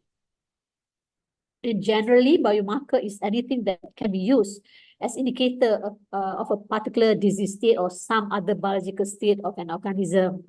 And biomarkers can be specific cells, all right? It can be specific molecules or can be specific genes, of course, genes, product, enzyme, and hormones. These are the categories of biomarkers and provide a dynamic, powerful approach to understanding the entire spectrum of disease from the earliest manifestation to terminal stages, all right? So these biomarkers is very important, right, for the disease diagnosis, right? Using our body fluids such as urine or blood, and also another few types of body fluids.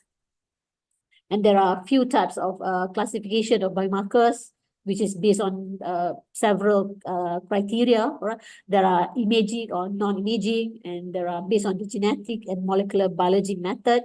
And there are also biomarkers, which is disease-related, either it is for predictive, right, or whether it is for diagnostic, or maybe it is for prognostic biomarker. And there are also based on the drug-related, which when we want to do the monitoring of the treatment, right, we use the drug also as part of the biomarker. Right? These are the just example biomarker categories, either for diagnostic, susceptibility, prognostic, predictive, right, and biosafety, and so on. All right, and this just example for imaging biomarker. Basically, imaging biomarkers, they employ a variety of technology that capture image of the anatomy or the physiological changes in the body. And basically, for imaging biomarker, it is non-invasive. They don't do any invasive techniques, right? And they will have this kind of the image that can be interpreted and can identify what are the stage and so on. Right? This is one example. And then, of course, the standard one is the X-ray. It is quite, has been used for the over past 100 years, which is, identify structural markers in biomedicine for almost a long time ago, right? And then being improved with the CT scan, right? From 2D and 3D. Right. Then we also have this imaging for PET, all right, computerized tomography, which is very specific and more accurate. And then currently we also have MRI, magnetic resonance imaging, which is better distribution of tissues compared to the tomography. Of course, the new technology is coming, which is normally is improvement. I mean, they have the improve or improvised from the current existing, all right? And this even MRI also has been published in 1973. And of course, the recent one is more high-end technology with more accurate and with the AI technology being used, right, for this MRI. Right, this is just example. And of course, the technology development, right, give an impact to every facet of society and analytical science. And while the ingenuity and curiosity of the researcher also vital to analytical science development, all right, it is the improvement in fundamental technology that can serve to translate the basic science into the real world application, right, through this technology. And of course, number of significant trends are emerging based on the new develop of enhance of the existing biotechnology and nanotechnology. Even nanotechnology also has been exist for the last, maybe last 10 or 20 years ago, and now it is still valid. And then we have more detail or improvised from the nanotechnology.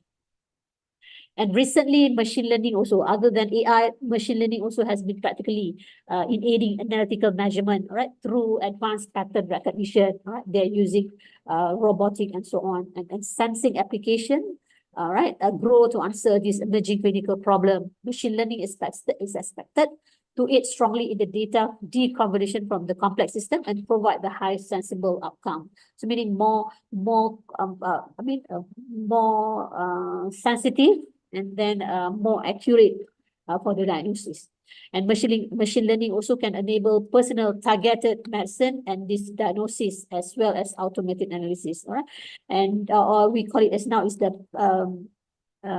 precision medicine, which is very specific, custom for the individual. Right, the treatment is very specific for that patient itself, normally known as the precision medicine. Right? And of course, the future perspective, there are two principal importance, all right, on any technology, all right, for the diagnosis and for the treatment, we need to go for the high sensitivity and specificity detection, right, which is of course lead to the early treatment and the best treatment, and also to translate with that, then we can translate from the lab, the research itself, what's the finding and how they can translate into the field itself, or how to use that technology. Okay, and the promise of digital technologies to improve the diagnostic. Right? So basically, in vitro diagnostic, right? In vitro meaning we do in the lab. In vitro diagnostic play a key role in today's healthcare system. Right? Their importance has been strongly highlighted in the global effort since COVID-19. I think is one of the best example, right, to show how they can come up with the new they do very rapid research, very quick research to see on this COVID-19 and come up with the diagnosis and come up with also the treatment, the drugs and so on. And at the same time also in terms of diagnostic, they produce the rapid test, right? Rapid test for this COVID-19. And accounting for only 2% of total health spending, this in vitro diagnostic influence over 66% of clinical decision making, right? So this is very important with the digital technology, with the AI, machine learning, and so on. And this digital technology or the AI play a crucial role in diagnosis of the disease, right? And also from the diagnosis, of course, they will assess for the efficacy of the treatment and the patient health status, and also enable for the prevention of disease. And despite the tremendous utility, even with the digital technologies, right, with the AI, with the machine learning, the current diagnostic testing has room, right, a lot for improvement. They have a lot of opportunity, and then we can leverage from the technology, right, to produce more detailed diagnostic or more accurate of the diagnostic testing. The convergence of digital technology and diagnostic tests set the stage of advancing and improving the patient experience, because at the end, the most important thing is the patient experience and the outcome for the patient, right? And at the same time, it may alleviate some of the capacity, right, resources in the health system and help to improve the speed, right? We need to do the detection as fast as possible through the speed, through the rapid test and so on, and also efficiency of the testing process. All right, this is very important. Okay, so therefore the diagnostic trends made possible by the digital technologies, and but it is expected for the healthcare in 2030. All right.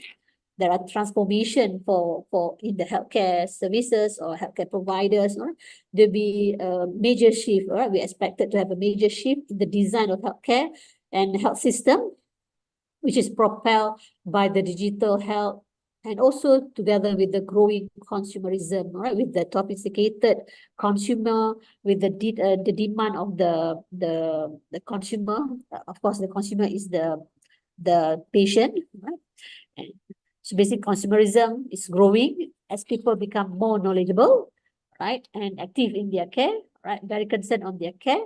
And the health industry also will need to become more person-centered, personalized, and more transparent, or we call it as the precision medicine, which is they custom the treatment, which is very specific to that individual, either based on the gene, so on, right? Okay, when we talk about health, of course, we expect for the sustainable health, and we always go back to our SDG, right? And for health, it is related for the SDG 3, which is good health and well-being, right? And of course, we want to have our healthcare system to reach the sustainability, right?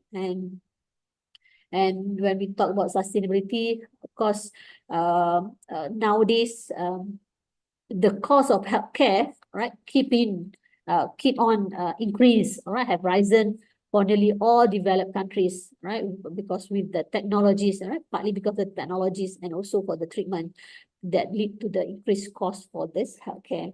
But then I think the way forward is that, of course, we go with the technology, but then the most important thing, I think we need also to invest, right, in the prevention, because as I mentioned in the earlier part, the prevention is, early detection or even the prevention is often the highly cost effective, right, compared with the treatment. But yet, I believe little attention has been given, right, in most healthcare system today. So basically, prevention should start with the primary care and patient, individual itself, right? So prevention, to avoid any opportunity or to minimize the risk of the disease. Even nowadays also through handphone, we can provide all the information. They know how to practice the healthy lifestyle, all right? And then that's part of the prevention. And the second one, of course, the AI, artificial intelligence and machine learning, right? Also can help to introduce better decision-making tools, right? So in clinical system, they can help determine what level of the care patient needs and how the patient can benefit most from the to the drug therapies. So in conclusion, all right, of course, it's not easy to go, right, to be in this new world as different speed, all right, in some places, and there are domains compared to the others, all right. Some will go with the very high speed, all right. The pace is different based on the technology, based on the country itself and the economic status of the country, right. But I believe that some innovation still will rely on this digital technology in AI, and much of it will relate to the leveraging of the techniques of implementation science, right? And proactive approach should be taken if we want to, witness these changes can take shape earlier, right? And all stakeholders basically, all right, for the policymaker, the payer, the care recipients or the caregiver in the healthcare system, all right, should be able to deliver this effective transformation if we can have a good, consolidation or comprehensive concept, right, on how to leverage all this digital technology, AI, machine learning, the telemedicine, then we can have better health for the world, inshallah. Right, with that, thank you very much for listening.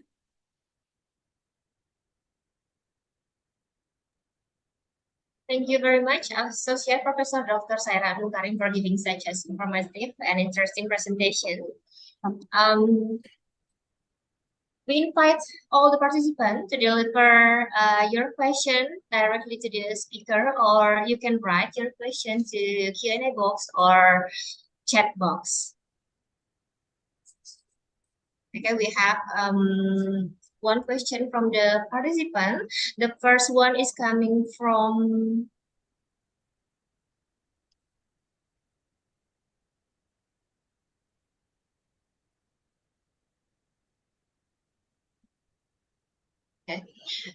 Septiana Dwi Asri, the student of Academy Pharmacy YARSI Pontianak. Thanks for your great presentation, Professor Sairah Abdul Karim.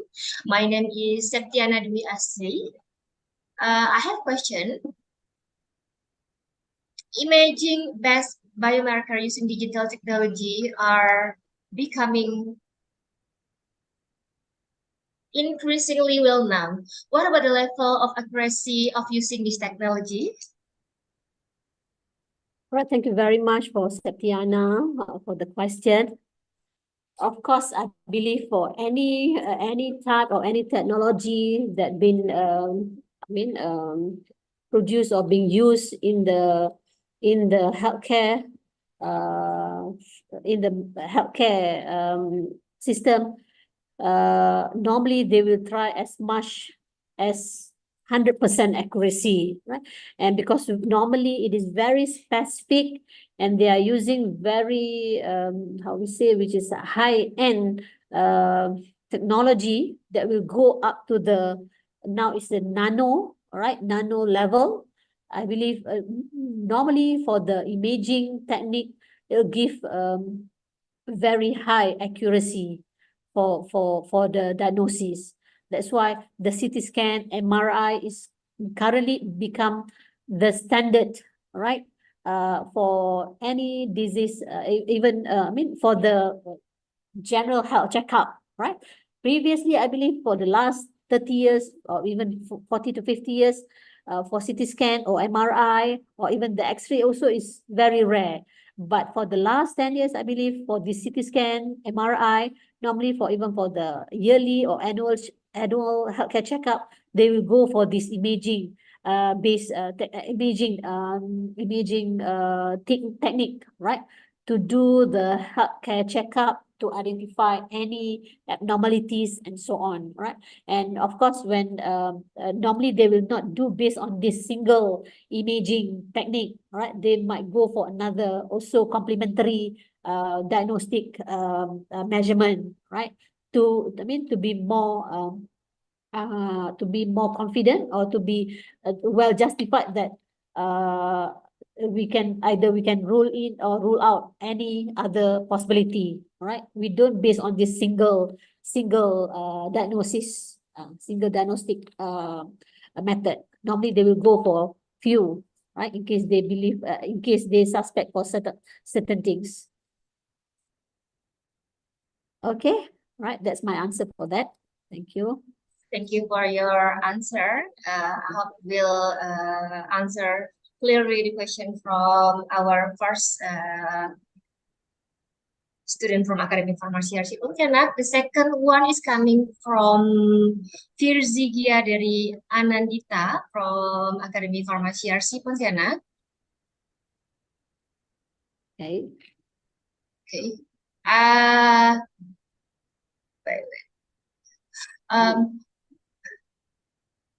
First of all, I want to thank you for the great presentation. So I have a question. When using telemedicine in rural areas, does it guarantee that there will be no problem? If any problem occur, how they overcome them? All right. Basically, for this, this telemedicine application or the technique they use, of course, they use the system either through the handphone, the smartphone, and so on. And basically, it is based on the discipline of the patient itself. Of course, there'll be no guarantee. There's no 100% guarantee that it will be perfect. All right, let's say they give the consultation. In terms of consultation, I think it is good way rather than they need come to the hospital through this telemedicine. They can give consultation and they can give advice, right? In terms of how to improve their health condition, or on the consultation on how to to take the medicine and so on, right? But the most important thing, I think, this telemedicine also will be rely on the patient itself. The patient should comply with the of course the doctors or the pharmacies itself, right? They need to comply with all the suggestion or the advice given by the practitioner, and they need to be very disciplined. And but I believe also, of course, there are problems, right? Because when they give any type of consultation, if the patient does not comply with that, of course, it is considered as ineffective. It is not effective way of treatment or telemedicine, right? And I think if the problem occurs, normally the practitioner will call, right? They need to go for the conventional way, which is because at the end, the ultimate objective for this telemedicine or any types of treatment is to make sure that the treatment is effective, all right, then the patient can recover and so on. But then if that's still happen, I don't think the telemedicine is suitable for those who are not very disciplined and cannot comply with the consultation or with the advice. Right? So at the end, the most important thing, I believe, the compliance, right? The discipline of the patient to comply with the advice and consultation by the practitioner. Okay. Okay, thank you very much for your clear answer. And we have one more question from Marisa Margareta Putri, student of Akademi Farmasi YARSI Pontianak. The question is, the material says that artificial intelligence and medicine learning can introduce better decision-making tools. Is it still necessary to learn the use conventional tools if health services integrate the application of technology in the future? Okay, I think this is very good question. With the modern technology, of course, everything is very fast, and then we can do as a rapid test, just very simple test we can get. But I believe the conventional tool is still important for students to learn, because it will give you the basic information, the concept on how the diagnostic or how certain things being detected, what are the mechanism, what are the reaction behind it, right? That's why it is very important, because even though you are using very high technology, but I believe the mechanism, the understanding behind it, we need to understand. Only then we can get full full picture of the situation, and then we can interpret the data more meaningful. Of course, I really encourage for the students to learn the conventional way also, because sometimes with the technology, sometimes in certain, let's say in a emergency case, let's say the machine breakdown, and so, let's say just example, at least you know how to do it through conventional way, right? Rather than just really base or rely on the advanced technology. And I think through that also you learn the history on how it started. It is good to know how the technology, the current technology, and how it started. Then I think you'll be more knowledgeable, right? So of course, I really emphasize that to learn the conventional tools is very, very important. All right. Thank you very much for your answer. Ladies and gentlemen, maybe we finally come to an end to the second session, of this conference. I would like to take first the conclusion from what the speaker has presented. In vitro diagnostic play a crucial role in today's healthcare system. Digital technology improves the speed and efficiency of testing process, but much of it will relate to leveraging the techniques of implementation scientific studies of implementing research finding in practice. Thank you very much, Associate Professor Dr. Sairah. And now we will hold a photo session for Professor Dr. Sairah Abdul Karim and also all the participants, and welcome to take a position on the camera. I will count 3, 2, 1. 3, 2, 1. Thank you very much. We continue for the symbolic award and e-certificate to Professor Sairah Abdul Karim by the Deputy Director of Akademi Farmasi YARSI Pontianak, Mr. Dani Suryaningrat, Master of Science, Master of Management. Okay, thank you very much, Bu Dina, as moderator, and thank you very much for Professor Dr. Sairah Abdul Karim as presenter today. It's a very interesting material for us, and I hope next time we can meet another activity. Thank you. Thank you very much. Thank you very much, Mr. Dani Suryaningrat. We take Mr. Dani, please stay on your camera because we want to take a documentation for this session.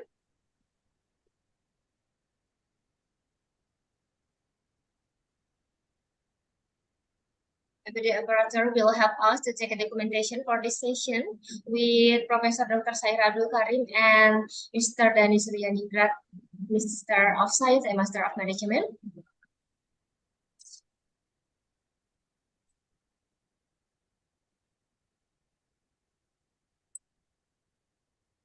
Okay, I would like to thank to Associate Professor Dr. Sairah Abdul Karim and all the speaker from Dr. Maikoto Oe and also Dr. Sairah Abdul Karim for the first and second session of this conference for the informative, interesting presentation, and all the participants for the very active participation. Finally, give the applause to Associate Professor Dr. Sairah Abdul Karim for very interesting information and giving us such input, positive input for us. Thank you very much for sharing your perspective in this session. Awesome. Ladies and gentlemen, we will continue our third session for this second session of this conference.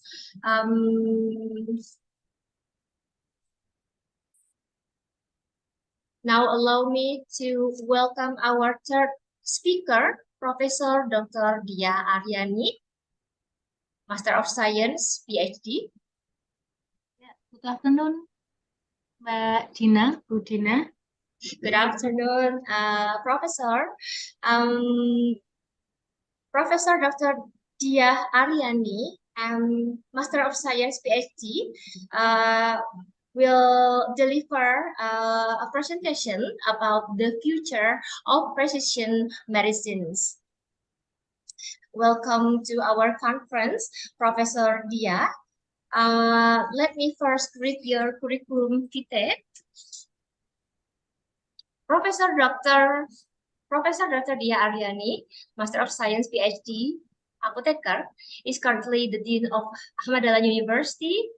She has lots of research experience. Today, he has published more than 58 research publications with H index of 26 and more than 1,881 citations. She received doctoral degrees from 2 different universities, Faculty of Medicine, Gadjah Mada University in the field of pharmacoepidemiology from 2009 till 2012, and obtained a doctorate at Leiden University Medical Center, Netherlands, in the field of pharmacogenetics from 2010 until 2013. She is a research reviewer at the Directorate of Research and Innovation Funding, National Research and Innovation Agency.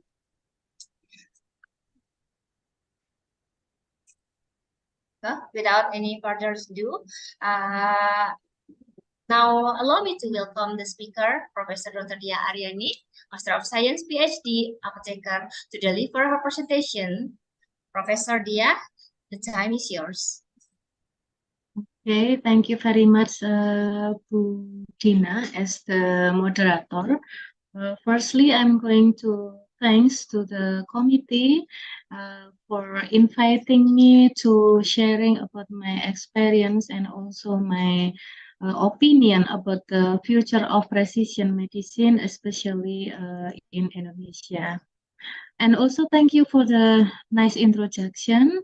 And about the future medicine, I think this is still new in Indonesia, but we are trying to find the framework of the together. Maybe you have any idea after my presentation, then we can discuss about it. And then a little bit revision, Mbak Dina, I am not a dean anymore currently. So that's the last, my last year as the dean is that 2022. Okay, so the future of presentation of the precision medicine is already mentioned by the Ministry of Health, I think 2 years ago, on the presentation in some events. I think I follow some events of his presentation, and he mentioned for many times about the precision medicine in Indonesia, or we call it pengobatan yang presisi in bahasa Indonesia.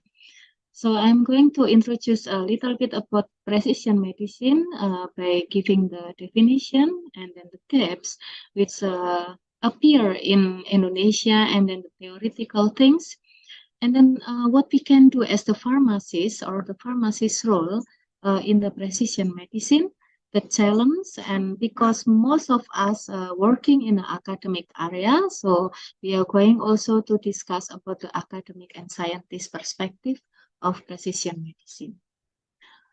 Precision medicine by definition is very related with the pharmacogenetics and pharmacogenomics. Precision medicine is a novel approach to disease treatment and prevention by allowing for individual variability in genes, environment, and also lifestyle.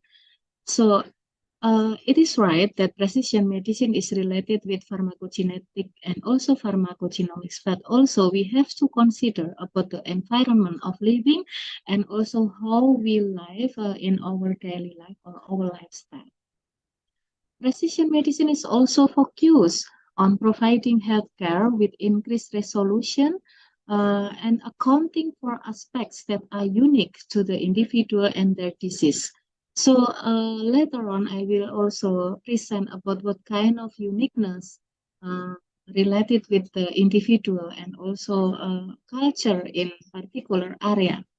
By definition, precision medicine involves all phases of care like prevention, diagnosis, and also treatment.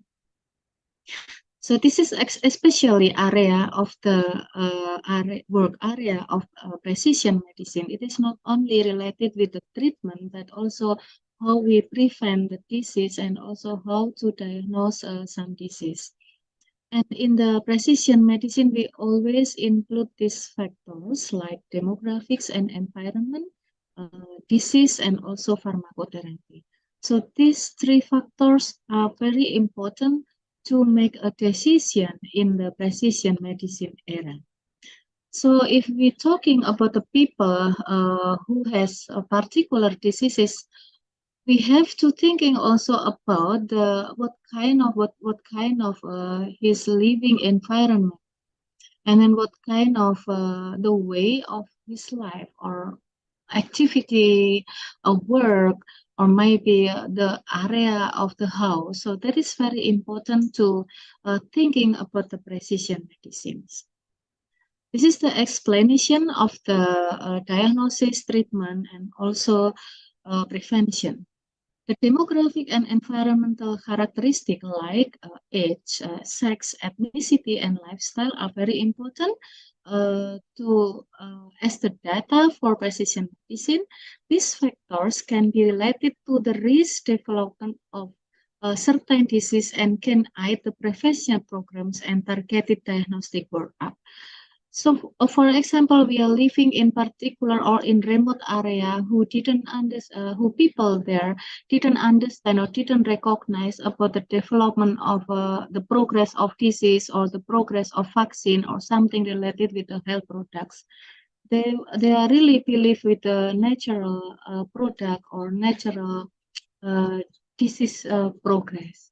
So by this condition of people or the environment, so we have to thinking about the prevention programs. It is not always related with the genes.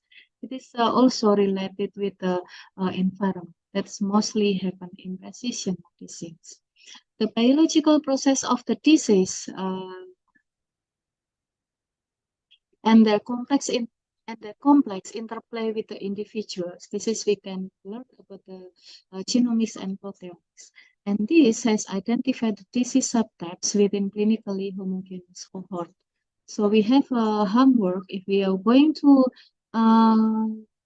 relate it precision medicine with the genomics or proteomics. So we have to collecting the cohort data. The increasing knowledge on variables that influence the individual efficacy and safety of drugs. So this is related with some behavior of the people. For example, compliance or adherence, and also perception, knowledge, something related with the variability of efficacy of the drugs. These variables include individual differences in drug elimination pathways and result serum concentration, as well as target of receptor and immune system. So even this is a very rare to think in and consider in the precision medicine aspect, but this is very important to have a variability in drug serum concentration and also the pharmacodynamic aspect. So for example here, pharmacokinetic parameters are often altered as the result of liver and kidney function differences. Of course, we already know about that, and which might be physiological or pathological. This category also includes genetic variation in proteins, which involve in pharmacokinetics, such as CYP enzyme, and also drug transporter like ABCP, ABCC, and something like that.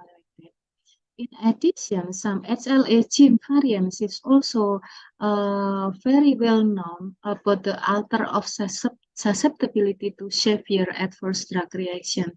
So HLA gene variation is very sexy issues in the pharmacogenomic era, because most of the adverse drug reaction is very related with the polymorphism of the HLA gene.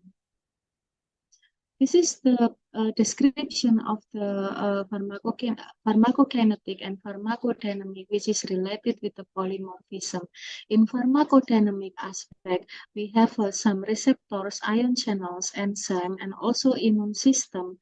And this is encoded by some protein, which are also encoded by some genes. And the polymorphism of the genes might alter the response of the receptors, ion channels, and also enzyme and immune system. So the pharmacodynamic aspect will change. Also, the pharmacokinetic for the ADME process is very related with the encode of genes, which has encode of gene which resulted particular protein, and the protein has a role in the ADME process.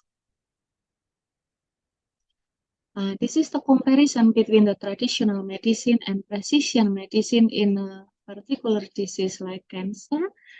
In the traditional medicine in the past, we already also currently we already known about the many kinds of cancer treatment like radiation, chemotherapy, surgery, and sometimes we also use these three treatment in combination. It depends on the purpose or objective of the cancer treatment. But currently, we are already recognize the genetic sequencing, and then we also can locate cancer which caused by particular genes. And then in the immunotherapy, we can identify ways to customize the treatment, find ways to turn immune system on, and also personalize treatment with immune activating drugs. So we call it this mechanism by targeting therapy. Precision medicine is the traditional medicine also develop or progress into stratified medicine, and then currently we are in the precision medicine era. In the traditional medicine, we know that particular people, the people in a particular area has similar medication for similar disease, but we can see that the response are very different. Some of people can have adverse events, some of them can have no benefit, and some of them can have the benefit. So because of this consideration, so the stratified medicine try to make a group of the patient, like disease subtypes, risk profile, demographic, socioeconomic factors, clinical features, biomarkers, and also molecular subpopulation. And then we can categorize the group into the patients, the patient groups with who can get the benefit from more targeted treatment. And then finally, now we also included the genomics and omics, but also we included the lifestyle, patient preference, health history, medical records, compliance, and also other exogenous factor which could be modifiable or also cannot be modifiable. So by precision medicine, we have some medication for one disease for different people, but each of the patient have has a benefit from individualized treatment. They will get a different treatment and but have a similar benefit. In the genomic era, we always use the individual's genetic profile to target the primary and secondary prevention, but also we can use this genetic profile to do the health promotion. But this is a very difficult because the genetic profile is depend on the situation or in the culture of the people. In the classical public health strategies, the genetic profile can be used to clean up the environment or promote healthful behavior. So the genetic profile can help to reduce the overall burden of the disease. But we have to combine the genetic profile with the belief of the patient or the people, the knowledge, understanding, and also adherence. So I think this is a very related with the topic which presented by the previous speaker, that currently we are now working with the genomics combined with environment, health records, metabolomics, transcriptomics, medication. But and then we combine this information, also the lifestyle and social life, combine this information to predict the disease and then to predict the optimization of the treatment. Within using this information, we also can define the phenotype of the people. Maybe you can you remember that during we study in the bachelor or undergraduate of pharmacy, we knew about some phenotype like slow acetylator or ultra rapid acetylators or maybe rapid acetylator. So that's kind of phenotype can be defined from this information. And no, the precision medicine is already used in some area like oncology, like what I mentioned before, health monitoring, research, diagnostic, and also wellness or anti-aging. But in Indonesia, now we are still working with the oncology and also research. This is also what the previous speaker mentioned about the precision medicine, which can be used together with the artificial intelligence, and these two things will work together to improve the personalized care, both in the therapeutic planning and also to reach the prediction or diagnosis. Yeah, this is also the description about how benefit of using the precision medicine in the future medicine and also in the more personalized diagnostic. And what happened with the gaps? What happened in Indonesia?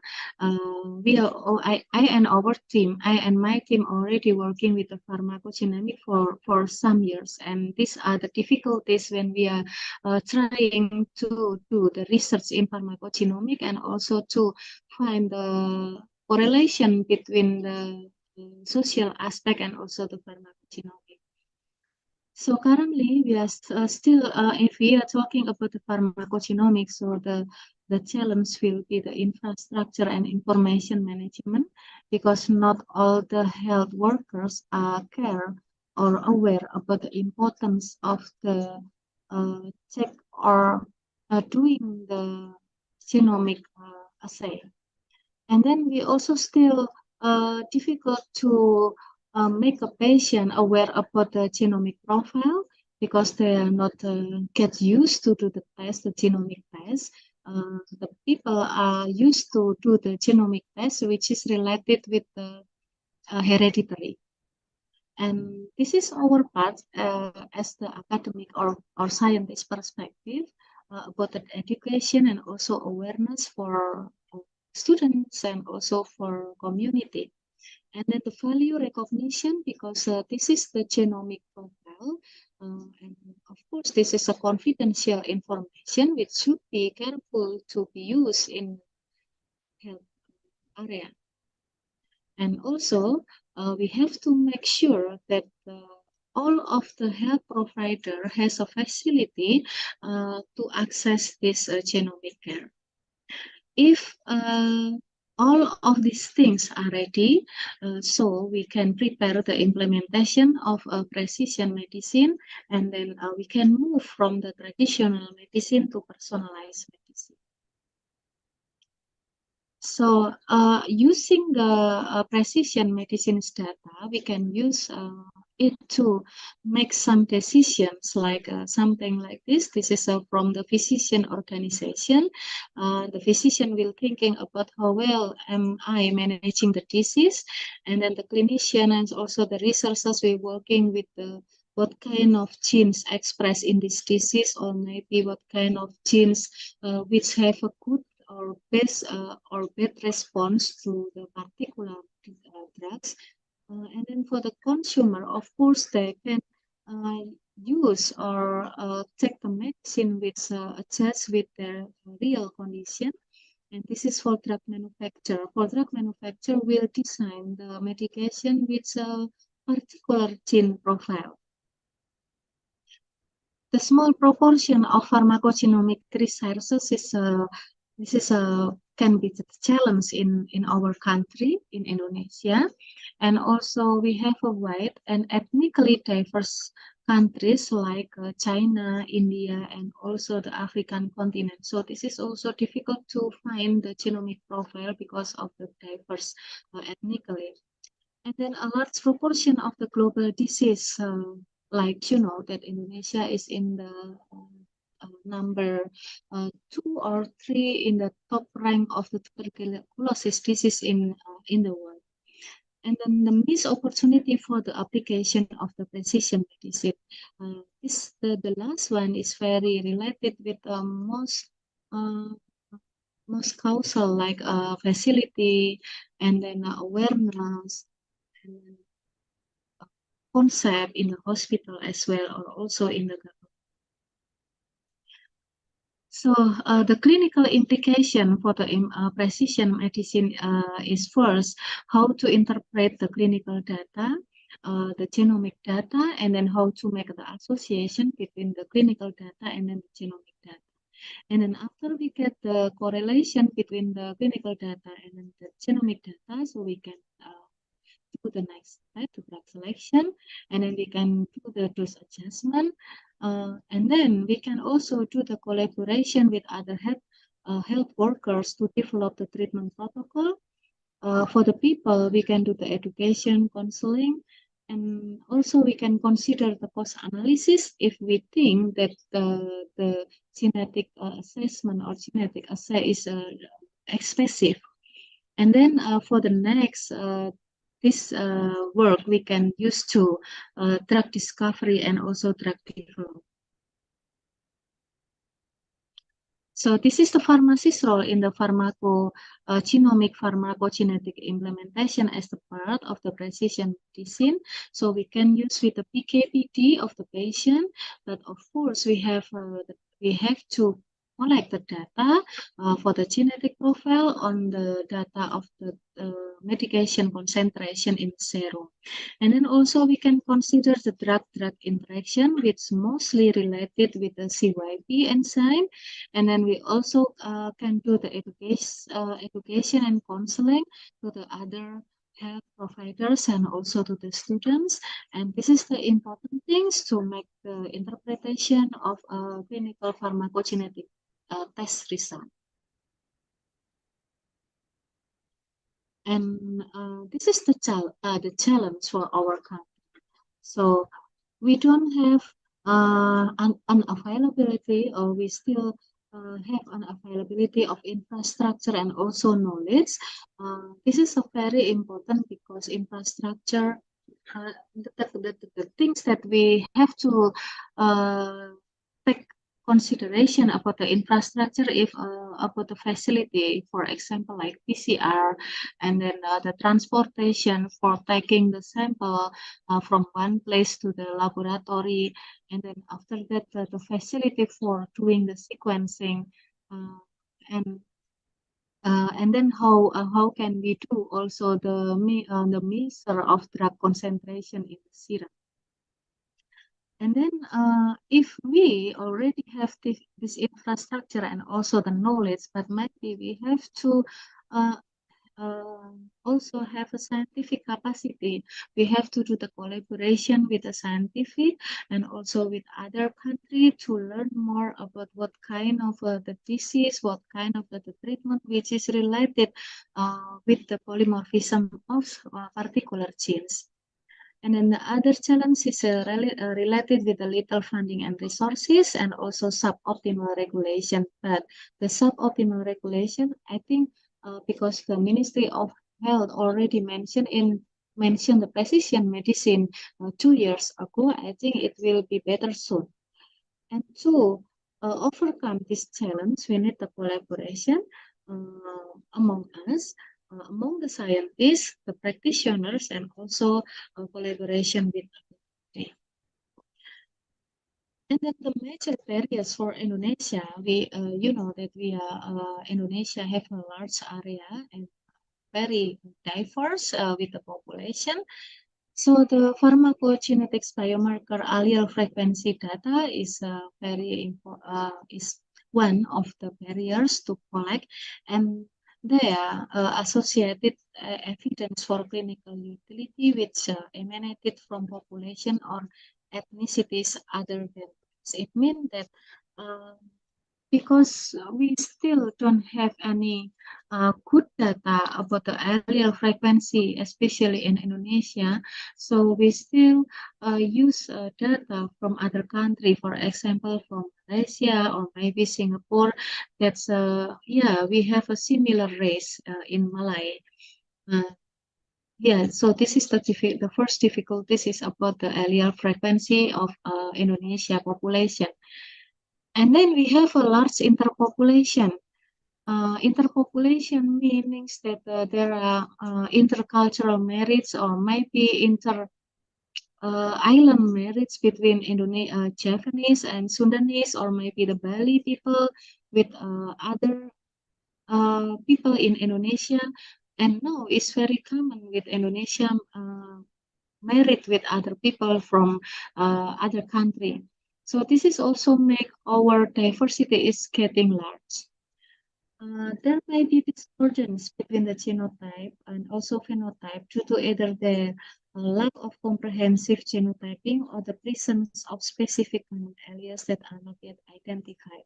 So because Indonesia is very unique, so this could be happen in the future that we can find the specific genotype or specific phenotype, and then we still have try to find the relationship between the specific of genotype or phenotype with a particular disease and also response of the medication.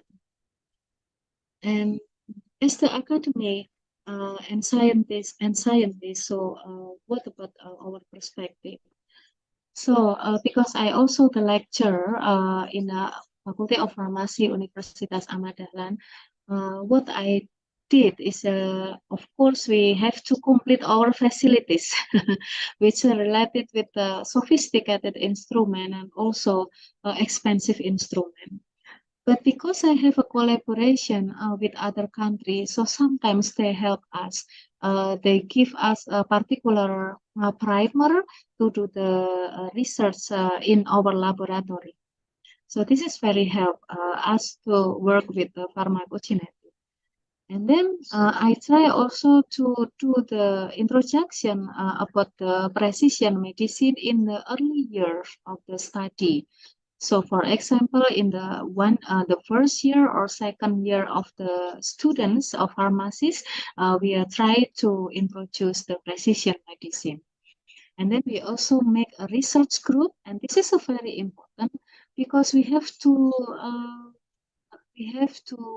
have good commitment. This study is very expensive and very difficult for people who are not common or get used with the laboratory work.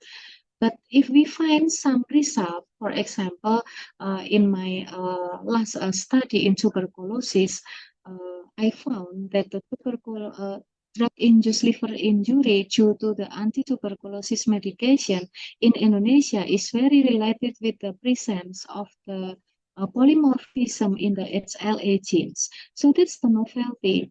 And then the novelty is because of the work of some people in this research group. So and then we have to increase the students as the research with the researcher competency to be the researcher or the scientist.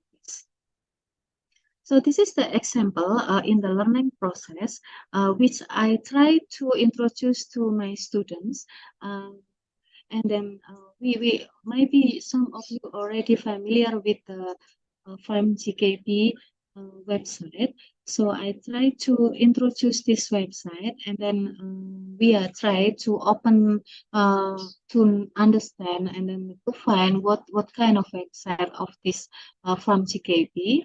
And then here we can make a case here. I will talk about the case later. In the farm GKP, we understand about the prescribing informations based on the pharmacogenomics clinical guidelines. And this is based on the many consortium work like CPIC, DPYWG, CPNPS, and other professional societies. And also, we have drug label annotation, which based on the pharmacogenomics research from FDA, from EMA, from Swissmedic, etc. So this is the example of the case. I give this case to the students. We have a patient here, 32 years old, Caucasian male, and then he got the pharmacogenomic test, and then he immigrates to your country. You can to our country, to Indonesia, and then he showed the result of the pharmacogenomic test from US, and then the doctor consults you on how to interpret the information and how would you evaluate the result. So this is actually the pharmacogenetic test result. This patient has a genotype polymorphism here, checking by particular genes, CYP2C19, CYP2G6, SLC01B1, and also SLAP star 5701. So the important things in here is CYP2D6 star 1 and star 5, which the activity score is 1, meaning that these people has labeled by or phenotype as the intermediate metabolizer. So there will be something happen with the medication if the dose is not adjusted based on this metabolizer result phenotype. And also this SLC is a transporter, and then the function is poor. So we have to be careful with the medication if this medication use this SLC01B1 as the transporter. And also with the HLAP, we have the positive result, meaning that these people have an increased risk to be has a adverse drug reaction because of the positive result. So we can find the CYP2D6 in the GKP site, and then we can find the annotation of CYP2D6 by C and PTS here, and then you can use this website to learn about what can we do with the CYP2D6 with the status of intermediate metabolizer. And then this what the people work in Asia. They also already have made a consortium. For example, in Africa, there are human health and hereditary, and also Southern African Human Genome Program. And then in the China, there is the Beijing Genomic Institute and the Zhejiang University Center for Genetic and Genomic Medicine. And then we have also the multinational consortium in Southeast Asia, 3 European and 3 Latin America, and also 2 Middle Eastern countries at the Riken Institute in Japan. Especially from Southeast Asia, we have Genome Malaysia and the Malaysian Human Variant Project. And then there is also Southeast Asian Pharmacogenomics, firm. Also, there is Sequencing Malay Project and Pharmacogenomics and Personalized Medicine in Thailand, which integrated the pharmacogenomics drug card for the top 10 drugs associated with SGS10. You know, Stephen Johnson syndrome, which very related with the pharmacovigilance program. We have a big challenge here in Indonesia. What kind of challenge? We have a 1,340 variation of people in Indonesia. We have around 300 something ethnicities, and these ethnicities has a specific culture, specific lifestyle, which could be based on the profile of their own genomics. So this is what can we do for the collaboration, especially in Indonesia. We have to prepare the infrastructure, especially for the sophisticated instrument, and also the transportation for bringing the samples to the laboratory. And then we also have to think about the high cost for sequencing, or like what I conducted with the collaboration. Sometimes people in abroad help me to send the mixed reactant to the PCR, and then we have to give an education with the health with the problem, the health illiterate for some ethnics, which could be resulted the variability of the precision in the precision medicine. And this is our work as the academicians. We have to share our knowledge, skill, and willingness to the young researcher, and also for increasing the student interest in genomics. And then the important things to elaborate in the precision medicine, beside of the genetic profile, is also the environment factors and the lifestyle of people. For the last presentation, I conclude that we have limited resources, but we have a chance to implement the precision medicine because we have large percentage of world population, and then also we have some chronic communicable diseases which the response is very related with the genetic profile. And this is also related with the long-term therapy, which we also have a make correlation with the patient's behavior.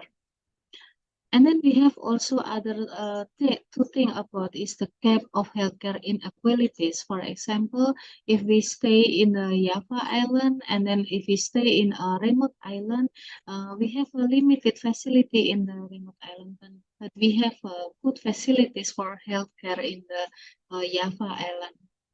And then we have to thinking about the major efforts in collaboration and capacity building, especially in genomic medicine. But mostly when I meet the people, when the people ask me about what kind of pharmacogenomic research, and then they're talking, they start to talk about how to start the pharmacogenomic study.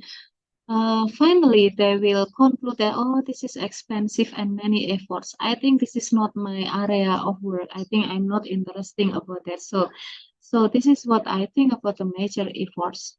The publication, data, and action, and we can use it to make biobank and make a good interpretation to do or to make a relationship with the clinical data and also with the interpretation, particular interpretation to do the health promotion. And then finally, for the scientist perspective, we have to increase the student interest in pharmacogenomics. So thank you for listening my presentation. And I think it's a time for discussion or maybe question and answer. So thank you, Bu Dina, as the moderator. Thank you very much, Professor Dr. Diaryani, Master of Science PhD, for giving such an informative and interesting presentation. I would like to apologize for my mistake in reading your CV. It is true that infrastructure plays an important role in precision medicine, and our government already formed a biomedical and genome science initiative consortium for that. Ladies and gentlemen, now come to the question and answer session. I would like to have 2 questions from the participant, please. We have 1 question.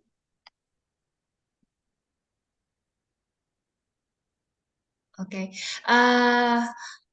The first question is from Safitri Muharami, a student of Academy Pharmacy YARSI Pontianak. The question is, it is related to the high cost charged to the patient when implementing personalized medicine. What kind of patient condition is being targeted? Yeah, thank you for the question. That so we if we are trying to start the genomic or genetic study in our laboratory, so we have to think about what kind of issue or the most sexy genes which people find in the world. So like what I mentioned before, the SLA is very sexy genes which people find because now we have many cases of adverse drug reaction, right?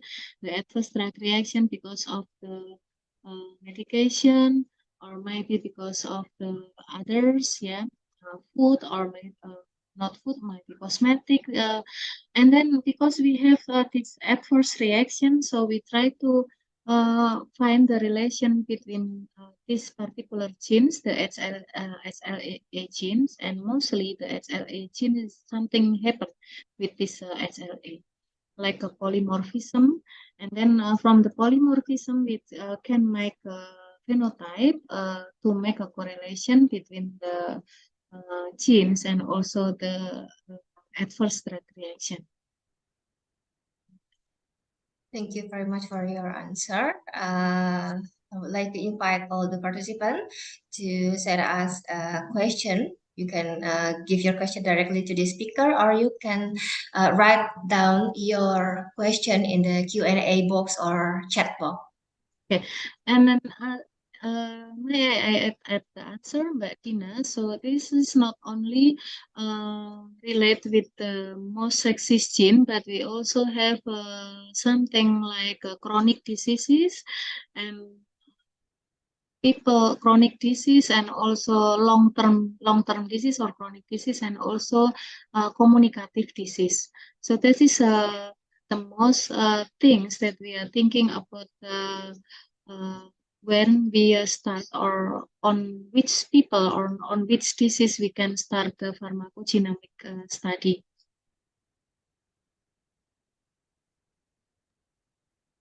Okay, we have, thank you, Professor Dia. We have 1 more question in chat box. Yeah. It is from Shirley Marzerian. Sorry. Yeah. Okay. My question is, to what extent is patient education regarding personalized medicine treatment so far? How has patient acceptance been according to your experience? Yeah, patient education, right? Mbak Nimas Diana Lestari, yeah. So, if we are going to precision medicine is not only related with the gene, but we have also the behavior like adherence, like belief, and then environmental factors, and also something related with acceptance or willingness. So, because the genotype profile currently is not still working in Indonesia, so we can thinking about patient behavior. For example, in the patient with chronic disease or long-term medication, so we can increase their adherence, or we can do the monitoring of a side effect by doing this. And also we thinking about the patient preference, we already involved in the precision medicine era. But it will be more complete if you also doing the combine the genotype profile or genomic profile in this information, in the behavior information. So, but if you already have the genomic profile, so it is more easy because it's like a KTP. If you have a KTP, so you can bring everywhere, and then you can show the KTP to the doctor or the pharmacist. Oh, this is my genomic profile. I'm the immediate metabolizer. I'm the slow metabolizer. So I cannot. So the pharmacist cannot give a particular medication because it will be result the side effect, or maybe these people cannot have the benefit from the treatment. So that's more easy. But now we are still thinking about the other side of precision medicine, which are thinking about the patient behavior. Okay, thank you so much, Professor Dia. Ladies and gentlemen, we finally come to an end of this conference. I would like to take the conclusion from what the speaker has presented. Precision medicine focuses on providing healthcare with interest resolution, accounting for aspects unique to the individual and their disease. The pharmacist's role in pharmacogenomic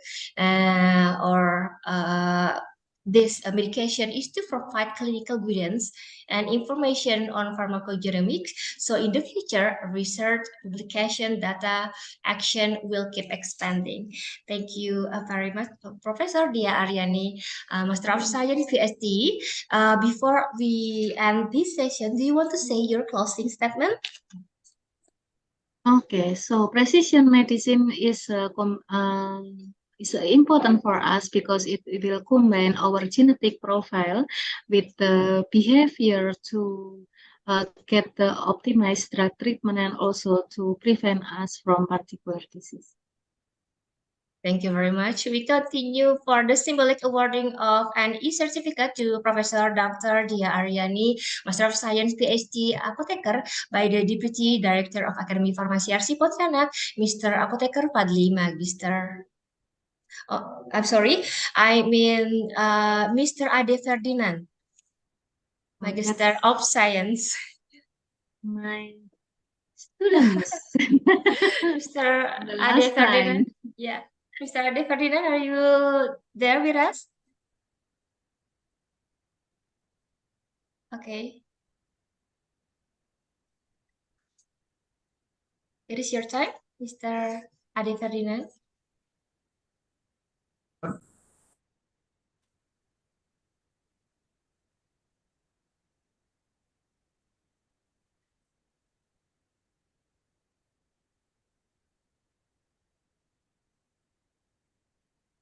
Okay. Okay, thank you for Dina. Assalamualaikum warahmatullahi wabarakatuh, Prof. Thongsalab, Mas Ade. How are you? How are you, Prof? I'm fine. Yeah. So thank you for your invitation, and I hope the information is very useful for the audience. Yeah. Alhamdulillah. So we have come to the closing of our conference today. It's an honor for me, even if it's only online, can provide speaker certificate to professor, doctor, Dia Aryani Perwitasari, Master Science Ph.D, Apotheker. Thank you for sharing your knowledge. See you at another conference.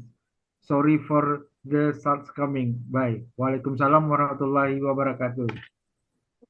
Thank you very much. Okay, we will take a documentation for this session. I will count 3 to 1. 3, 2, 1. Okay, I would like to thank to Professor Dr. Dia Aryani, Master of Science, PhD, and all the speakers for the informative, interesting presentation, and all the participants for the very active participation. Finally, give the applause for Professor Dr. Dia Aryani, Master of Science, PhD, and all the speakers. Thank you very much for sharing your expertise in this session. Thank you very much. Yeah. Thank you very much, Thank you Professor Dia. Thank you very much. Yeah, thank you very much, Thank Mr. you, Professor. Okay, ladies and gentlemen, we finally come to an second session of the conference. Thank you for your attention. We invite you to stay in the Zoom meeting room until the end of this conference. Wassalamualaikum warahmatullahi wabarakatuh. Back to MC. All right. So one more time, I would love to address a thank you very much for Ibu Dina Yuspita SSC APT M.Si for bringing us to a very productive second session today. And to end our session for today, I would love to take a picture with everyone. So would you please turn on your camera for all the keynote speaker, excellencies, distinguished guests, and all the conference participants. So would you please turn on your camera and please give your best smile for ending our session today. All right. So yeah, I will count for 3 slides, I think. So the first slide. Okay, 3, 2, 1. Okay, that's very nice. And then we go to the second slide. All right, 3, 2, 1. Very good. The last slide, please. 3, 2, 1. Okay, that's very nice. All right, ladies and gentlemen, excellencies, distinguished guests, and all the participants, what an uplifting and productive day it has been. We extend our sincere gratitude to all speakers and panelists, and also, of course, the participants for making this conference a great success. We hope you've gained a valuable knowledge and made important notes, connections during the conference. Thank you very much for joining and staying on the first YARSI Pontianak International Conference on Health and Science. We look forward to seeing you again tomorrow on the oral presentation and the poster presentation. Have a great afternoon. Goodbye. Thank you very much. Assalamualaikum warahmatullahi wabarakatuh.